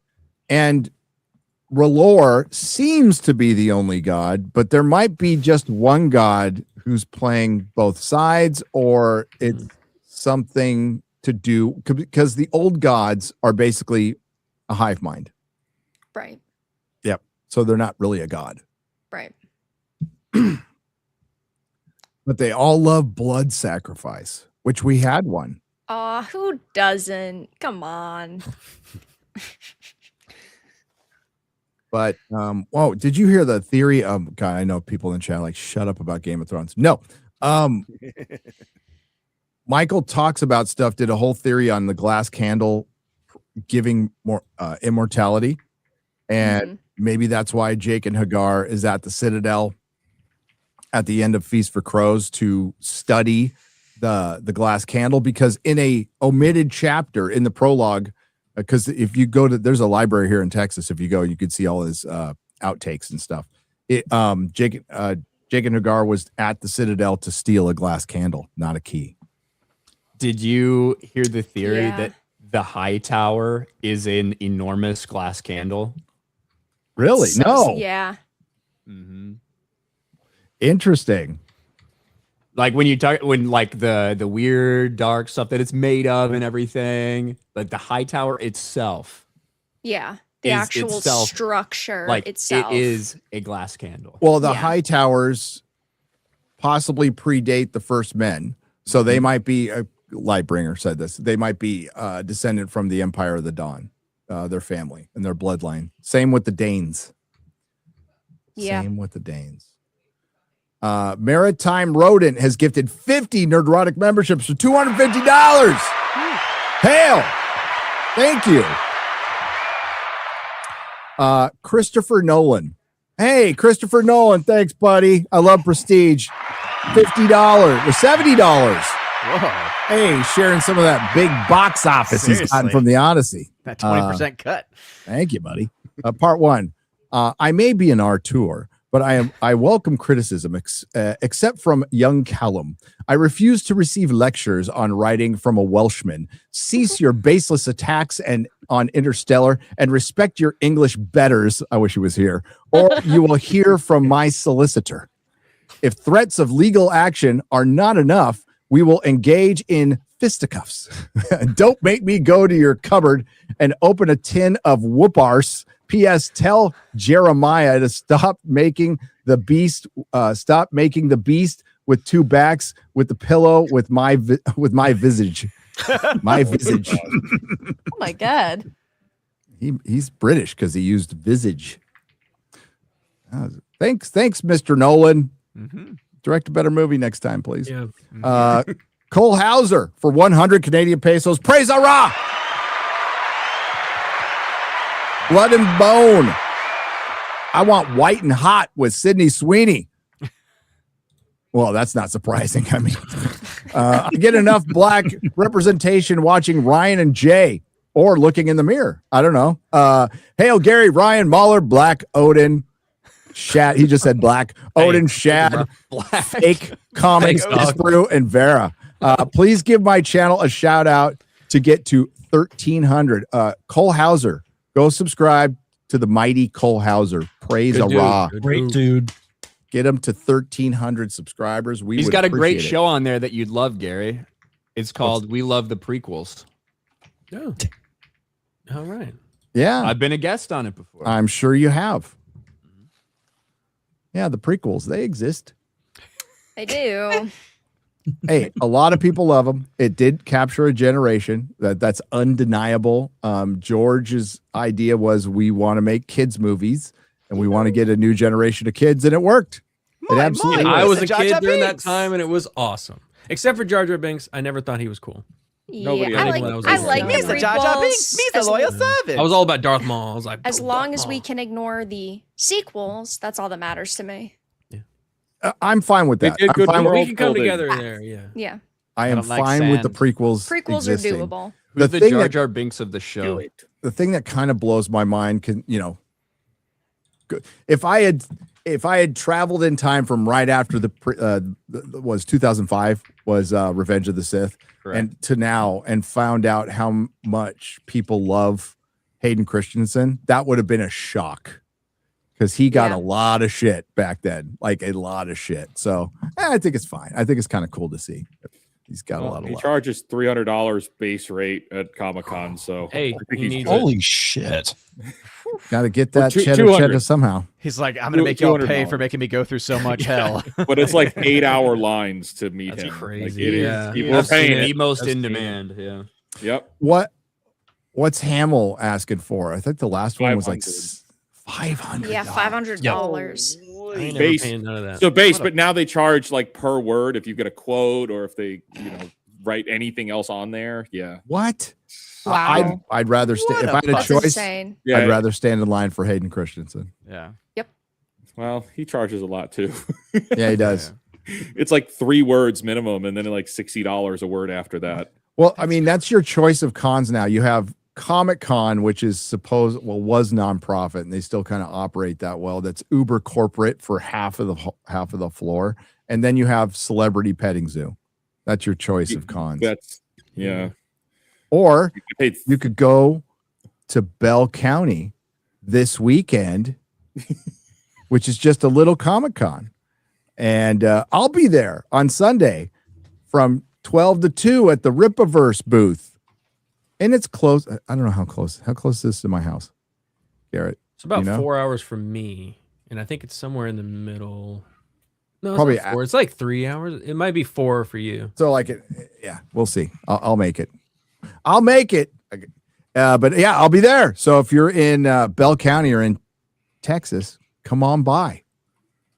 He's a It's YouTuber. like 2.5 hours. Not Okay, bad. yeah, it's not bad at all. I get to have a nice drive in my new truck. That truck is so nice. It's big. I love it. It's completely unnecessary and bordering on irresponsible, and I don't care. You're in Texas now, man. If your floor thingies don't come out, it's really hard to climb in there. Yep. Well, the it kind of step- helps. the step up to get into the truck. Well, yeah, because I have automatic steps, but Yeah. what helps for them to come out is to have them the on switch on. on. Yeah. Yeah, that typically helps. Yeah. Call sign Alucard for $49.99. Well, this starts out sad or maybe happy. Getting divorced for the second time. I'm blacksmithing to work through PTSD and retirement from the Army, going to work on fundamentals in a few months, but I'm going to concentrate on swords. There you go. Any advice, Shad? Don't Don't- make a katana. Stick them with the pointy end? Yeah. I understand that. Long reference. swords, man. Long swords. Thanks for fixing that because I would have totally read that, X-Ray Girl. Sorry. I still don't understand Oh it. wait. As I need everyone's favorite blades. Sorry about that. Okay. Everybody's favorite sword. Oh. Sting. Okay. That's good. Lightsaber. And Euro. Which one? All of them. I'll be right back. I thought Count Dark Dooku's. Sister, honestly. Count Dooku's pretty good. Count Dooku's. Curved tilt's awesome. A really good kitchen knife. Idris. Chad's gonna hate me for this, but the katana from Highlander. Not bad. Ooh. Oh, Gee, Frost. Somebody said Frostmourne in the chat. That's a great choice. Yeah. I just have to go with the safe option of Anduro. Yep. I'm in agreement with Vera on that one. I mean, But what else is there to say? if we want to go Game of Thrones, Dawn, the Sword of the Warning. Oh yeah. I like Although- ice. Ice is sick. Isis. The Buster Sword. Ooh. Oh, That's a good one, fun. too. Yeah. It's pretty Sorry. big though. I don't know if you can send it in the mail. Yeah, nah. I'm in the process of making my favorite sword. I have something. Glam drink. That's good. Drink's good. I got my glam drink, by the way. I was looking for the guy in the chat who said my penis, but I can't find it. There's a couple of people that did that. Well, Did he, your did he penis say or his my penis? penis, or was he Dude. talking about your penis, Gary? I don't know. Oh, Sometimes you just don't ask questions you don't want to know the answers to. True. yeah. Good advice. Excalibur, you can't go wrong with Excalibur. I just rewatched that a few days ago. Did you watch the 4K version? Yes, I did, dude. It looks so good. It looks so fucking good. It's crazy. Yep. How good that looks. Yeah. If you haven't watched that, watch the 4K Excalibur. Hell yeah. All right. Okay, I finished that. Inked Up Shoddy has gifted 10 Nerdrotic memberships for 50. Thank you. And then Pens Fan for Life is gifted 20 for $100.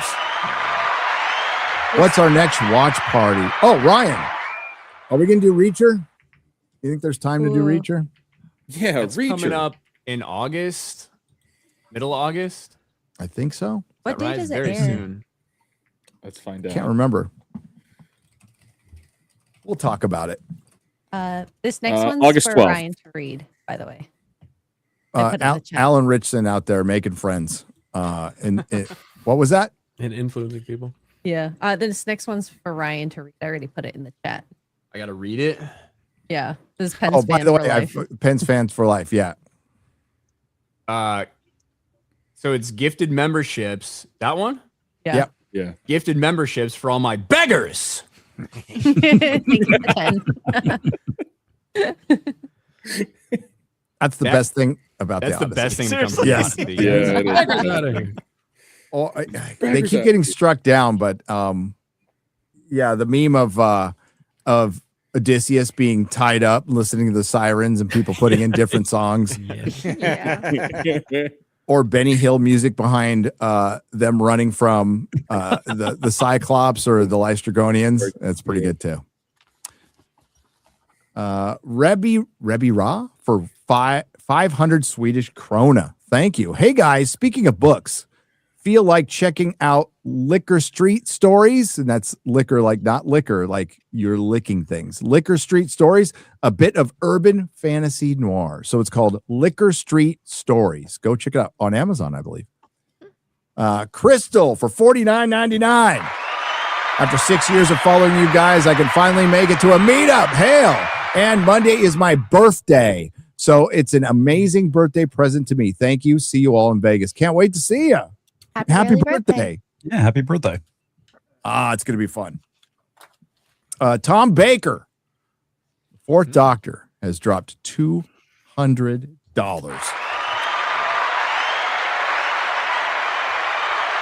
Does anybody else feel demoralized on Western media? I mean, even the good stuff coming out is only good relative to other modern gruel.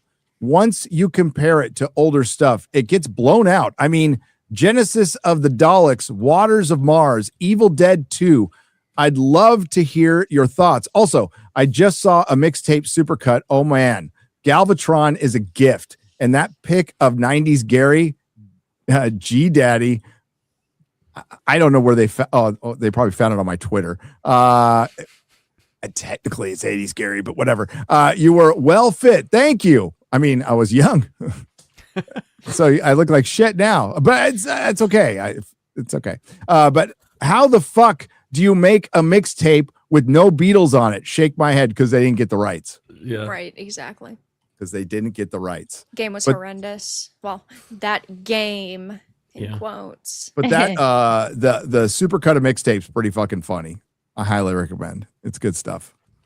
It's good stuff. And yeah, they found an old picture of me when I was young and pretty. Duke Devil has gifted 20 Nerdrotic memberships for $100. Hail, Duke. It's great streaming with you, talking about Deep Space Nine, Way of the Warrior. I got to Good do shit. that. I want to do that with him. Well, yeah. Now, Ooh. the thing is, though, it created a complication because I've got 50 things to watch. And I'm like, I want to watch DS9 like all the way through now. And I can't because I'm watching Stargate. And I'm watching, yeah, a bunch of shit. So I got to do movie reviews. I got to finish 2. Definitely going to finish. Spider-Man will probably be out Sunday. It got a little long. That's what Yeah. At least you get a little break in movies. You know, this coming. Yeah. up. Yeah. A No, little bit. we're doing like another anniversary one too, but yeah, it's like 15 minutes of glazing and then I get into the problems. But yeah, I like Spider-Man Brand New Day. Where are you up to in Stargate? Just episode, I got to look at the titles, like 7 or 8, kind of where I was before. I got to just power past where once I start watching, I don't stop, but it's just finding the time to do it. That's all. Yeah. Season 1 finale into season 2, episode 1 was so good. So good. Really good. They should have just made that a movie. And it just keeps getting better from there. All the way So through I to keep season hearing. Gary, you'll be proud. I've actually been watching all of the OG Star Trek, and now I'm in season 3. Oh, of OG good. Star Trek. Nice. Yes, it's been great. Going back to Tom Baker, Genesis of the Daleks, Waters of Mars, and Evil Dead 2. I mean, they're all great. Hell yeah. Yeah. Yeah, but as far as it goes to like being demoralized about Western entertainment, not only do you have all the old stuff as you've said, but there's still great stuff coming out of like foreign countries. Yep. So there's still good modern things being made. I just wouldn't get too hung up on specifically Hollywood. There's no Yeah. need to tie yourself to them. Yeah, it's the same way in the video game industry. There's a lot of garbage that comes from Western studios, but when you look at the East and you look at Japanese developers and Korean and even Chinese developers, there's a lot of good. Now in the West, we've gotten things this year like the Lego Batman game, for example. That was really freaking good. Mouse PI for hire. But then if you look at Eastern developers and you see like Crimson Desert and you see like the Star Fox remake, people really like that. Adventures of Elliot, these are all games that are just significantly better than a lot of the Western slop we're getting. There's gems out there. You just have to look for them. It's harder. Like somebody posted it earlier, and it was like 1985 and all of the awesome movies that came out that year. So it was back then. It's like there was a deluge of awesome stuff, and now it's just like you have to sift through all the garbage. But it's there. A lot of trash. There's a lot of trash. Hopefully there's some good streaming coming up. So we have Reacher, which is like always been like kind of a solid show. It's like a good 7 out of 10 show. But then there's The Gentleman season 2, Mobland season 2, which are coming out pretty close to each other. Tulsa King season 4, Landman season 3. So it'll be, they're doing Marshals and then Tulsa King and then Landman. I'll skip Marshals. Yeah. But yeah, and then November, Godzilla -0.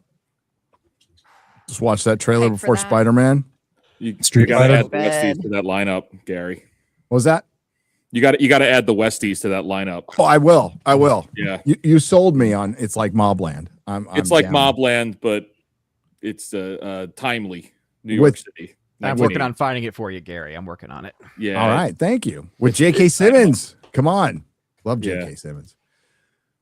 Emmett for $100. Aw, goodbye, Rocket. The best dog ever. Oh, that sucks. Oh, that's a shame. I'm sorry to hear that. Thank you thank you FNT for being there for me in sad times. You guys were there when my mom died of COVID, and I really needed to hear some friendly voices tonight. Thanks. Oh, sorry about your doggo, but all dogs go to heaven. Okay. Rocket's up there playing with my Parker right now. Oh, I hate hearing about doggos dying. They're really the lucky ones. Like, it's so sad that they only get to be around for this long, but they don't have to be in this terrible fucking world any longer. Unless you're the dog of Odysseus. 20 years, that's an old dog. Gosh. And they laid him on a pile of shit for like 5 weeks or something like that. I don't know. What the hell was that? That dog was a genius, though. It could change breed through the movie. Yeah.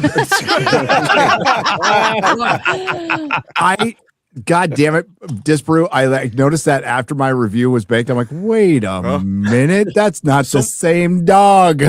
Someone posted the clip of like throwing it off the side. And I'm like, wait, that's not even a white dog, let alone the same breed. No, I mean, the puppy looked like a beagle or something like that. Yeah. And whatever the hell looks like some kind of mutt or something. Yeah, Yes. like a wired hair carrier type or something. I don't know. But he's a master artur, everybody. Oh yes. Thematically, it was about the transition of the world with the changing of the dog's breed and the subtleties of the I don't know, fucking whatever. Did you hear that it's shot on IMAX? It was shot on IMAX. That made it work. That made it more obvious it wasn't the same dog. It kind of centralizes the. Did you see Platoon's video? Yeah. You got to see Platoon's video. It's so good. He's all, but the square makes the writing better, not the rectangle. Snacks for $5. So Peter stalks his mind-wiped girlfriend. Is this Spider-Man Brand New Day or Superman Returns? Listen, it's just light stalking, okay? Hail FNT, Spider Mauler, and Vera Dark Phoenix. Oh, right. I like that. I like that. Hi. Also, in any of those, he's not just looking at her. He's looking at both Ned and like videos of them that they posted on the internet. Right. And he wasn't searching them out. Then he finds Ned and he's like, oh, maybe I'll check up and see what they're doing. Yeah, he just like he wasn't like actively like he was not actively trying to find Look where for he runs into Ned at the store. And Yep. then, like kind of Getting flowers for Aunt May. Yep. Yeah. And listen, I know you're supposed to separate the movie and look at it by itself on its own merits and from the comic books. But if I get something that has the feel of and the spirit of the character that I read for so long, that counts for me. It absolutely counts for me. And I won't say it won't. But you have to admit, comic book fans, that with No Way Home and with this, Watts did a much better job with One More Day than the comic books did. And he actually, by the end of One More Day, he did something that was more pure Spider-Man than they did in the actual comic books with One More Day. And I go off on that in my review. I fucking hate One More Day so fucking much. But Watts actually did a better job. So he took a very similar story and made it more Spider-Man. Instead of Spider-Man selling not his soul, his marriage and his relationship to Mary Jane, to Mephisto, to save Aunt May, who she's like in her 70s. What is it? He's saving her for 4 more years or something like that. Something Aunt May would have fucking strangled him for, by the way. I lost thousands. You know why I'm bitter about that? Because I lost thousands of dollars. That fucking comic book cost me thousands of dollars. I lost customers. I was so fucking pissed. And they were too. Aspirations of Mediocrity for 2 Canadian pesos says, drink more whiskey, Vera. I would say don't. Yeah, no. We take shots during FML, but that's about it. I ran out. I have to get more. It's the only time I drink too. Okay, surely, buddy. I believe that. Well, and on my other streams. But Okay. All right, now we're getting closer to the truth. yeah. Other than that, not too often. I've been saving it all up. I think Gary knows this is how it works. I've been saving it all up for Vegas. Yeah. Oh, You know? you want to be a cheap drunk. Yeah. Exactly. Karaoke? So excited for karaoke. What Disney song is it going to be this year?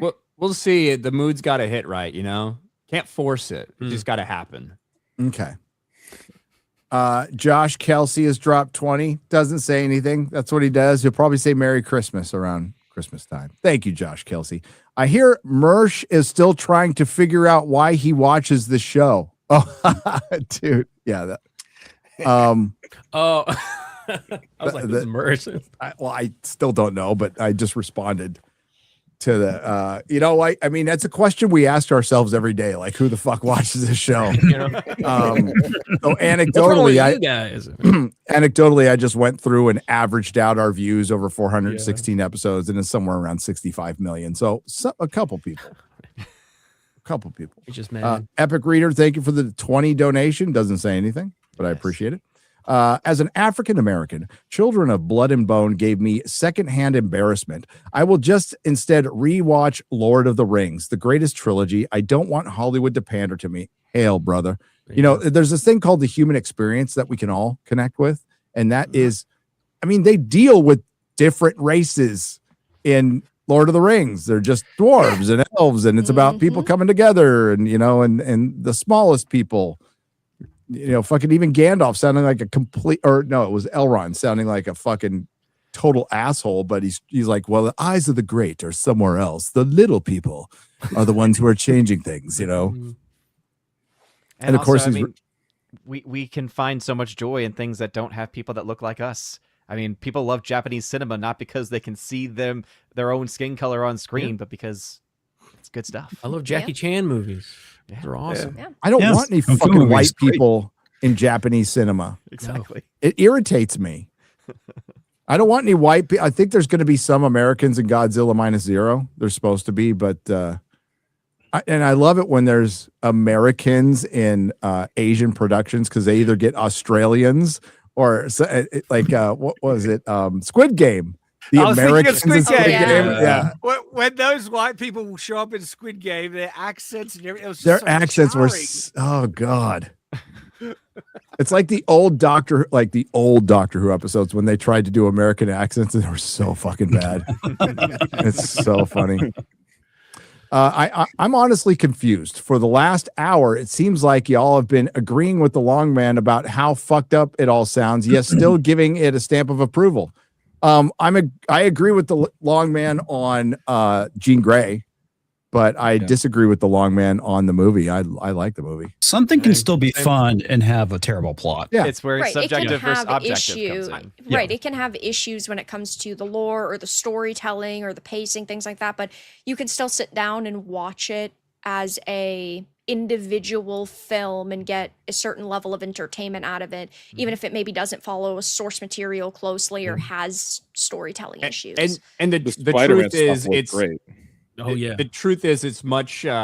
It takes a lot longer to talk about things that are wrong with something than things that are done well, right? Because when something's wrong with something, it launches you into a bunch of different things, including what they could have done differently and why this made this not work and things like that. Whereas when they do stuff well, it's like, doo-doo. Yeah, they really fucking nailed that.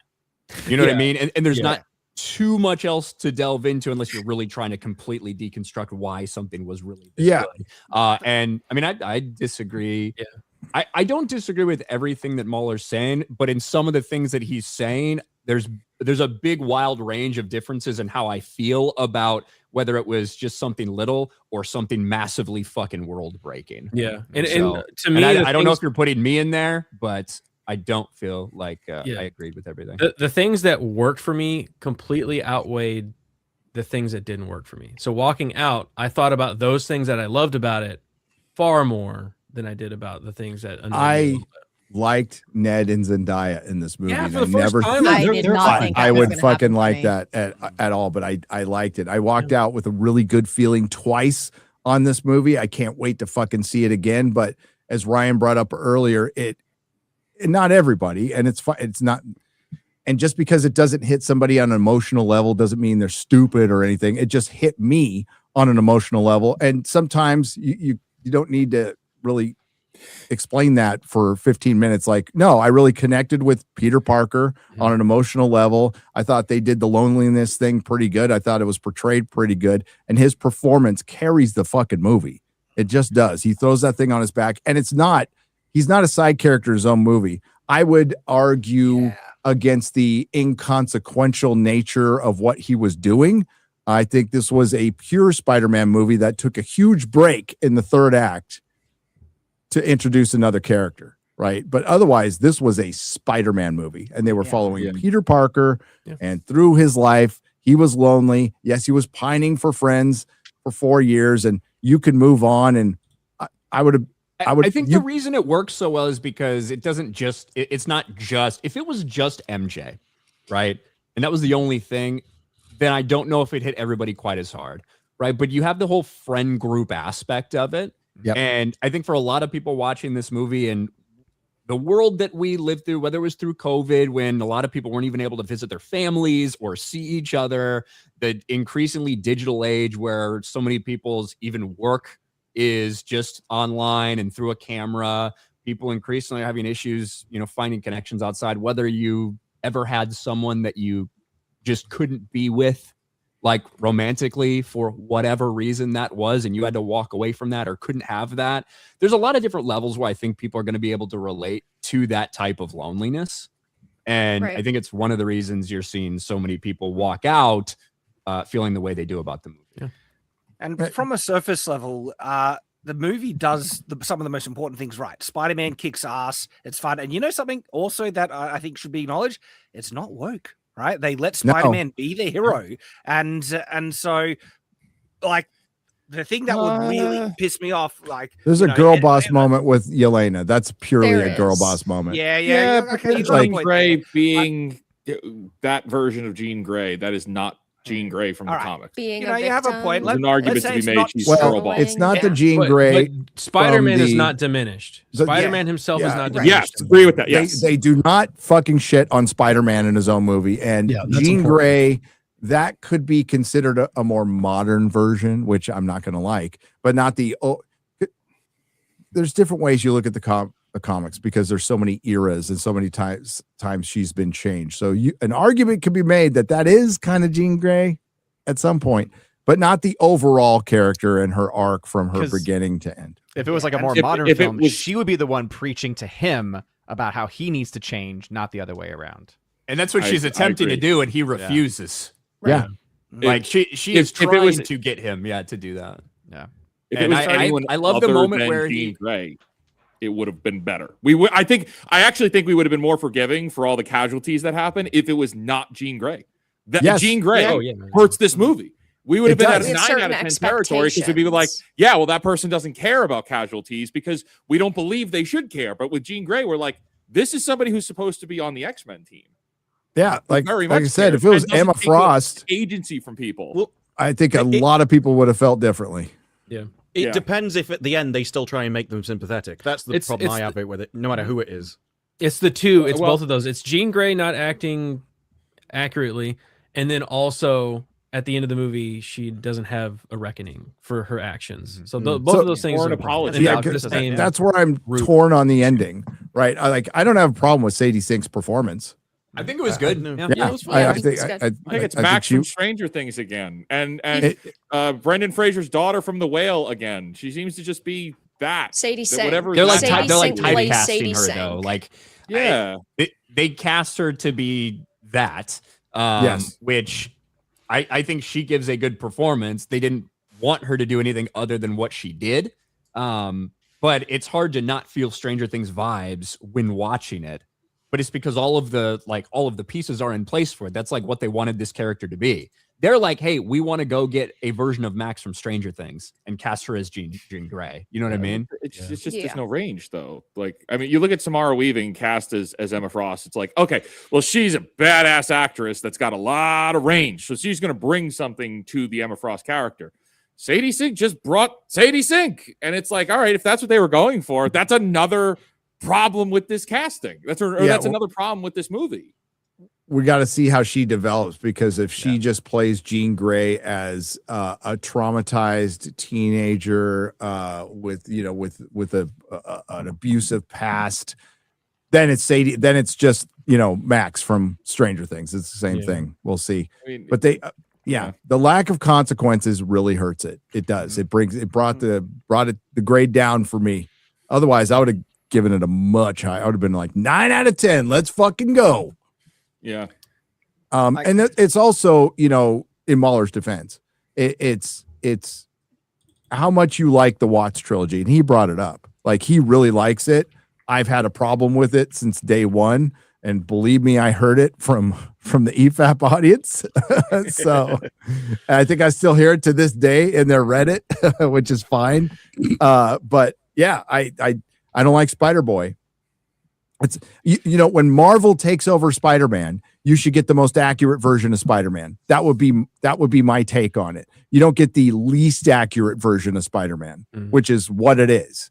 But once No Way Home ended, I'm like, fine, I'm on board for Spider-Boy. Everybody's even Watts acknowledged he's Spider-Boy. Now he's going to become Spider-Man. All right, fine. And yeah, I think it worked for me. I walked out wanting to see I more. agree. I wanted.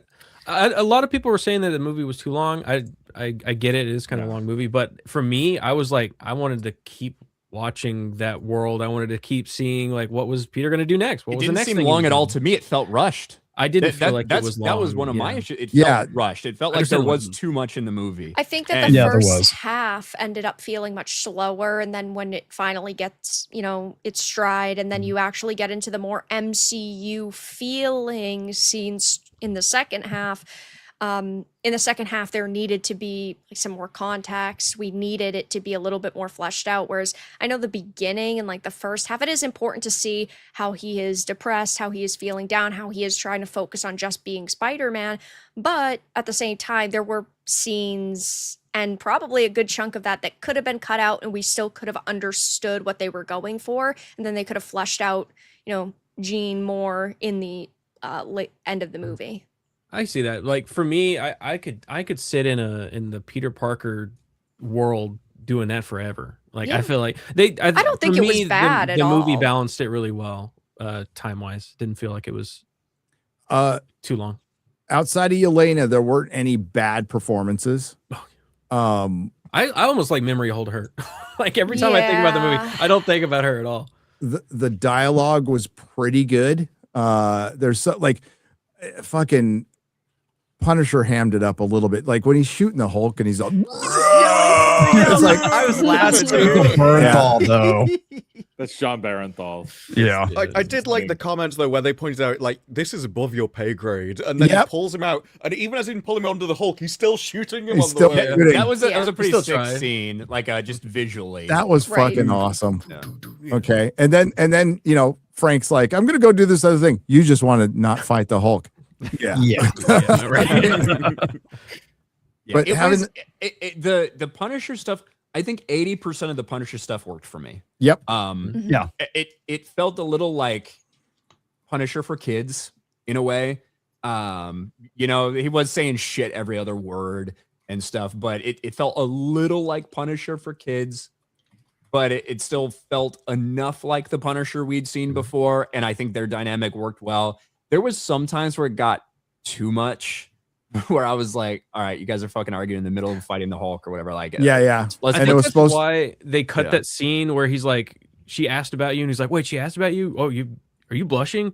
And then Spider-Man replies, he's like, how could you know that I'm wearing a mask? That's not in the movie. So I think they toned it down even from what you're saying. Most of it works Right. for me. My question is what they do with Punisher after this. I think that's a good question. I have concerns about ruin the that. That's character. actually probably my biggest concern. Like, besides the Jean Grey stuff, Well, I don't know if is he in Daredevil season 3. I kind of thought he was done. I don't know. That's what I heard too. I heard he wasn't going to be doing Punisher anymore, but then somebody interviewed him and he said, I'll still do it if they will have me and stuff. So it's like always. He had his fucking skull on the almost the whole movie, which Yeah, you he was don't see in actually the the actual Punisher, Punisher not Frank show. Castle. Yeah, Right. that oh He my also god. had it just walking out in broad daylight, which was weird. Yeah, well, that is kind of weird. Wizard, you're right. Like that last Punisher special that I'm sure everybody's completely memory hold now. It cannot fit in this universe. It just doesn't. Like, did that happen right before this? Like, is Yes. right. Is Yes, canonically, yes.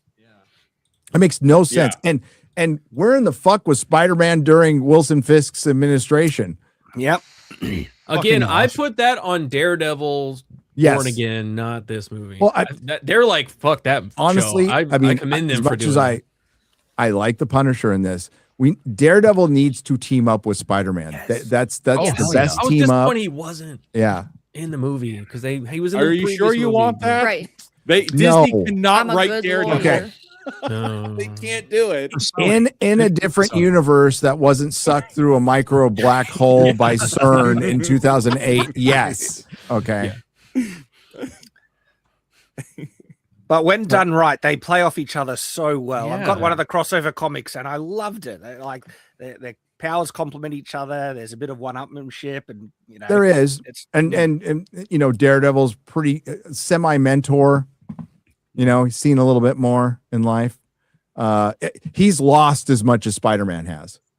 So as far as like death of how many people he loves, like they're pretty equal, and they're both. I mean, Daredevil's the punching bag of Marvel. He's always been the punching bag of Marvel. That's what I like about him. And he's Catholic, so he's properly guilty about everything. Grand High Priest of the Dawn for 200 British pounds, proper money. Today's reading comes from the Book of Long, chapter 31, verse 6. Be objective and be gay. Do not pussyfy because of them, for the Lord your dawn goes with you. He will adopt you and never forsake you. Amen. Amen. Lead paint 200 lunch. pounds? Is that what you said? It was 20. 20. Okay, I was gonna He say said like that was. I've gotten $200 super chats that say some crazy shit, and I try to read it as well as I can. Lead paint lunch for 50. Wipe on, wipe off. Here's an example, Ryan. Wipe on, wipe off. Thank you. Lead paint lunch. The wiper. The wiper. And we'll do a couple more here. Where am I? X-Ray Girl, pick one.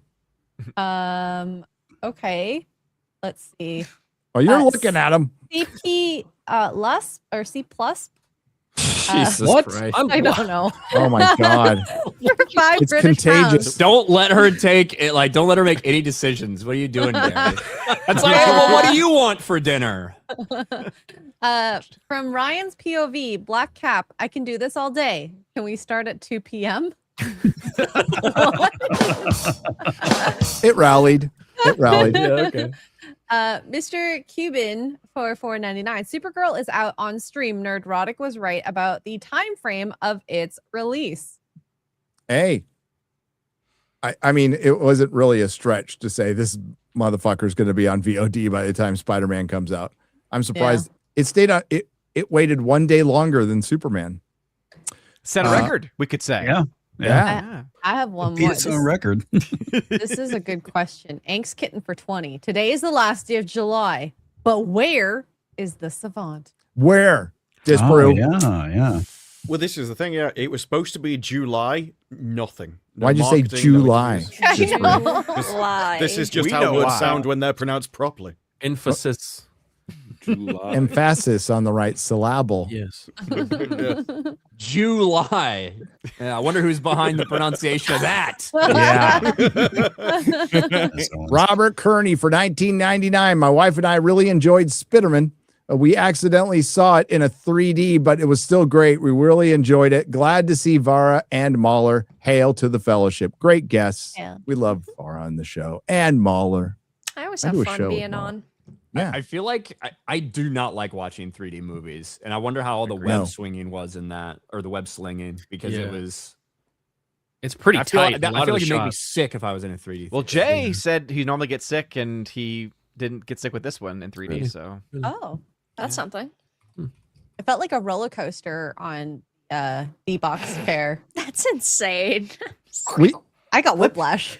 For my second viewing, we had to go in like a smaller theater, and it was a digital theater, and we got that. I don't know if you guys ever get this. Maybe it's just this theater. There's a little sheen on the screen, so you can see it looks sparkly. I fucking hate that.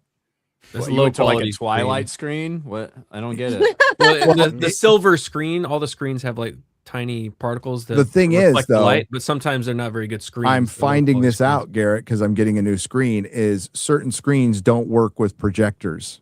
There's certain screens that with if it's a laser projector, you need a completely different screen. Yeah. Yeah.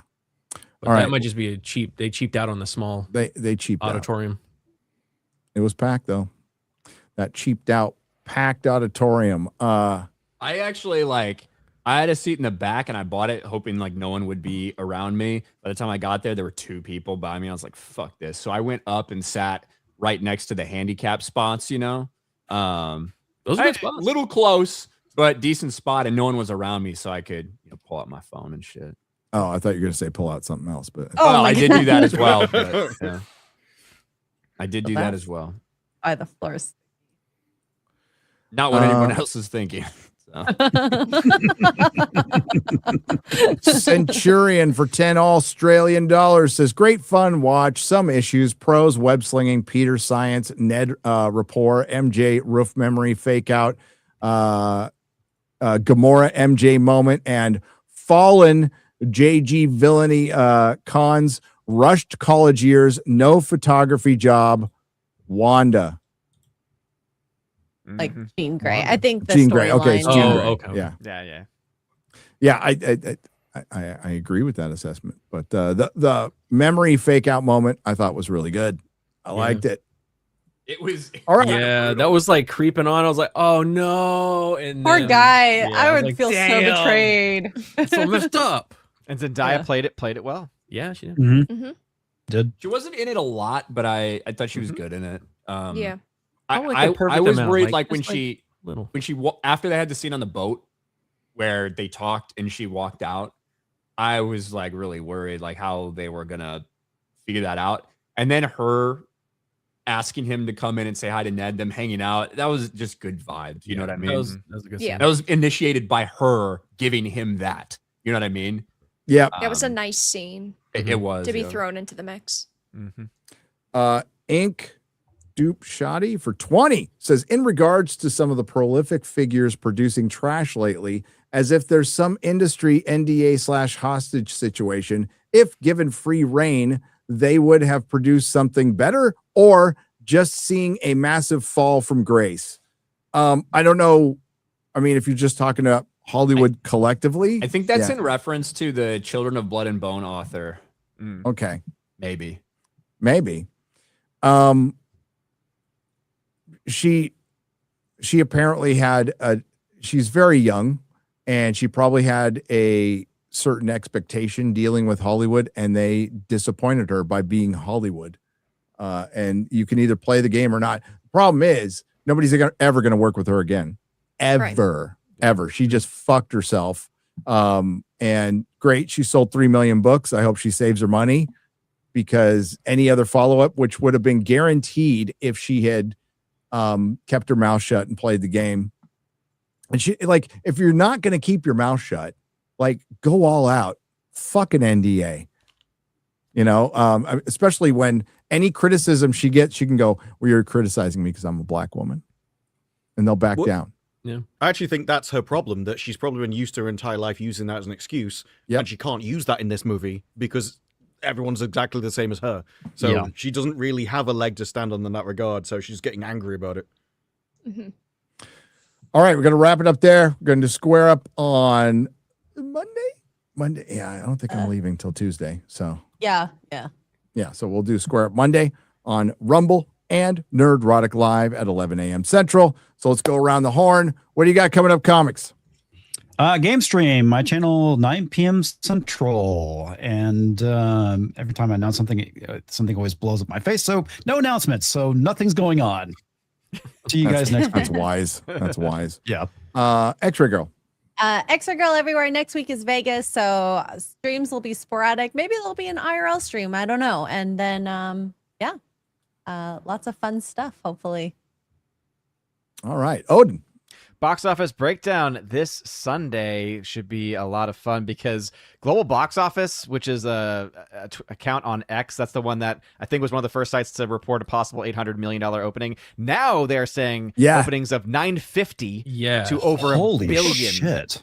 dollars because of some of the internationals that are being reported. Now, again, $2 billion in play. We'll wait and see, but let's just say the budget on this film, I think marking's probably a lot higher than what the typical is, but the film has at least some potential to either break even this weekend, which for the budget it has is kind of crazy, or at the very least within the first week of its release. So big money coming in for this film. Word of mouth is very good on this movie. Yeah. Sony's going to sell Spider-Man. That's what I'm hearing.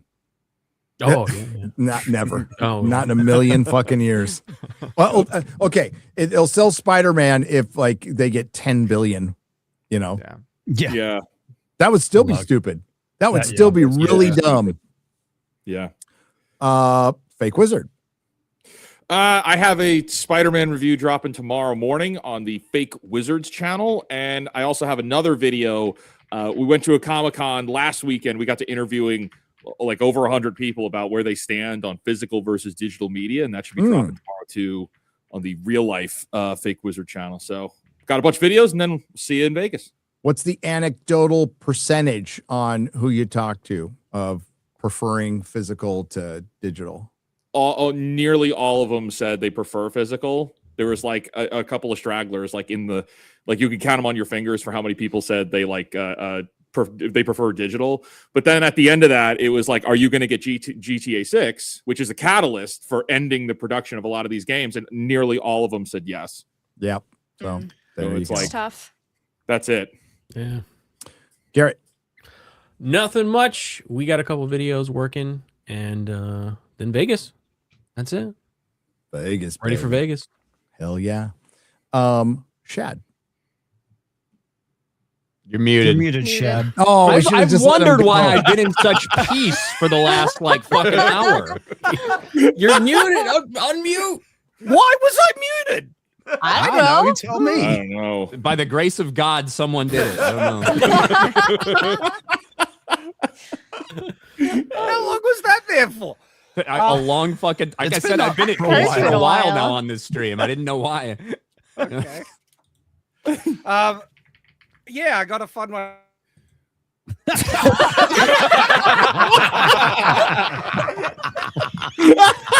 it? Oh, God, I want it again. Back. Come on, Shad. Come on, Shad. I'll get glamdring. Hang on. Wasn't me. Go, Shad. So, what are you up to, Shad? We are testing Batman's gauntlet claw side things to see how effective they are in combat. And surprisingly, like I was dubious as to was it just rule of cool going too far?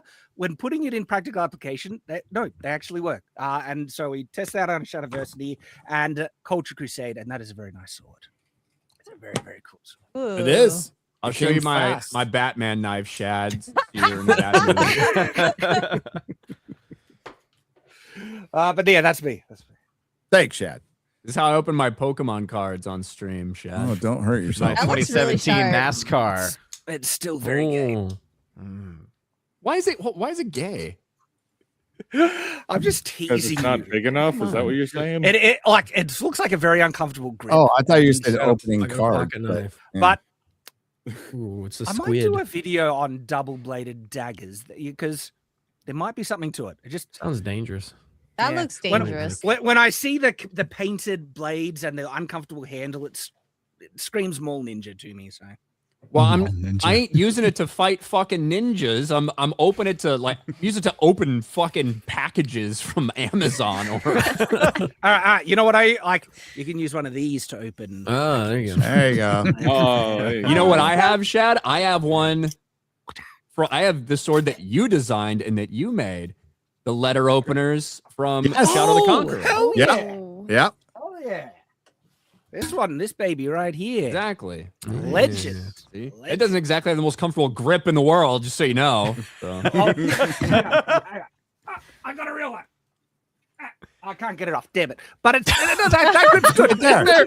That's a very interesting thing to say. Oh, and Shad, UK news will once we're done with the Vegas meetup, we're heading into preparing for UK. So Nice. yeah. Ryan. I am going to Vegas. I can't wait to see everybody there. I think it's going to be a lot of fun. Other than that, oh, you know what? Tomorrow night, I'm going to do a random stream on my channel because it's going to be 7 years since I started YouTube. Wow. So just do a little 7-year celebration tomorrow night, Saturday evening at some point. So that should be fun. I can't believe it's been 7 years. I feel like Mahershala Ali waiting for Blade to be made. But yeah, other than that, catch me on Sports Wars, Geeks and Gamers, House of the Dragon stream, and then I guess I'll let Vera talk about the show we do. Give her something to plug. Yeah. True. Vera. All right. You can find me on my main channel, Veridark Dark Titan Media. I live stream video games Tuesdays, Thursdays, Saturdays, Sundays, 7 p.m. Eastern. I do a show with Wicked Virtue on Wednesday evenings at 7 p.m. Eastern. And then Monday nights, I do Fuck My Life with Ryan at 9 p.m. Eastern. And then I have my second channel where I put up my video game reviews and collection videos, Veridark reviews. And I think you guys will see me back here soon, potentially next Sunday for the House of the Dragon finale review. That's right. You'll be on. Okay. You'll be on. It's Hell a yeah. plan. I'll be It's here. a plan. All right. And I guess it's my turn now, huh? Yeah. That's how it Did I goes. forget anybody? X-Ray Girl, did I get you? Yeah. Okay. So I'll be at Bell County Sunday from 12 to 2 p.m. And I'll probably be shopping as well. Yeah, that's going to be fun. Bell County Comic Con. These are my favorite cons now. The little ones, you get to see kind of the coolest shit. You get the best prices. It's not like big cons because you can't get good prices at big cons, and you find just weird stuff. And that's what I love. So come by and say hi. I'll sign a book or Yes, there'll be boob? books I don't know. there, and then Gary will have. Okay, we'll Entire range of have things. some new cards. Oh yeah, we have the cards. The cards. I keep forgetting about the cards. Yeah. Yes. So Rippaverse booth, 12 to 2. Also, I have cards for Vegas. Do you? Good. Good. Yeah. Nice. I do. I think people will like it. Yeah. Hell yeah. So we'll have stuff to sign at Vegas, which will be at 18 Bin Bar and Restaurant. The place is nice. So you can go It's so check it big. out. Yeah, it's big. It's big, and there's an outdoor area. It'll be lots of fun. So these meetups are always great. It makes the job great. And my favorite part of this gig is seeing you guys. So hopefully you can make it, and it will be less than 1 week away. And I can't wait to drive out there in my brand new truck. It's gonna be fun as hell. So we'll see you then. And is there anything else? I feel like there's something else. Americon. August 30th here in San Antonio at the Thirsty Horse Saloon. There is a ticket price. It's $11.55, and this all of the proceeds go to the Texas veterans. Brandon Herrera, Eli, Donut from Unsubscribed Podcast, which is good enough to go, to be honest with you. Then I'll be there. Ryan will be there. And can we announce? I don't know if that's public yet. You don't know? I don't know. What if I guess- just said it? Would that be a dick move? That's up to you. We've revealed things before. We have. Gary. I thought he was confirmed. Hey. I thought he was he might be confirmed. confirmed, but I don't know if it's public. Okay, Oh. guys, I'll be there. I'll be going. Yeah. But there's some really cool people that are gonna go, and I'm It really would jealous. be I'm gonna really. go. It would be really super if he showed up. Yeah.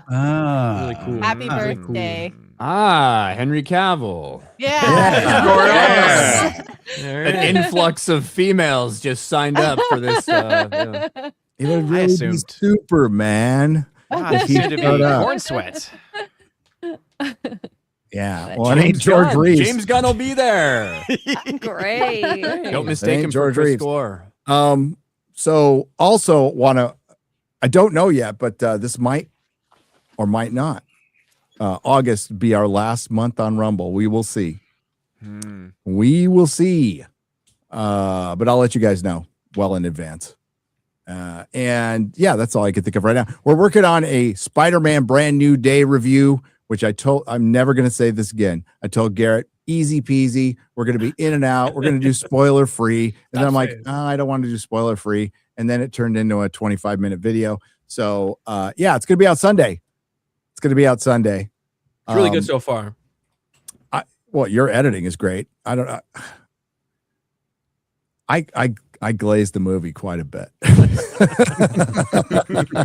And I'm not sorry. I'm not fucking sorry. I'm going to see it a third time. I'm going to own it on 4K. We didn't rank our Spider-Man movies. That's true.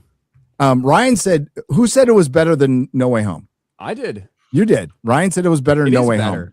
Home. I think as a like removed from the extra kind of nostalgia just from seeing Toby and Andrew, I think this is a better movie than that. Not to say it's perfect. It's got flaws. No Way Home has a lot of flaws too. Yes, it does. Yeah. I think it is Homecoming's got flaws. Yeah. You know, I've softened on Homecoming, but it still has flaws. Far From Home, not very good. Yeah. Yeah. I maybe. No Way Home has crowd-pleasing moments. Really great seeing Toby and Andrew Garfield back, but this is Tom Holland's movie, and I might agree with you, Ryan. Yeah. Yeah, It and just flip-flops for me. It's hard. It's tough to judge. I'm one day removed from seeing it. You know what I mean? Yeah, We'll yeah, see how I prisoner feel moment. kind of after Yeah, a yeah. weekend, maybe after a week or something. But I feel like the emotional weight of this movie is carried entirely by this movie, whereas the emotions that you feel in No Way Home, I think in large part you do get some from Tom Holland, certainly with Aunt May and him making the sacrifice, but so much of it is carried on from, in some cases, 2 decades prior stories that you're like that are getting brought in there, almost like kind of like an unfair advantage to like bring Toby in there and stuff like that. So that's how I feel right now. I don't know if I'll feel the same way a week from now, but yeah. Since Endgame, the only two movies I really like and will watch again are Spider-Man movies. Even Guardians of the Galaxy Volume 3 is fine, and Deadpool and Wolverine is fine. But and there's really no Marvel movie outside of Guardians of the Galaxy or the Fox that I even like since Endgame. I'm not even like, it's mid. They all suck. Yeah. They're in trouble. Yeah, Doomsday, I think Doomsday has a record-breaking opening weekend. And I think it even approaches what Spider-Man's doing, but I think it just has a bigger drop-off. We'll find out. Yeah. And do you want to let Disparu do his outro? Oh, I knew I was forgetting somebody. I wasn't going to prick it up. I was like, it's not Damn, that it's so important. The whole chat was just like, Disparu. Fucking British. He's like, I don't want to trouble anybody. No. Yeah, it already moved on. It wasn't that big a deal. I'm sorry, Disparu, please. The Odyssey, Rings of Power, probably some random topics that I'll drop over the Vegas weekend. Well, the Vegas week. You're going to This be. is why I'm like, there was no need to bring it up. No, I want to give you your time. I'm sorry. I apologize that I completely forgot about our favorite Yeah, lesbian. Gary, stop scamming people. Oh my Fucking A. gosh. We're going to be doing a live show. We're going to be in studio. Most of us are going to be in studio for Vegas. Shad, fuck you. Yes. Thanks. Come on. One day I'll get there. You don't want to go to Vegas. That would be no fun for you at all. Not for a Mormon, particularly. Well, I mean, I don't drink or gamble. I have fun there. No, Gary basically is a Mormon in Vegas. Like, like he feels the same way all of them feel. All right, then maybe I will have a good time. Yeah. I'll get this. There's other fun stuff to do. There's a castle, Shad. Yeah. Is it a proper castle though? We went to the UK and we got to see some castles. I wouldn't recommend staying there, even though it's very cheap. Yeah, but there's stains on the there's a castle. furniture. Ryan, are we going to Top Golf? They do Top at that golf? place do it like a medieval show. Let's do it. Find some With time the for that. knights and Also, stuff. They do. Gary, yeah. Eric mentioned something about Garrett Netstealer's Super from Forbidden Frontier. I don't know what that I don't means, know what but that Net he Stealers just- Super from FF You Promised. That's all I'm Says just a Eric messenger. K. I don't remember what Garrett promised. Garrett, me? Garrett Because that's not Who the spelled fuck like else me. is- It says Garrett Netstealer's It's Super not spelled from, correct. from Forbidden Frontier. You promised. That's Can what you it says. find it, X-Ray Girl, real I mean, I quick? can look for it. Sorry. Okay, you guys keep talking. Yeah. I'll I keep think Garrett talking. made a promise. Mm-hmm. I He forgot doesn't about it. remember at all. No, we haven't talked about promise, Mr. Frodo. the freaking suit. The suit in No, this the suit movie looked amazing. is freaking perfect. Yeah. It's like I don't Yeah. you can't improve. You can't improve on this suit. No, you can't. No, Yeah. it is That the was most comic accurate suit since Donner's Superman. Yeah. It's just it is Yeah. it folds right. It feels real. It doesn't feel like a studio made it and spent millions of dollars on it. It No, felt like Deadpool a showed him you Spider-Man can suit. keep the fucking mask on, and they kept the fucking mask on. The only time he took it off that I'm like, it was when he had he to was cough fighting up blood. when he had to Yeah. cough up blood. Yeah. Like, And he was also fighting people that he knew wouldn't remember him. Yep. This is true. This is true. But when he took it off with MJ, I was like, no, that's a proper time to take it off. Yeah. I think it's fine. She's Anything- seen his dick Damn before. good. I mean, you know. Anything from Net Stealer? Makes you remember that? No super chats. The only thing is I can't find membership messages. This is the Mm. failure. Okay, well, we'll look I'm for it sorry. on Forbidden Frontier. That'll Yeah. be the proper place to look at it. So, sorry, Net Stealer, but Sorry. we'll figure it out. Thank you to the Modrotics, including Eric A. Thanks to everyone who left a super chat and donation. They will be read on Monday on the Super Chat Square Up on Rumble and Nerdrotic Live. And we thank all the lurkers and everybody who participated. We appreciate you guys and can't wait to see some of you in Vegas. We'll see you next week. There's no guests. It's just us, unless some rando, who knows, comes by the studio. We'll see what happens, but we'll see you in Vegas next week. Take care, everyone. Bye. See ya. Bye.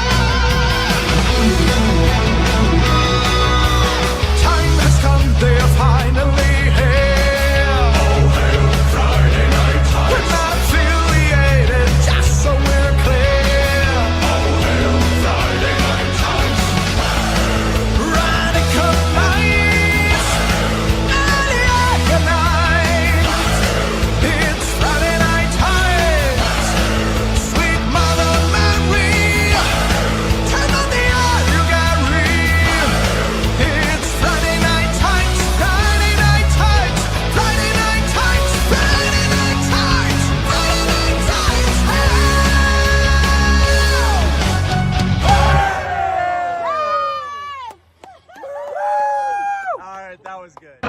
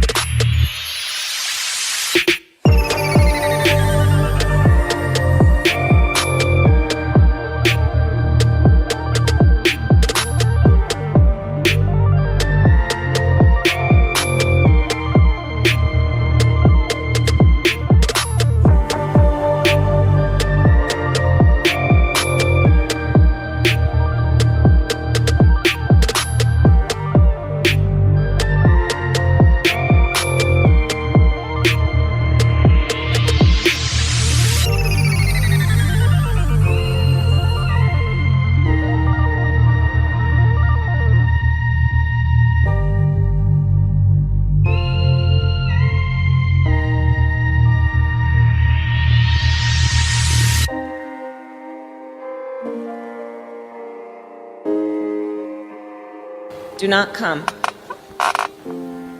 Do not come. I'm gonna come.